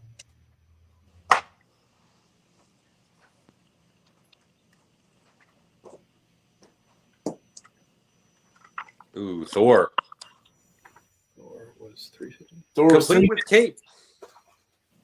Yep, and that goes all the way to the back, baby. Get your wrap around. There you go. That's well worth $350, man. Nice. And the Spider-Gwen was $5, and that Spawn, that was what, $650? I think he said. Yeah, it's good detail on the face on that one. All right, let's see the next one. How much was this one? Ooh, Black Suit Spider-Man. Very cool.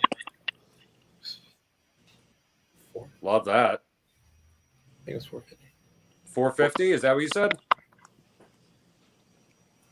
$350. $350. $350. Okay, very cool. Very nice.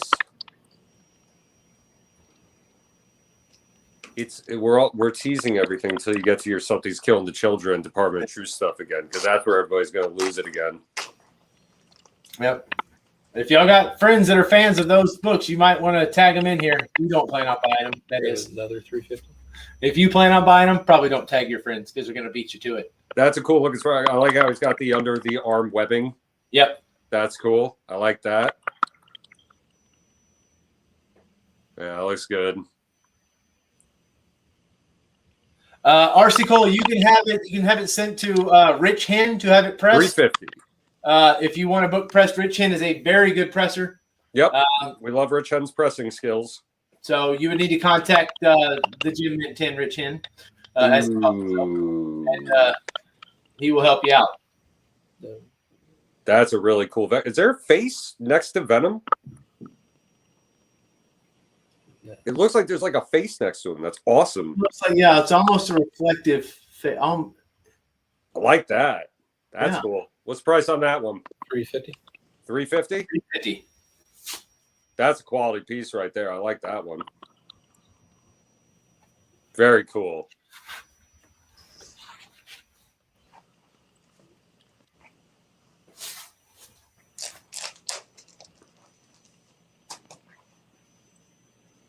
Thanos. See, like when I was saying that's what I would imagine Thanos should look like. Not so much the Marvel Cinematic Universe Thanos, where he's all kind of looks like a more of a hardened grimace, I guess. From You like pissed off Thanos. That's what it is. Yeah, that's $250. like he's gonna murder you and your whole family. The other Thanos looks like you could give him a hug at first. Yeah, but the other Thanos did murder you and half your family. I know, but he kind of looked huggable. He's all big and purple. That gauntlet looks great too. Really nice. Yeah. Yeah. Solid. $250.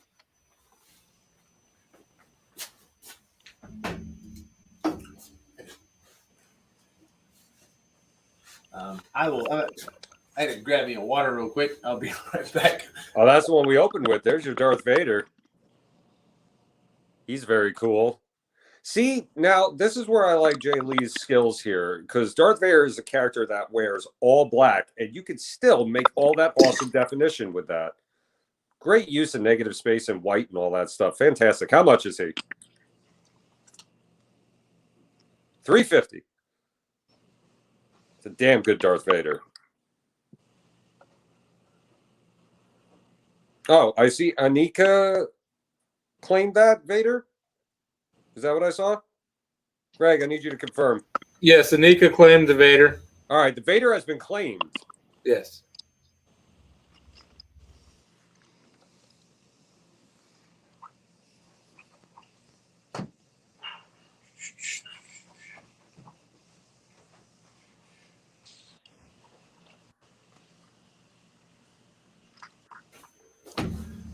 Throw us up. What's happening here? There we go. Wonder Woman. Anika, we had you down. We have you down as playing the Vader from earlier. You got to see the Vader again, though. It's nice. What's up with Wonder Woman? What's she at? I believe that one was the 350. Yeah, 350. 350. I like the angle on this Wonder Woman too. Very cool. Oh, you even get a little back cover leg action there.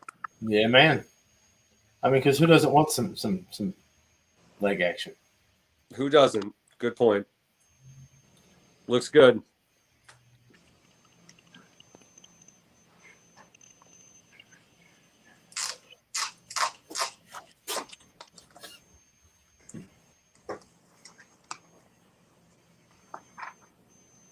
Nice Batman laughs. That one was 250, I believe, or 150. 150. Oh, 150. Very nice. That's a cool looking character. That's right up. That's something I feel like is right up Jay's alley. Yeah. Like Josh, asking him for a thumbs up if he enjoys drawing that character.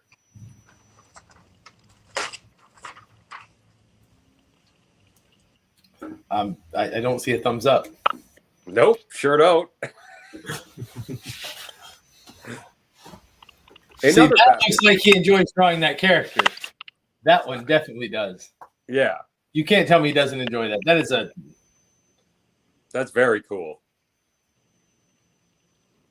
Let's get the price. What's the price on that one? 150. 350. 350. Very cool. He called it a half body, but that's 3/4 to me. That's a 3/4 right there. That's nice. That is amazing. All right, where are we going to next? All that detail, man. It'd take me like 5 months to draw something like that. Another quality Venom. Yeah, man. Very cool. I always like Venom with the tongue hanging out. That's just kind of here, I think it's just recently, like in the 2000s. That's my view of Venom. See, I'm opposite. I always like the tongue in. Yeah. So See, I'm not like, a big fan of the green slime per se when they do that. I did like how Donny Cates explained the green slime. Did you get to that Which one's $350 for that Venom? So Donny Cates wrote it that Venom, when he gets injured, he intakes all that the injury stuff, and it comes out as the green discharge out of his mouth. And I'm like, great, he's throwing up his injuries. Great Wolverine. Yeah, man. That is. See, that's how I picture Wolverine. It's how I picture my Wolverine. You know what? I agree with you on that. That's solid. I agree. The claws aren't the exact same length because, I mean, anatomically, it wouldn't make sense for them to be the same length, because they are bone. One of them needs to be longer than the other. Yep. And it's just, he just looks I vicious. always felt like the middle claw was always longer. Yeah. $350 for that. That's a good price. Good price on that. That's the one Corey's going to get if nobody else gets it. Yes, surprisingly, I'm not as big of a Wolverine fan, but I do like Jay's Wolverine. It's just the character itself wasn't one of my favorites, and I don't know why. I mean, I liked him as a kid, especially when you found out he had bone claws. I thought that was really cool and a really good thing to find out he was actually, I guess, born with. Oh, we get to see who he's drawing on this one now. What do we got? That's way too far away. Go like shove it up to the camera. It's going to be a cable, and I'm going to have to buy it. I can't see. Closer. Number one. So if you buy this one, just saying, if you buy this one, you can also right quick.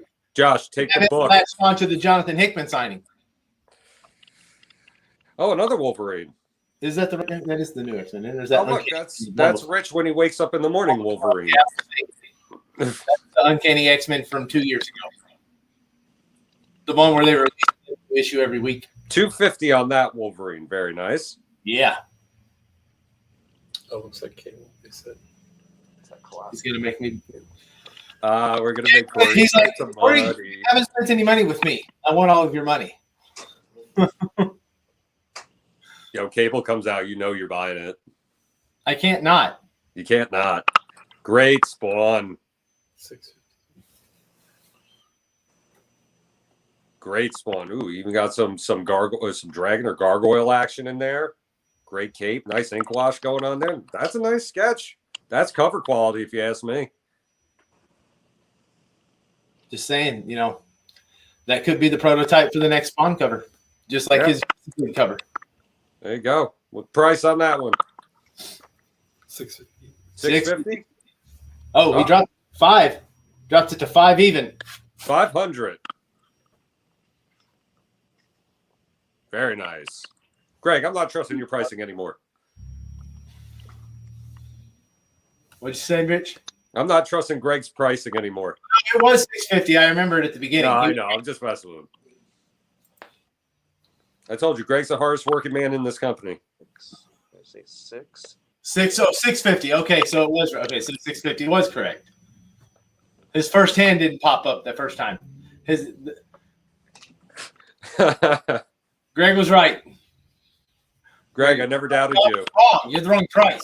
I never doubted you, Greg. Not for 1 second. 600. 600. Okay, so 600.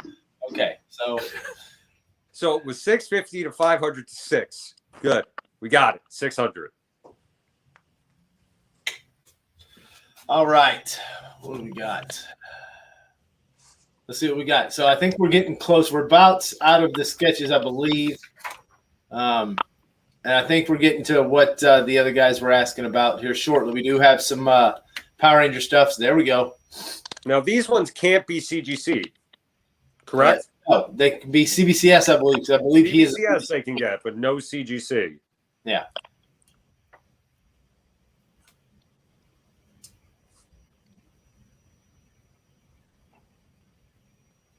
Yep, CBCS.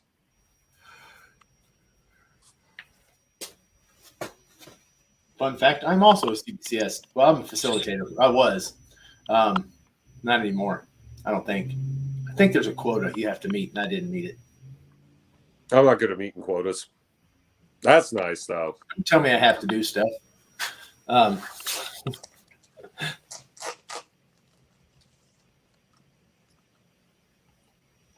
man.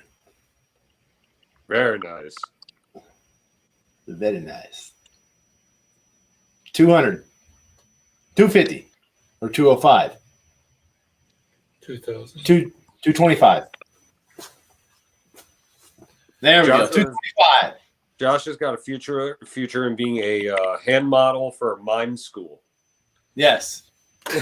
Perhaps someone that stands off to the side and does sign language, as long as it's in numbers. Right? I'm going to see him in the bottom right-hand corner of a math teacher's like online class.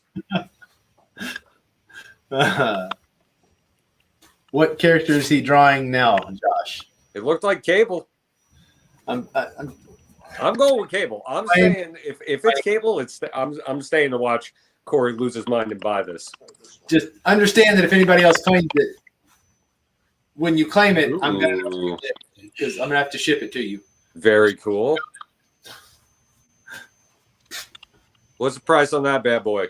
That is sick. That looks like 220. 225. 250. They went to 250. That's insane. Greg's thinking about it. He's over here twitching. His legs moving, and Greg is Mr. Zen, and he's over here like twitching over that one.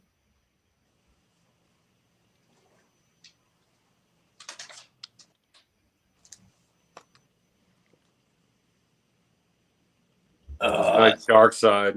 Side. Looks very Snyder Cut-ish. I like that. Speaking of, can't wait for that. Can't wait for that. All 6 hours of it. That was a lot of this. I don't. 2, 5. Hey, Josh, look, we can hear him. Why aren't you speaking, Josh?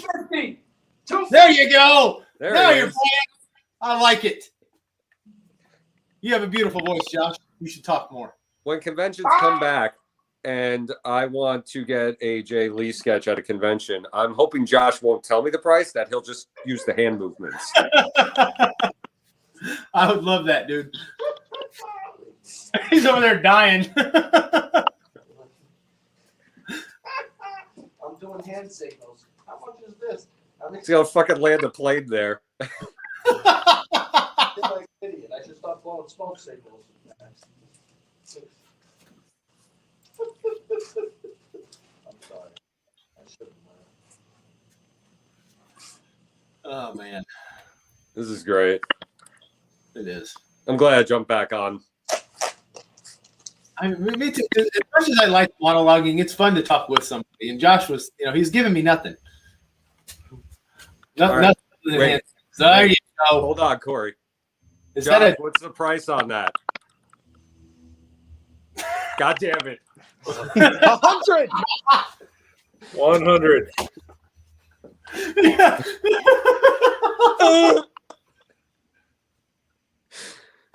That's cool. I like that. Oh man, I'm like Corky over here. You remember Corky from years ago? I feel so bad. He's talking to somebody, but not us, and I don't understand it. He's from Brooklyn. Everybody from Brooklyn's used to yelling in a room by themselves. Pulling shit out of everywhere. See what I'm saying?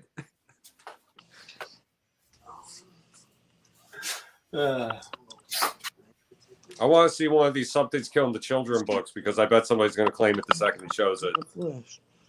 Ooh, that's a nice flash. Was this a half moon? You don't know a Flash character I don't see too much that I thought would be good, especially early on, but I think he's kind of faded in popularity a little bit, was Godspeed, because that is just a badass name. Yeah. 350. And I saw him in like the Flash TV show on CW. He looked kind of okay. Looked very villainous. I dug it. I'm excited for that Michael Keaton Flash movie that they got coming. I'm still hyped for that. Yes. You gotta tell me this dude doesn't like drawing this guy. Come on. Yeah. That's good. All right. Where are we at that? Let me guess. That's a prize I didn't see was Robin King. What? That's a 250. Robin King. Look at that. Boom. 250. Yeah, I see that ink wash come in. All I keep thinking, Corey, is I can't wait to see you spend $600 right now.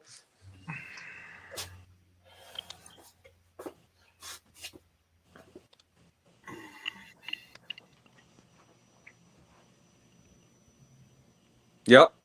Post headbutt Spider-Man. Very awesome. That's great use of negative space. Mm-hmm. Where are we at on that?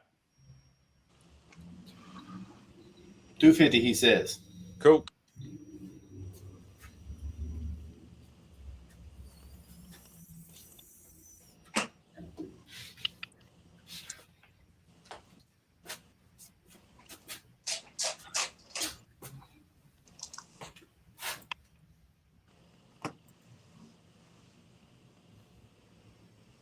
A Pink Ranger.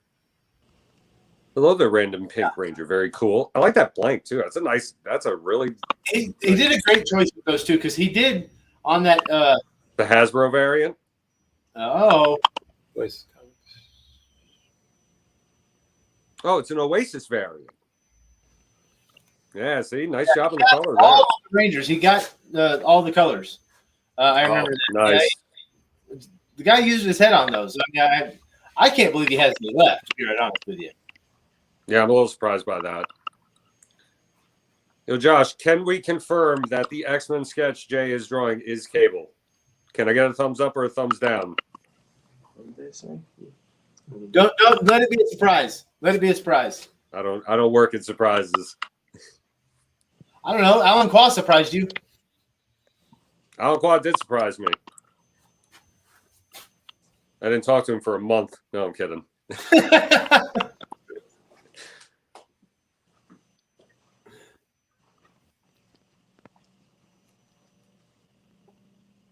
Nice. Yellow Ranger, Black Ranger, Red Ranger. Is that Purple Ranger? Is that blue? Purple? Blue. Just a darker it looks blue. purple on here. That's nice. Dude, that still looks purple, but it's great. Are those all the same price as the Pink Ranger? Are they all $125 each? I believe so. There we go. Yeah, that's blue.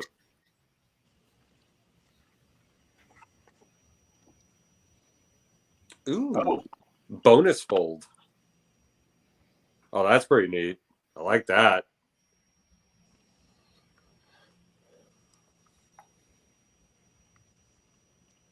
Yeah, it's good stuff.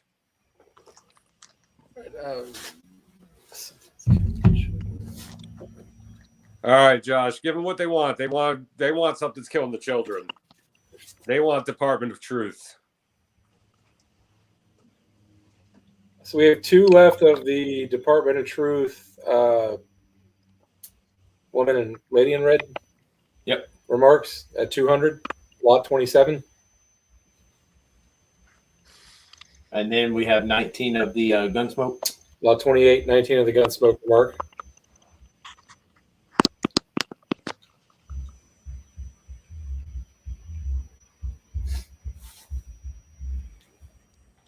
So, yeah. Text in the group, Greg, since I don't know if Josh can really hear what we're saying. Text in the group how much are left of each thing of the Department of Truth and Something's Killing Children. Yeah, we know it's 19. Greg's been keeping track of everything. No, I know, but Josh just wrote all sold out, question mark? No.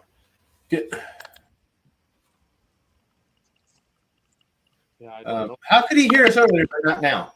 I don't know. Maybe audio's dipping in and out. Yeah. So, I hear you. yeah, 19 of the Gunsmoke remarks left, Josh. And 2 of the Lady in Red remarks are left. Okay, so you hear us. Ah, he can hear us.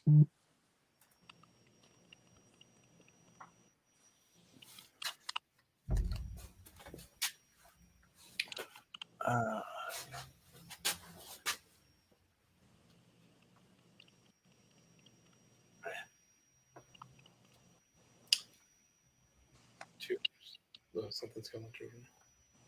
Two Something's Killing the Children. Children. We have 2 left. Yeah, there's been 4 claimed. Okay. 4 claimed. So it's the ones you see on the table there. It will be like those, only your choice of remark. Those are some nice Erica Slaughterhead sketches. Now remind the people about the pricing on everything. Department of Truth, there's 2 of those left. There's $200. Department of Truth were 200, right? 200 each for the Department of Truth. The Something's Killing the Children. The book is $450 alone, and then it's $150 signed and remarked on Correct. top of that. And then if you want it graded and shipped to you, it's another $70 on top of that. Now there's pressing available as well, which the only presser we know that can do this that is Rich Hen, that we provide for us. I don't know if Oasis does their own pressing. You guys can discuss that with them. Yeah, if Josh could show us one of each of those, that would be great. He showed us the Something's Killing the Children. Let's see one of the Lady in Reds and one of the Gunsmokes. Now, mind you guys, on those Something is Killing the Children at 670. Gunsmoke is 150. Yeah. At 670 graded, those are still way cheaper than the last Blue Label sold. Right, There's some of the Lady in Red remarks. Yep. We have 2 of those left.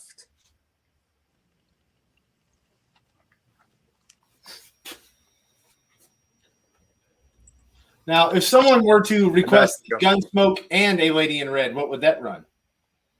350. Ooh, dangerous question there. I mean, there may be some people that like extra drawings on their comics. Quite possibly. 225. 225. I've always been a fan of the double remark. Yeah, double remarks are nice. So for 225, you can get the Gunsmoke and the Lady in Red on your book.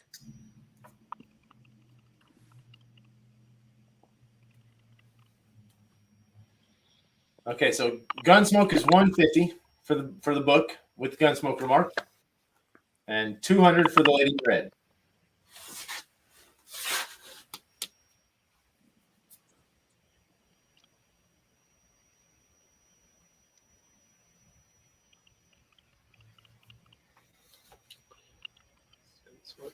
Dustin is going to add Gunsmoke to his.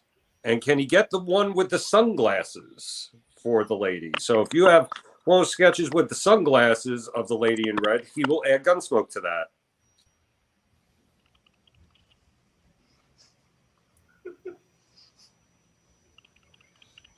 Chris Capo. So there's 1 Lady in Red left. Forward facing, if available still. So that means there is 1 Lady in Red left? Yes. That'll go. It's the side face. Serious last sale was 200 on the eBay for those. And those were remarked or unremarked, Josh?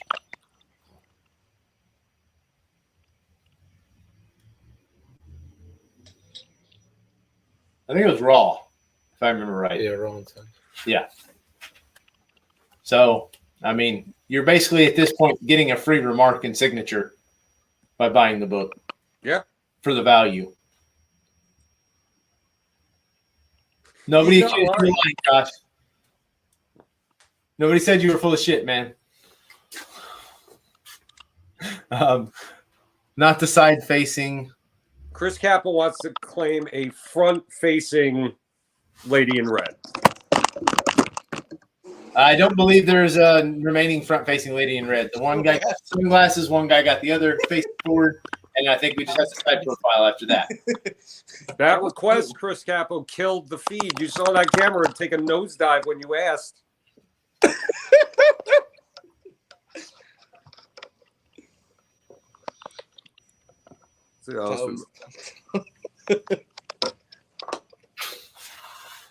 Damn. Oh yeah. Let's moving on. Yeah, that's a nice remark. That is awesome.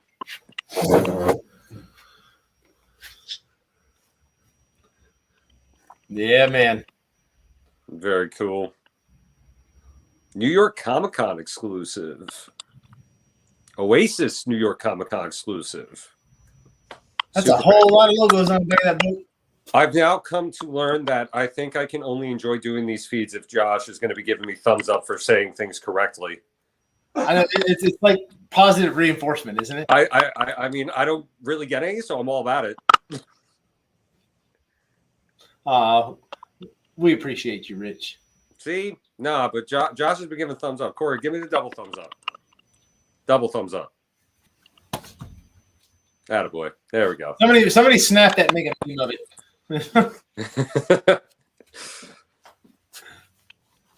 Yo, this X-Men sketch is getting pretty real over there. It is. It's getting really real, and I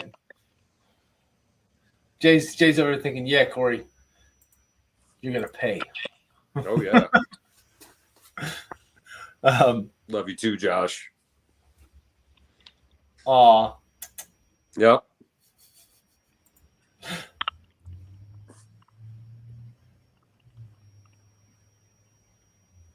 Any chance? Paul wants a screenshot. Why would I send you a screenshot of me so you can make a silly meme of me? No, not happening.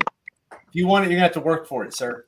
Bosses. He wants a screenshot of his Something's Killing the Children book so that he can hold it close to him till it gets back from grading. Yep. I've definitely done that with some of the photos and sketches I've taken while I waited 8-9 months for Remember when CGC turnaround was almost a year at one point?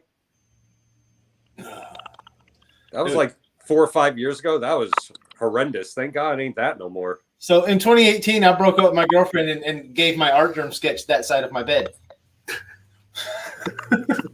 I loved it that much. Still do. I bet you do. I do. I made a T-shirt out of it. The sketch on your bed? Yes. No. The one hanging on my wall.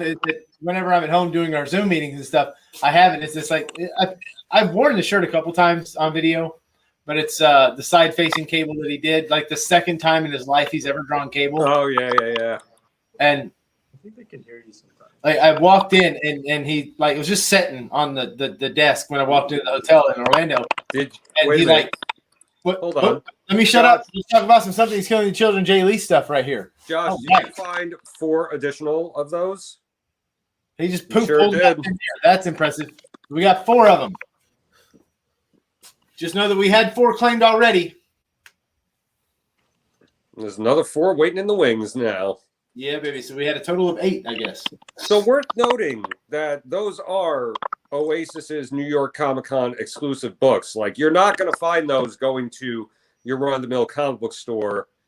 Like, You're not going to find another one anywhere going to the run-of-the-mill comic book store, but you're going to find even less of those. Yeah, you're not like that's not something you're going to come across all the time on eBay or whatever. Like, this is a good shot to get those here. Because when that does get announced for a TV show series, it's going to. I don't have any inside knowledge, no inside tracker knowledge, but I'm telling you, it's going to. There's like 3 things in the world that I know, and one of those 3 is that's going to be a TV show. Nice. So, Josh, to confirm, you have 10 total available now, or 10 total minus the 4 that were claimed? So there's 5 left. So 5 left.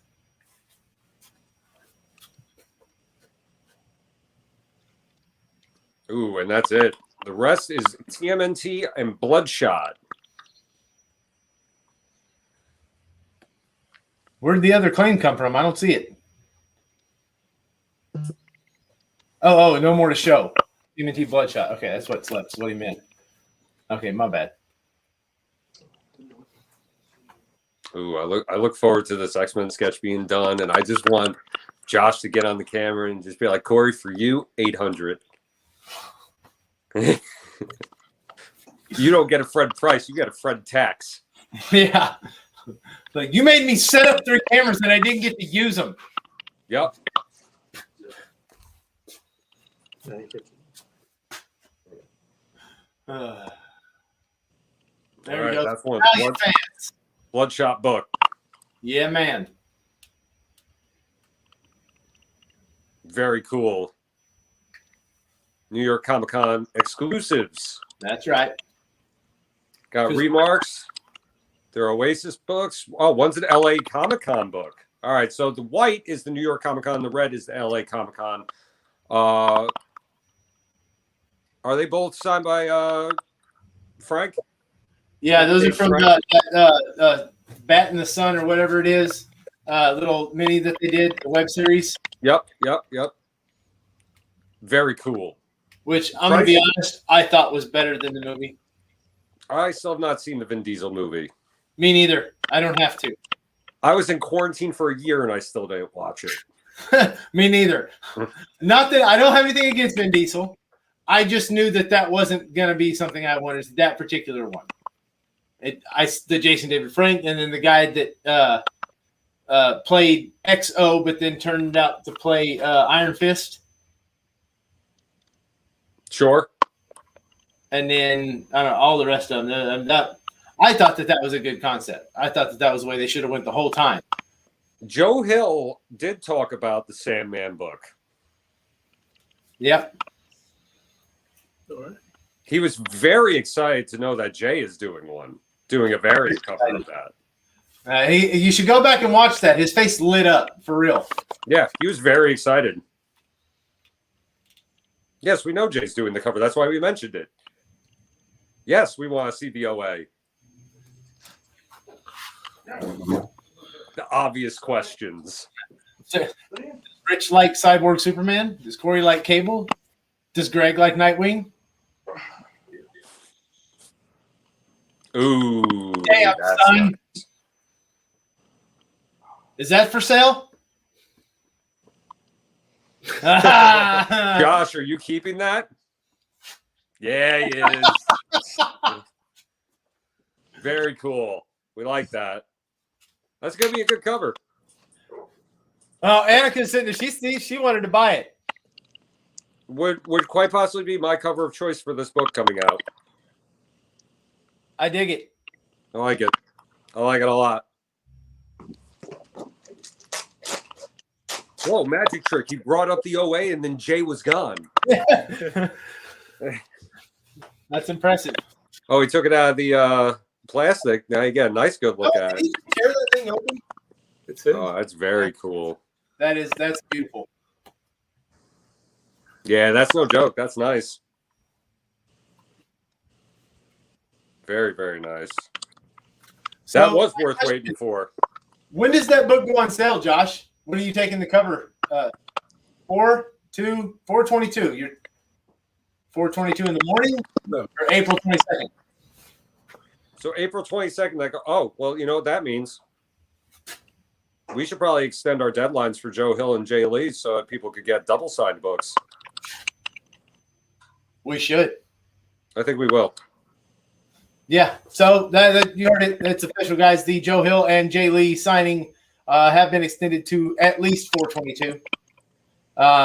Maybe he could list them with signature, and we could he just ship it to us from there. That way they don't go to the customer and then do all. We'll work that out. We'll work that out. We'll make it nice and easy for everyone. You know what I said to that? I like the idea of double signed Jay Lee, Joe Hill books. I think marking calendars. Want to know why I like it? Because Yeah, now I do want to see that sketch cover to see Corey Sweat. that key, right? It's just left there all unattended. Blind, right? Yeah, that's why. Because if at some point in time, who would care? The whole fact that When someone in Brooklyn talks, it sounds like they're talking shit sometimes, and they're not. Like the accent, just the way. As a guy who goes to Brooklyn all the time, I can tell you right now, he's either talking about rent, ordering a pizza, or he's yelling at someone down the street. One of these three things is true. let's sell some original on. How's that sound?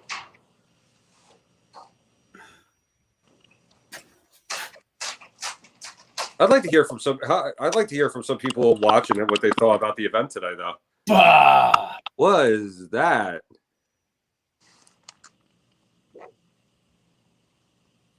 That's the rock. What is that from? Oh man, somebody in the chat help us. I don't know what that's from. That's cool. I think it's looks like Lord of the Rings almost. The sword kind of reminds me of it a little bit. Or it could be Game of Thrones. Could be That Night King. Looks like Lich King though, or not Lich King, but the race. Oh, once in Lich King is future. fucking Warcraft. Once in future. Once in future. Okay. Yeah, we are the worst comic nerds right now because of that. For We real. lost all our credibility in one go. We might as well just shut the show down and just be done with our lives. Right? Might as well just jump Move out on. the window over here. I ruined it. Not that there's anything wrong with construction. I used to do construction. Pencil on Bristol. Is that for sale? Third print, 3,000. I don't know what that means. Very cryptic. 3,000 of them? Or if that's from the third print cover and it's worth $3,000. Yeah, you have to put some not just Shorthand. like nouns and stuff. You have to actually put the subject and predicate in the sentence. See, this is the point where it's like, if I was Josh right now, I'd be like, $3,000 for that cover, payment plan option. You got somebody with the payment plan, they'd probably be into it. Once in future, #1, third printing, original art, cover art, $3,000. $3,000? No, $3,000. Yes, okay, $3,000. Who's got $3,000? Who's got it? If you got it and you want it, it's yours. He's going to send it to you. About $2,999 short. Me too. That is man. That is a gorgeous cover. That is no joke. It's fucking scary, is what it is, man. See, that's something you would see on like a heritage auction or like comic art fan type thing. But man, that's really awesome to see that here. And we're glad that Josh and Jay brought it. I will, with their permission, I can post this for anybody else that would want to see it on comiconline.com. If you shoot me an image of it, if you'd rather me link it to Jay or whatever, if you want to post it there, that is and I might go take a loan out if my credit's good enough. I don't think it is.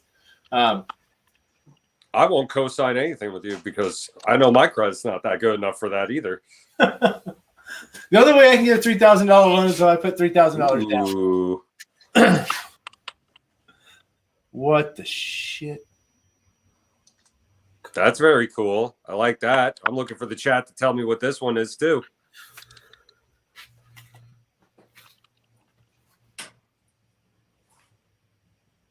Red Mother? Yep. Very cool.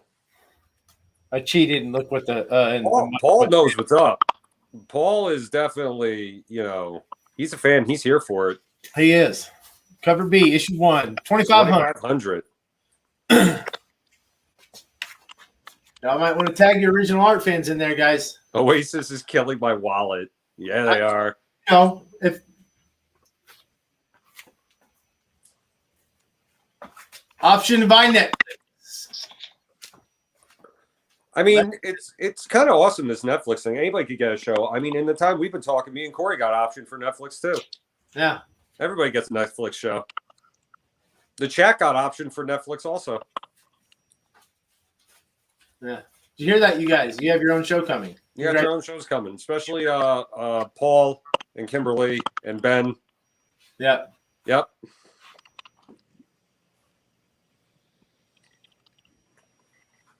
It's very nice. Board.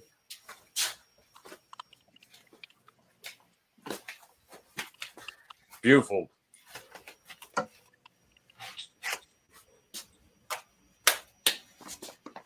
How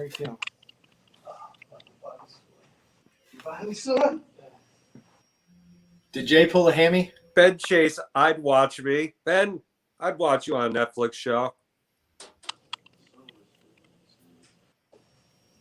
I do believe I think Ben's got some department stuff coming up here soon if he hasn't had them already. Ben is the customer we've been talking with who actually has his own shop. Good dude. I've been talking with him a lot. Yeah, I think he has something that's coming, a cover. Ooh. Oh yeah, that's the Turtles. That's that Turtles we showed off earlier. The original art for that. Turtles 98. So that's Turtles 98 original cover. Yep. Well, damn. All right, throw a price tag on that one. Whammies. Damn. Look at that detail. You're going to watch me on the news when I'm being chased out of my house. I mean, I'd watch that too. Yeah, wasn't that called Cops? That was a good show. That Turtles cover is ridiculous. What's the price on that? Listen, $3,000. I'm betting. I'm gonna say 3,500. 3,500. I call Oh, it. look at you. Look at me. I can price art. Oh, he guessed the number right. Does he win the cover? No? Okay. I tried.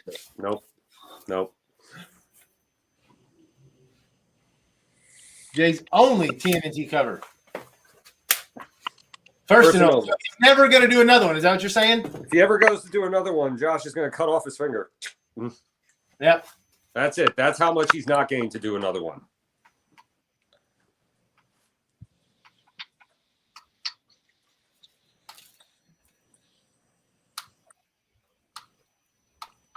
All right.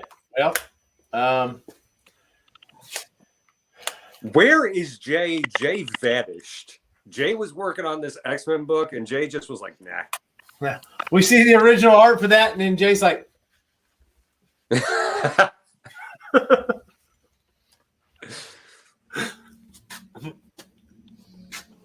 Josh, I'm tired of waiting.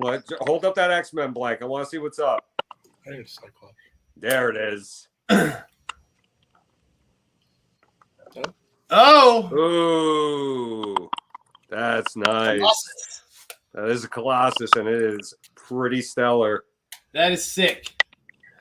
Corey's sad now. He's just hiding it. I'm not sad. It's a beautiful book.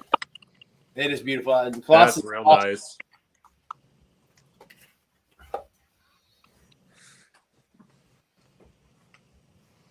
What else can we do? Yeah, Ben makes a good point, Josh. It'd be a good place to post that art if it doesn't sell here. Yeah, put it on the Turtles group. Yep. Dude, that's so nice. See, it's why you can never argue with Jay's pencil work, man. It's wonderful. I mean, I struggle as far as how great and I don't know if either one of them is better. Him and Alan Claw, just it's like my head explodes. It really does, and they're two different style of penciling. But I look at it and that could be a cover, just that, no inks, nothing, just pencil.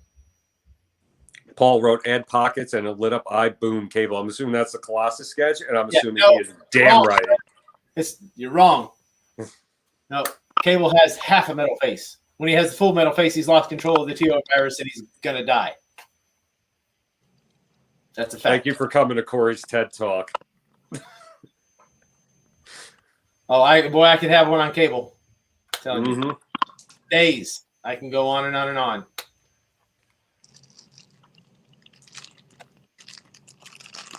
It's for Last Ronin, but they're savages. Ooh, Sam Ferrato, Oasis sent a DM. Okay. Sliding right in.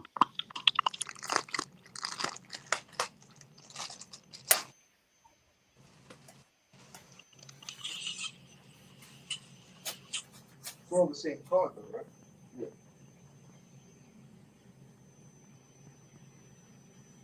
Got Vampirella cards, it looks like. His 50th anniversary Vampirella cards.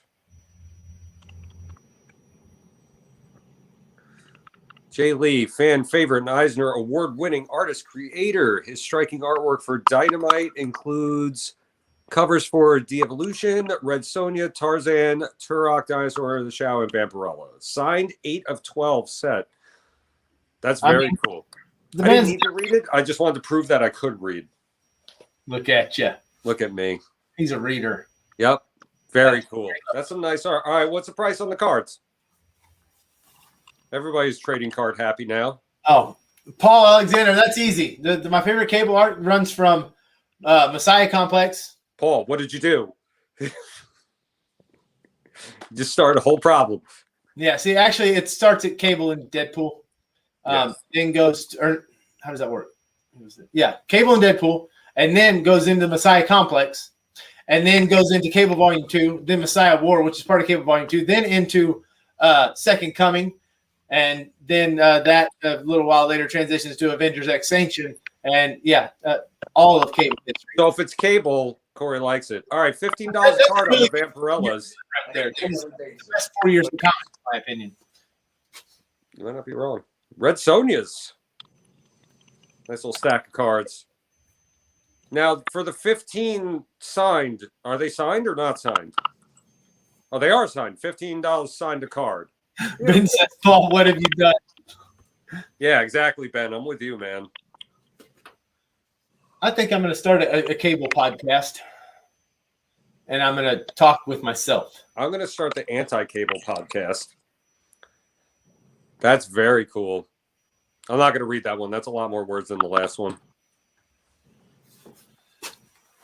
So $15 a card signed. You can get Vampirella or Red Sonja, or both for $30. 25 for 2. You get $5 off. It's like one of the New York little stands there. All right, guys, we got 1 for 50, 2 for 25. Paul, would you watch his cable podcast or my anti-cable podcast? Choose your words carefully here, Paul. Choose your words correctly is right. Pierce. I have both. Can I add both of the cards signed to my order? Yeah, of course. Oh, you'd watch his cable podcast? Damn. Because I get so intense when I talk about it. I think it's more for the comedy than anything. Question. Do the cards come with COAs? Ben watched both. Ben's the man. Yeah. What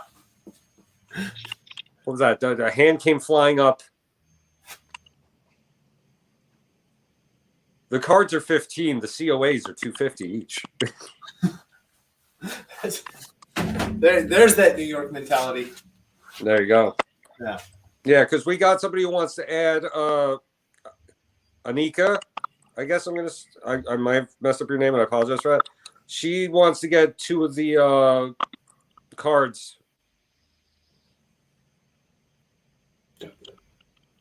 They're the signed inserts. And so they are the 25 for the 2.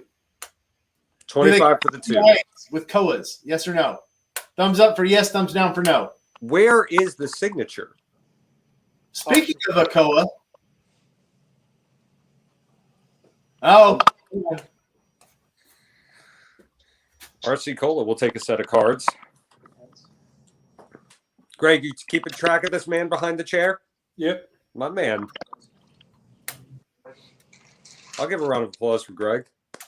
A little golf clap.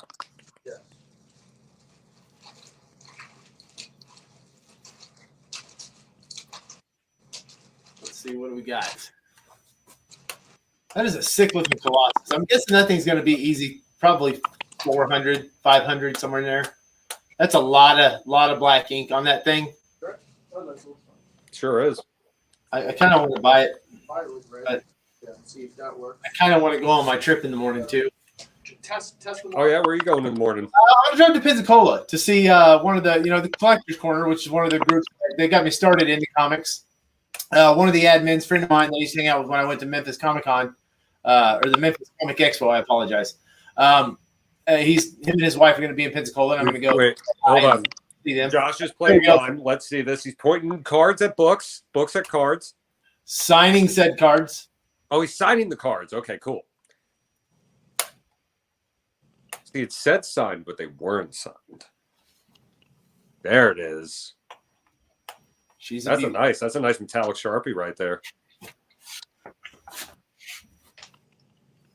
All right. So we got a set there. How many sets of cards do we have, Greg? Do we need another set signed? Yeah, 5 sets. 50? 50 sets. There's 50 sets, but how many have been claimed? 2 We need sets. another set of cards signed.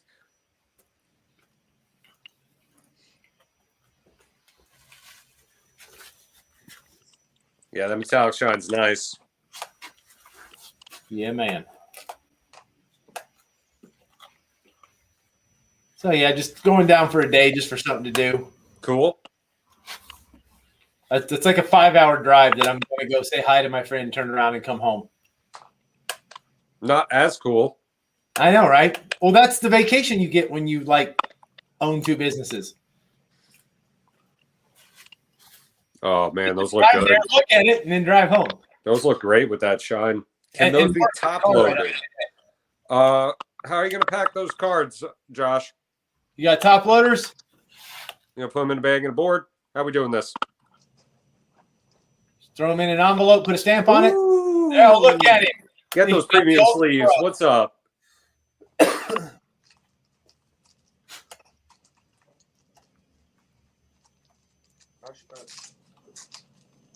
Also, props to Facebook for taking off the 4-hour cap on things. That's fantastic. Yeah. I like that. I think they did that because of the COVID, and everybody was getting pissed that they were cutting their feet off. And I think it was actually a 3-hour cap. Ooh, look at that top loaded card. What's up?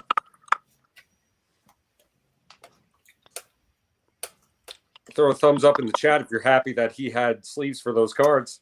Yep. Let's see those hearts fly. Let's see the thumbs up fly. Look at them fly. Where they going? No, I don't know. I don't have Facebook pulled up either. Amateur hour. Didn't it used to pop up on here? So what we'll do is you just sign like, I don't know, like 20 of these cards. I remember when that one time Kale did all the thumbs up, like he like obliterated the feed. He did. Can I get a smile on that one? Quite literally. Josh has mastered the art of pretending not to hear us. Like my ex-wife. I don't know. It just seemed like the thing to say at the time. I don't know. I don't have any ill will. You didn't listen to me because I don't really say anything important. I'm gonna let it marinate. I choose to disengage from that. Corey gets muted for 30 seconds. Attaboy.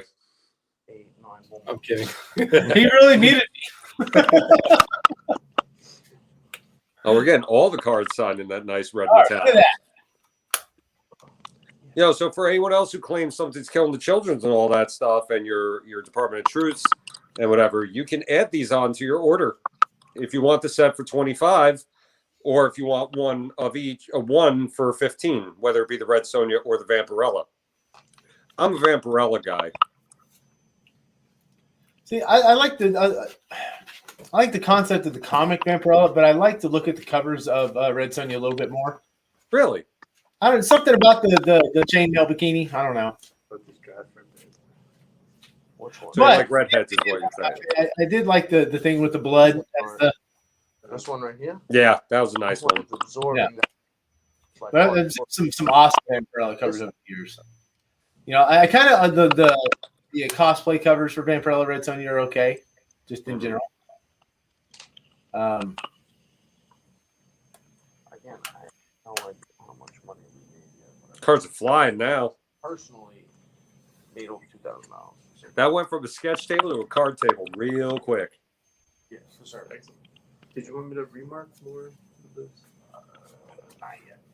Let's sell them first. Yeah. We don't want to. Yeah, it you know, I mean, we've been rocking for 5 hours. So Ben, with the calm down, Corey. Love you. Fantastic. Thank you, sir. No, it doesn't feel like it. It feels like we've been doing this for 20 minutes. I don't think we can be friends anymore, Ben. I know that sounds like such a dick. I take Ben for my team. There's no calming me down. If I calm down, Ben, I'm going to sleep. I'm either on or I'm off. I don't really have a throttle.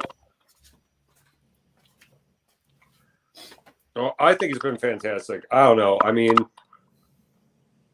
I don't know what else Jay and Josh got over there. Show the camera if anyone wants to be claiming anything.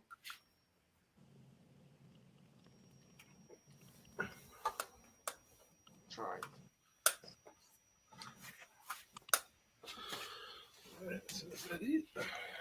Are we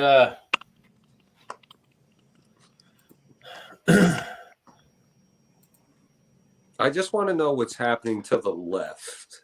You know what I mean? What's going on in that Jay and them keep running over there? What cool stuff is happening? Like, let me just take a walk over there and see what they're doing. Hey guys, you know, if my head would have popped up in the other. If it goes to the other screen, yeah, no, that'd be great. Oh, look at this Harley. Okay, we're gonna get a run back through the and then I think what is it like 8:30? Oh yeah, it's 8:15.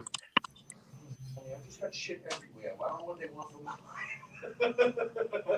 Paul says he's drawing you a cable off screen, probably. That's fantastic.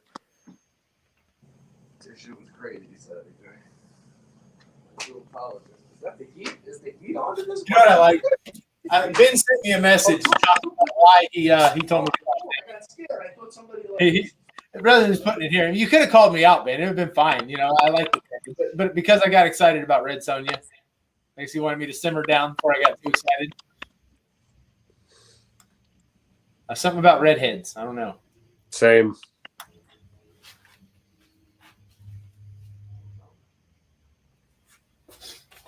I don't know, Jay. It's a TV show now. 5,000? Yeah, that sounds about right. Wow, I heard a number, and it's a TV show now, so I'm pretty excited about this. What if I get it, though? What if I get it? Are you on the phone negotiating sale, Josh? Yo, I guarantee you're going to see a Something's Killing the Children OA show up. Oh. Or it's a Department of Truth OA. Oh, $5,000. Dude. Greg, what do I? OA for Department of Truth. And no, we don't recommend the gun smoke remark on this. That's nice. I have $5,000 to toss around right now. If I did, that'd be where I'm. That's real nice. Paul says, Ben, do it. Do it. Do it. Ball's in your court, Ben. What you got, Ben?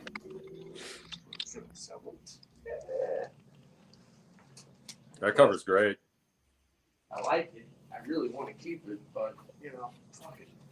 Somebody else is going to enjoy it just as much, if not more than me, you know? I hope. I'm sure they will.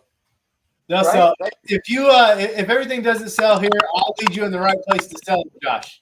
Yeah, no, I mean, listen, I have no problem keeping it. You know what I mean? It's beautiful. It's mine. I paid for it anyway, right? You know, like, but somebody should want it as well. You know, like. I'm surprised John Jesperson hasn't put in a claim yet. I mean, listen, He's too busy shipping stuff. Yes, that was the OA for the Department of Truth cover. If you guys know some fans of that, tag them in here. Share this video to that Department of Truth group. Yeah, so tell them to go to 5 hours and 9 minutes to see the cover. Share it right now. Let them see it. Very cool.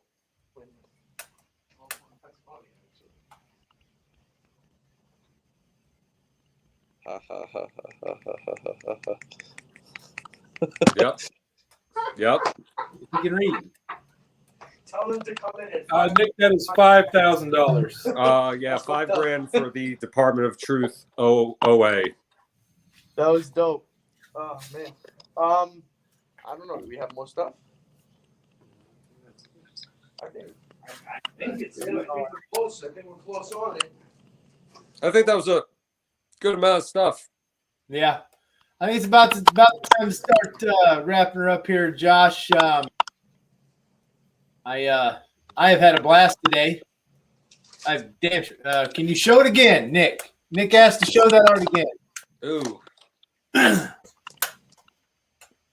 Nick wants it. He wants to see it. Not that. Pull up that Department of Truth away. Department of Truth original art. He wants to see it one more time.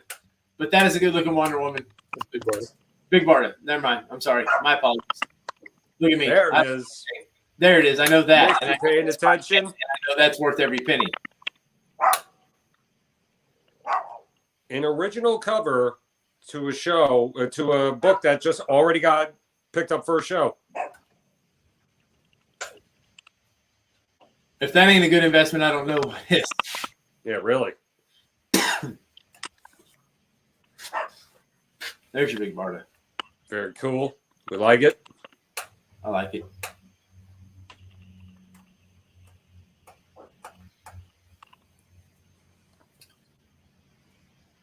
Nick's trying to fight that claim. I sense it. We got it. I want to claim it. Let me check my bank account. Let me look.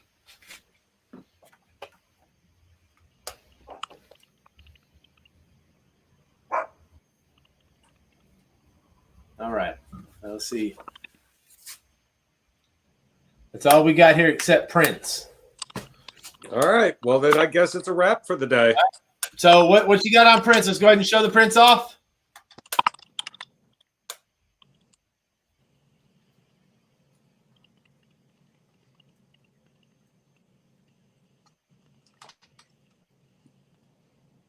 Yo, Ben is like one of my new Ben and Paul are like my new favorite people because they're complete enablers, and I like that.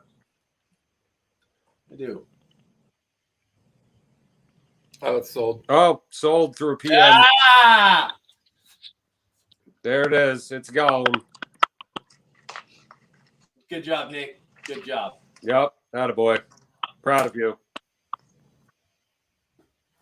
Yeah. Thank you, Yeah. Jay. Thank you, Jay. Lights up and down. All right. I guess that's it. Jay told us when it was over. Yeah, Jay says it's over, apparently. Jay said it's over. Well, that's great. What a nice way to finish up with seeing that Dude, Department of you're Truth over. away go. Yeah. I Right? mean, this has been awesome. This whole thing, like 5 hours, man, we've been running. 5 hours you've been running. I took that nice little siesta for a half hour. I mean, you know, I'm an Iron Man. What do you want?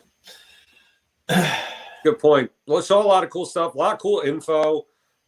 Great signings all set up with all these guys. You know, say you didn't like the Jay Lee stuff you saw. There's a character you wanted that you didn't see. You can buy that remark for $100 through any one of our facilitators. You could submit. You know, we'll talk to Joe Hill and everybody to extend his deadline, and you know, you could get your Sandman lock and key books done. You know, the Kelly Jones sketches flew.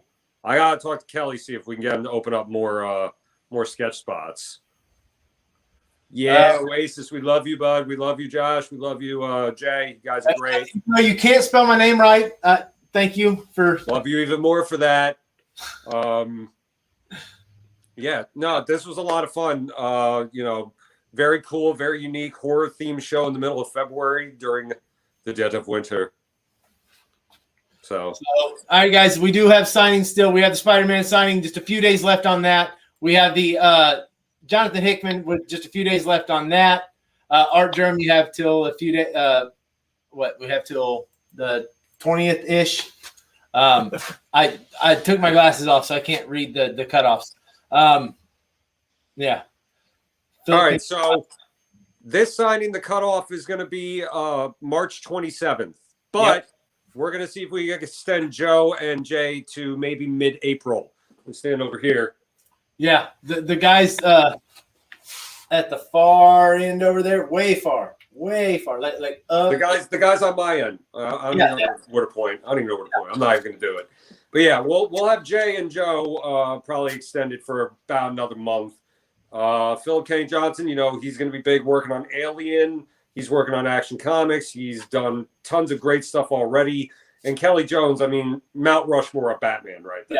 Yeah. For Philip Kennedy Johnson, head to Scott's Collectibles, and you can claim. When we started the show 5 hours ago, there were still 60 sets left. I imagine they might be gone by now. Oh, quite possibly. It's the Gabriel Del Auto Aliens cover. Go get one. Yep. Great stuff there. It is. And it, like, I've only seen 5 covers for it so far, 6 covers. And I think for me, between him and Gleason, I do like the Gleason because it's a bit of a change in Gleason's style from what he normally does. That's why I like it when an artist does that sort of change up from what they normally do. Right. I like the Del Auto. I like the In-Hyuk Lee because In-Hyuk Lee doing an Alien just. In-Hyuk Lee's dude's like an instant classic with everything he does. He's fantastic. Yep. So, yeah. Great stuff. Great day. It was fun. thanks to Greg, man in the chair. Yeah, pay attention within the next week or so. We will announce the next show, and it's going to be a big one. Yeah. Very, very big. All right. Very special. So that'll be it for us. Rich, appreciate it. We had fun.